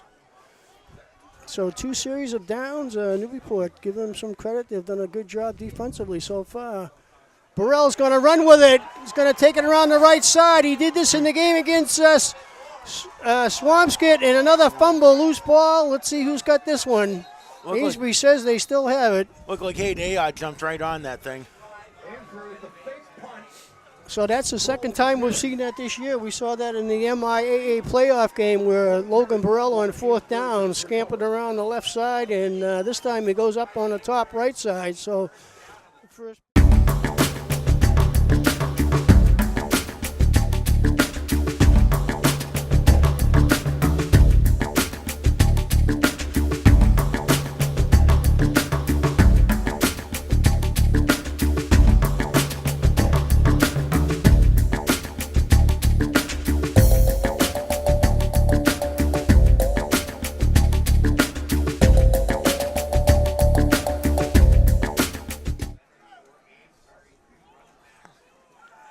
Handoff this time to nobody.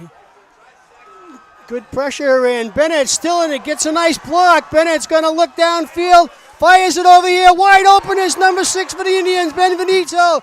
Benvenuto down the left sideline. Great offensive move that time by Blake Bennett. Not the fastest quarterback in the league, but that time Bennett did an excellent job. And all the credit in the world to Noah Katrupi, who came back with the crackback block to give him that extra second to get that pass off, and Benevento to be able to be alert enough to find an opening. He hummed that thing in the air.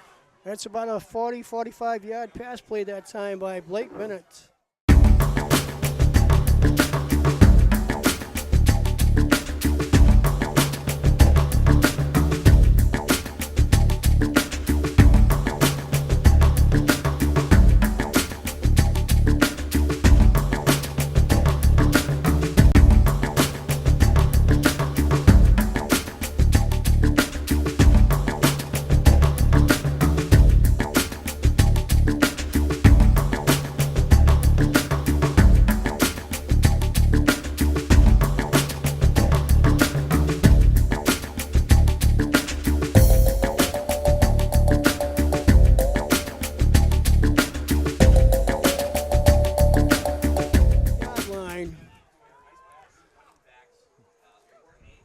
Bennett hands off to Birmingham. Birmingham cuts it through the left corner there. Gets into the secondary. Going to be close to a first down. A little bit short. So Birmingham that time with a quick hitter off the left side.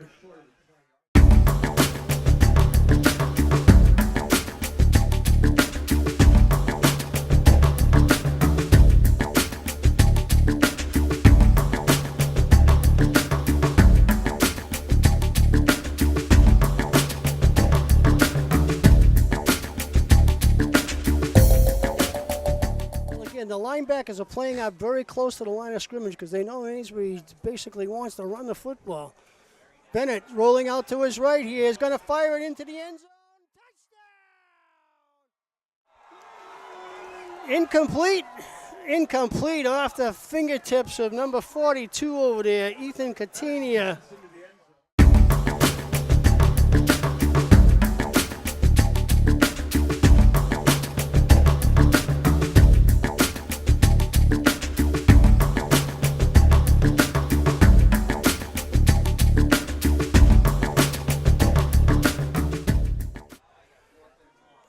And 10 for the Indians. Bennett hands off. Robinson, number 21, off the left side. Robinson still on his feet, driving inside the 5-yard line. And the Indians on a 4th down have a big play off the left side. Big 22-yard run by number 21, Jacob Robinson, all the way inside the 5 down to about the 3-yard line. 1st and goal for the Indians.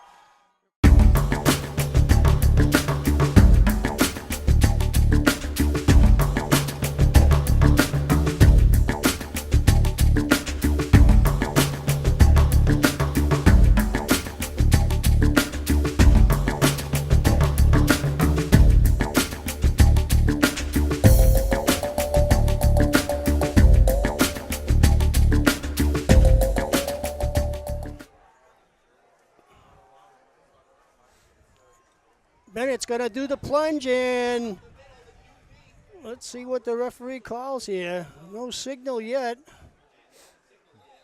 And they're going to score a touchdown. So Blake Bennett is inside for the quarterback sneak. It took the referees a long time to make that call there. They weren't quite sure where Bennett ended up, but...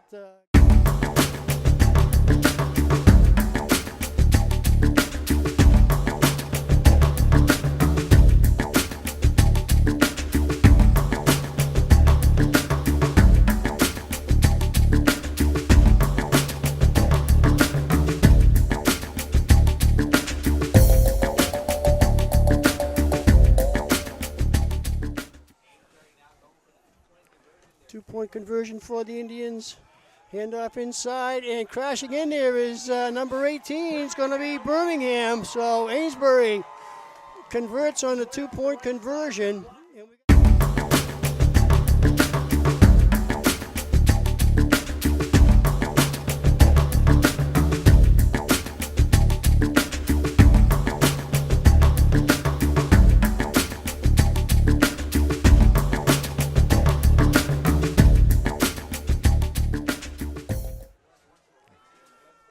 Man in motion goes number 10, Murphy. Kalane looking to pass again. Here comes the rush by the Indians, and it's knocked down. Beautiful defense that time by number 74 for the Amesbury Indians. Jared Schwint. Jared Schwint, super sophomore as you call them, has done an excellent job for the Indians all year. He looked like he was clogging the lane in the basketball game. He just rejected that thing right back at him.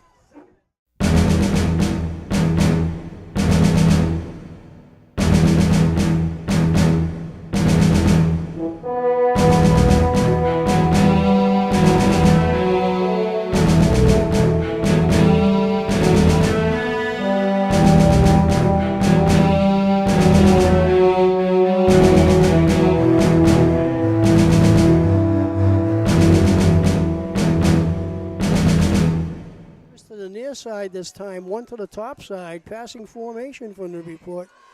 Pitch back here on the side and hit in the backfield and crunched. Big hit there, number 75, Noah Katrupi.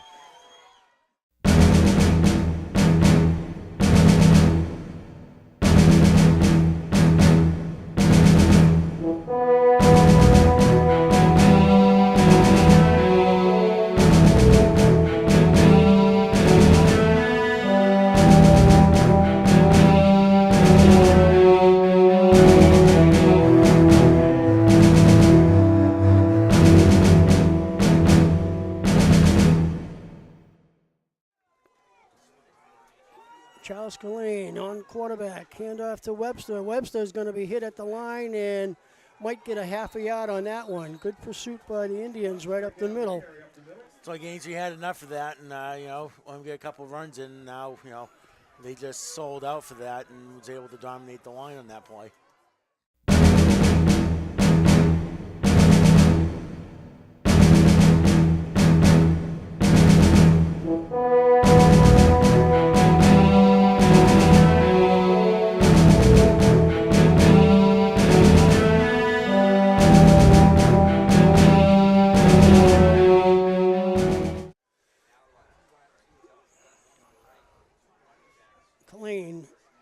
Pitch back and a great hit again by number 7 for the Indians, Logan Burrill. I tell you, Burrill has played an outstanding defense this year. He's blocked 2 punts during the season and is clips on another 7 or 8 yards, so that's going to bring up a third and a whole bunch for the Newburyport Clippers. Third and about 21.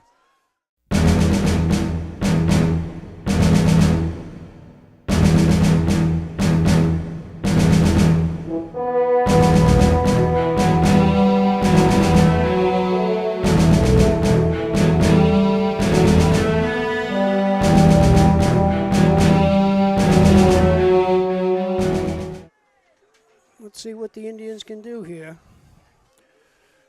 Handoff around the right side again, and looking back into the middle and driving forward here is Birmingham. Birmingham will pick up a good 6 yards on that play. very slow going out here on the turf. They really can't, runners can't get going here. Can't make the cuts that they want to. You try to make a cut, you end up on the ground really quickly.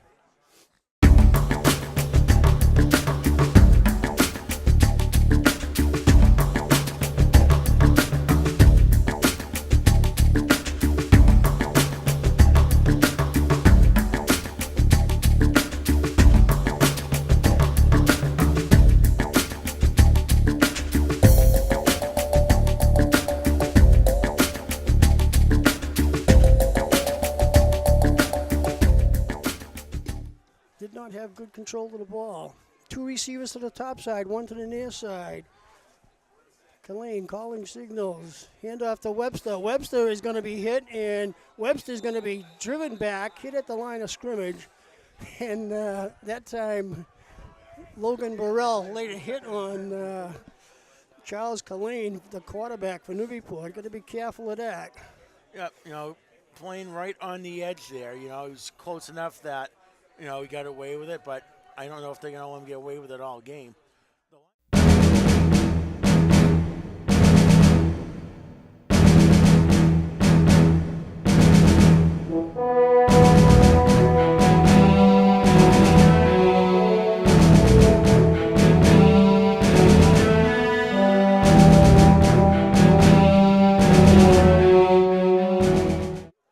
Kalane directing traffic. Looks like a flea flicker play here. Looking to pass over the middle, and it's going to be complete. Off into the left side, and loose football, and it's going to be picked off and recovered by the Indians. Number 8.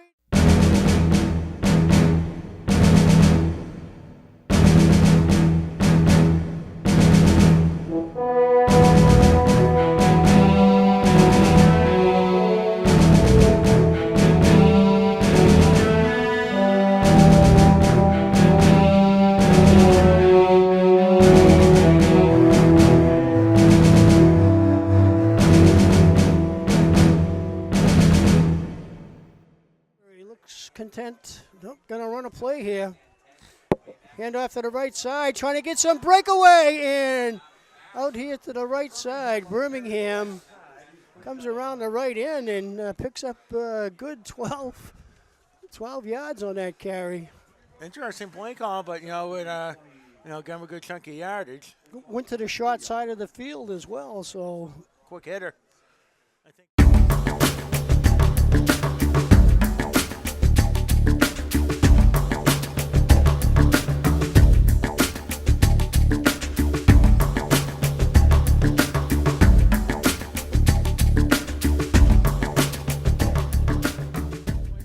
One-yard TD plunge by Blake Bennett. Birmingham with a 2-point run to make it 8-0 with about 7:22 left in the half. 2018, handoff to Webster off the left side. Webster cracks through there, and good pursuit again by the Indians left side line.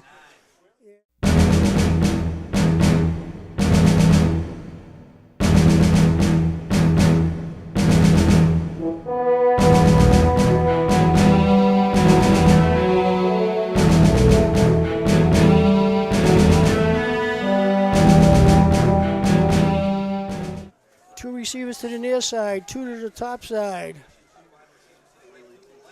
Hand off to Webster again. Webster is hitting the backfield. Good tackle in there by Katrupi. Yep, more dominance on the line there. Webster got that handoff. Katrupi, was able to make a solo tackle, first guy there, and never let him get loose. It looks like actually. Katrupi.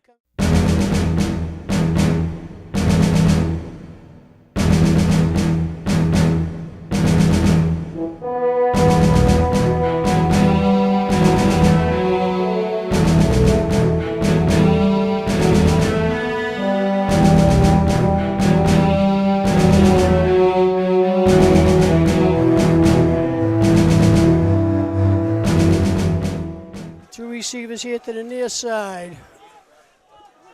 Kalane directing traffic.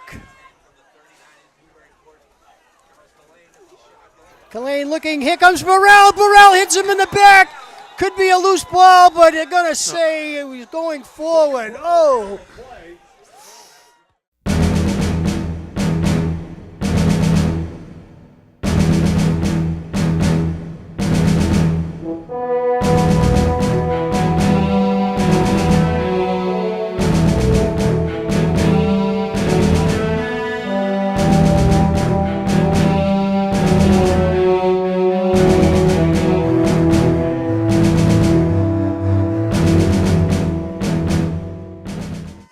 like Newburyport will go for it. Hand off inside, and let's see where they stop this one. That's Looks Spott's like his key. knee was down, but we'll see where they got to spot it.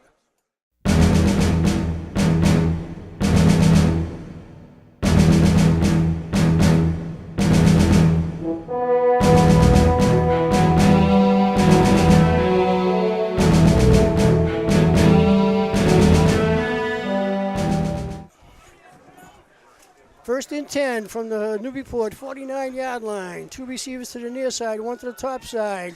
Man in motion, handoff to number 9 in there, White. White's going to be hit, and he's going to be dropped. He'll So string him good out. Derek Couture was there.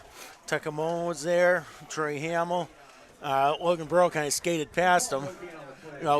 They've done nothing on Burrow to try to block him at all. I think they're relying on him over pursuing, and he isn't always over pursuing. He's making big plays.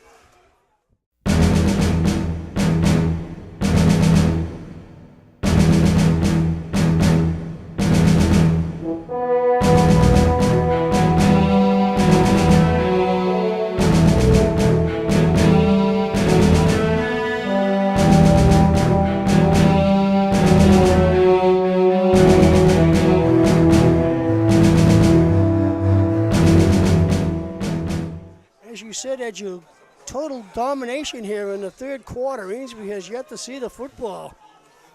Yep, you're past 6 minutes with the ball now. Kalane hands off to nobody. He's still with the ball. He's going to be hit and dumped by Burrell. Burrell picked him up and dropped him down. That was a WWE quality hit right there by Burrell.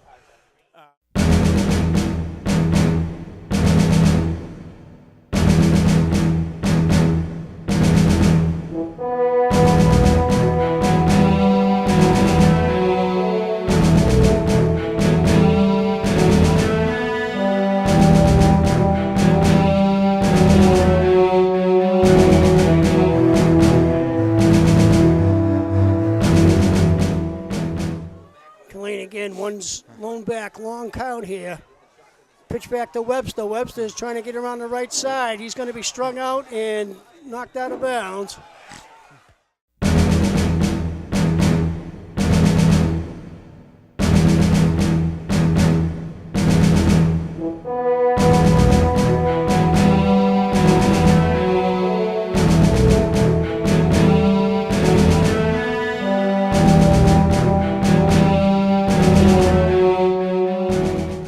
Man in motion for Newburyport. Pitch back again to Webster. Webster looking for a block, and he's going to be cut down again. Some great defense over there by the Indians. Austin Hallisey came up and pounded him. Another sweep. But Hallisey was able to just knife through that line, and he also had a little escort there with Jared Schwinn coming up on him too. So here we go.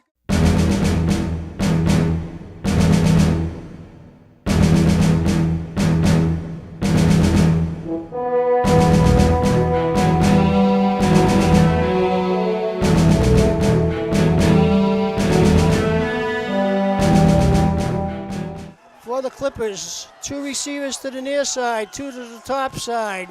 Webster, the lone back. Man in motion again coming across. Kalane looking to pass, looking over here to his right. He's going to fire it out there, and that's going to be overthrown. So the Indians will take over on downs, and no penalty flags or anything on the field. So Amesbury holds the fort that time. Yep. Ainsley knew, for whatever reason, they knew he wasn't going to step up and run there, so they played off Kalane, let him throw it, and he wasn't able to get anybody open. Ainsley turns him away. And Newburyport had possession of the ball for over 9 minutes there, just about 9 minutes in that third quarter. So this will be the first time the Indians have seen the offensive side.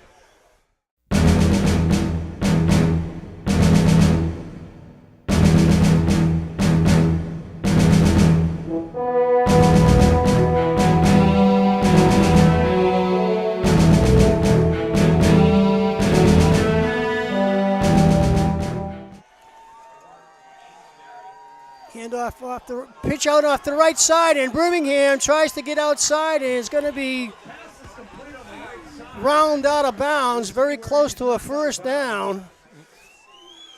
Going to be they're going to give him a football shot.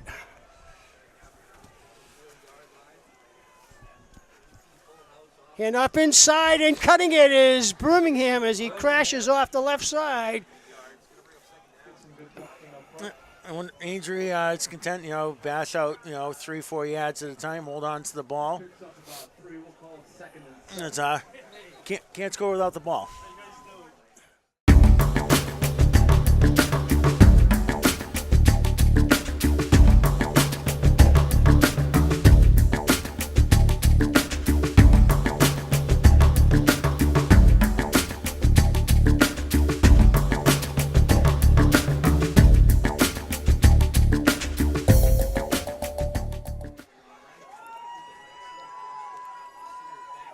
Lane out here in the flat. Amesbury's going to cover this one pretty well, and good coverage that time by the Indians. Austin Halsey was there, and they tried that little quick screen, but no one got out there to block. Did break one tackle there, but Amesbury strung it out fairly well. Looks like the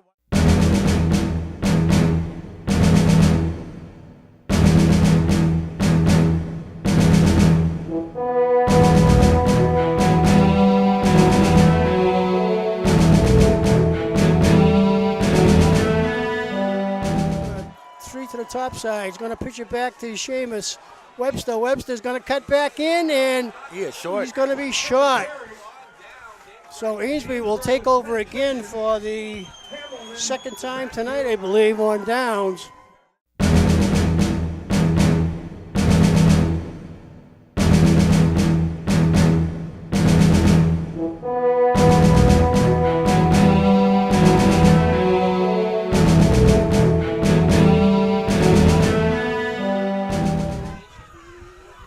And off to Webster. Webster's going to be hit at the line again. He's going to get nothing.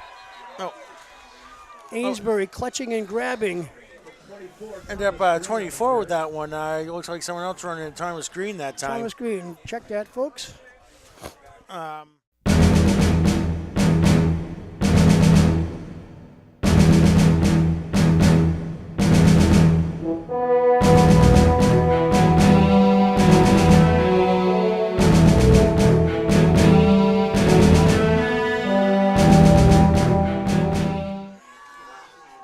Lane again is going to option it. He's going to keep it this time, and he's going to be smacked over there by number 5. Griffin shot. Ooh.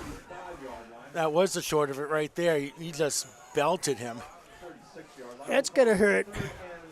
On the replay, he's coming up, and bam, he got some yardage out of it.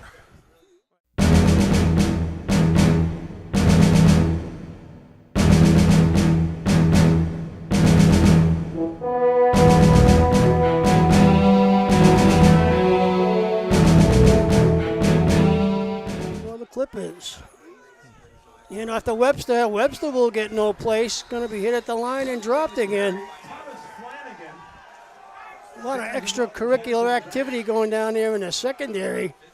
Troy Hamill took on 2 Newburyport offensive players on that one. Well, after the whistle, too.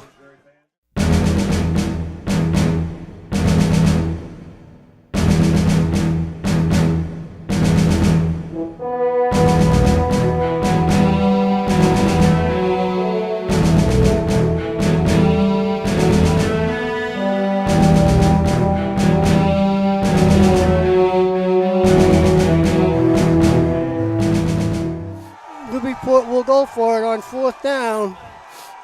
Killane's going to give it to nobody. Killane still with the ball. He's going to be hit, and he's going to throw it, but we could have grounding here. Let's see what this is going to be. I guess he got the pass off. Yeah, incomplete, turnover on downs. It's smart for him because, throw it up there. If it's intercepted, it doesn't matter,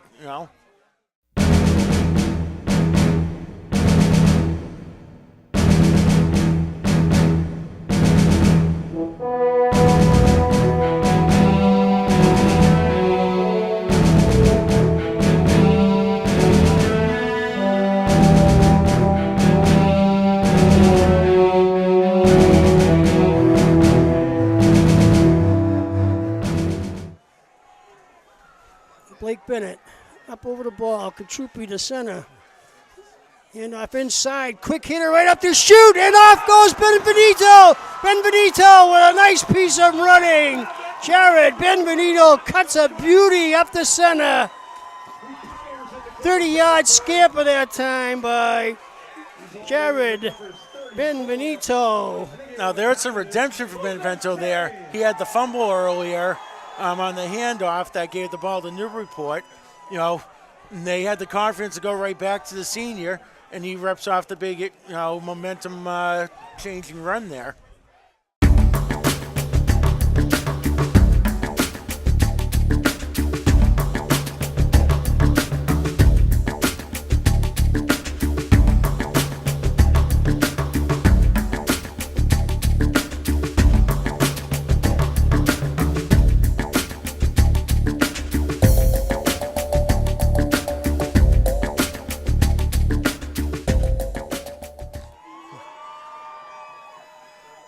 Hand off to Benvenuto again around the right side. Benvenuto clawing, driving, pushing, and a penalty flag will come out again.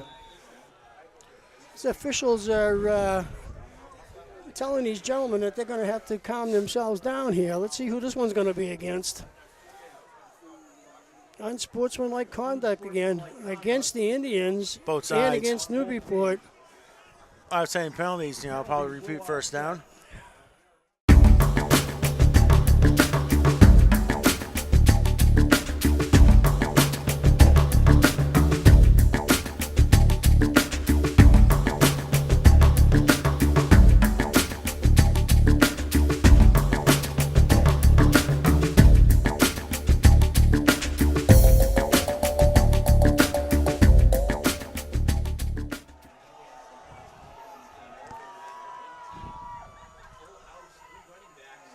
Little shovel pass inside and almost getting away.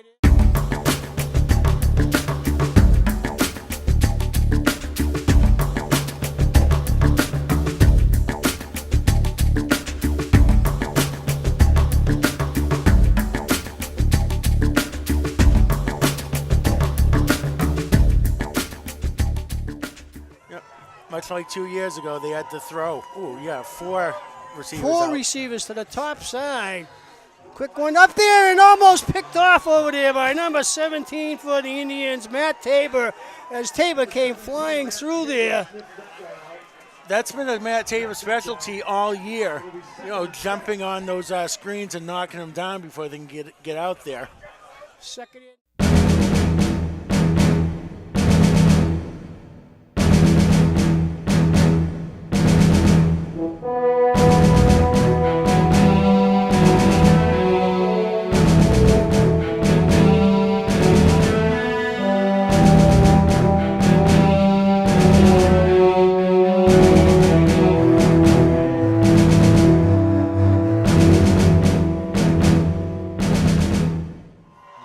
Webster in the backfield this time for the Clippers.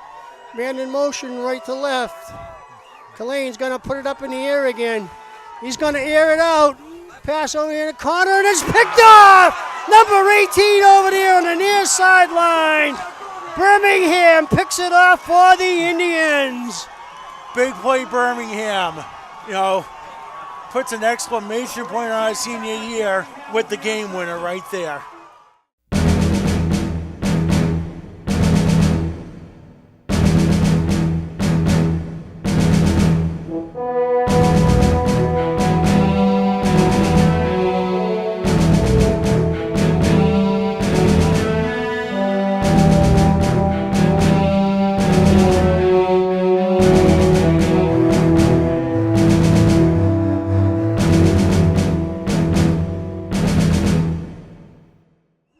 Looks like they may be able to hold on to this one, and that'll be it. Newburyport having run out of timeouts, and that's going to be the football game here. So the 96th annual Turkey Day Classic, Amesbury Indians victorious. Indians here garnishing the trophy. They do have bragging rights for the next 365 days. Absolutely, and they earned it. and your seniors. This is a senior heavy class. Experience. They went through some tough times. Had a wonderful year. A sectional final. They take home the hardware on Thanksgiving. You have Blake Bennett, Jared Benevento, Logan Burrow, Austin Hallisey, Matt Tabor, Patrick Birmingham, Jacob Robinson. You also had Jacob Hamill, Matthew Schiavelli. You had Noah Katrupi. The whole senior class was outstanding. Worked hard all year and made this town proud. Jake Hamill, captain, 52, linebacker and guard. Noah Katrupi, captain, 75, nose guard and center. Austin Halsey, captain, number 8, tight end linebacker. Matthew Schiavelli, captain, offensive and defensive tackle. Patrick Birmingham, number 18, cornerback and running back. Blake Bennett, number 3, quarterback and D-line. Logan Burrow, number 7, halfback and dog. Jacob Robinson, number 21, halfback. Jared Benevento, number 6, fullback, outside linebacker. Luke Martin, number 20, safety. Troy Martin, number 48, defensive tackle and tight end. Matt Tabor, number 17, dog. Griffin Short, number 5, inside linebacker and running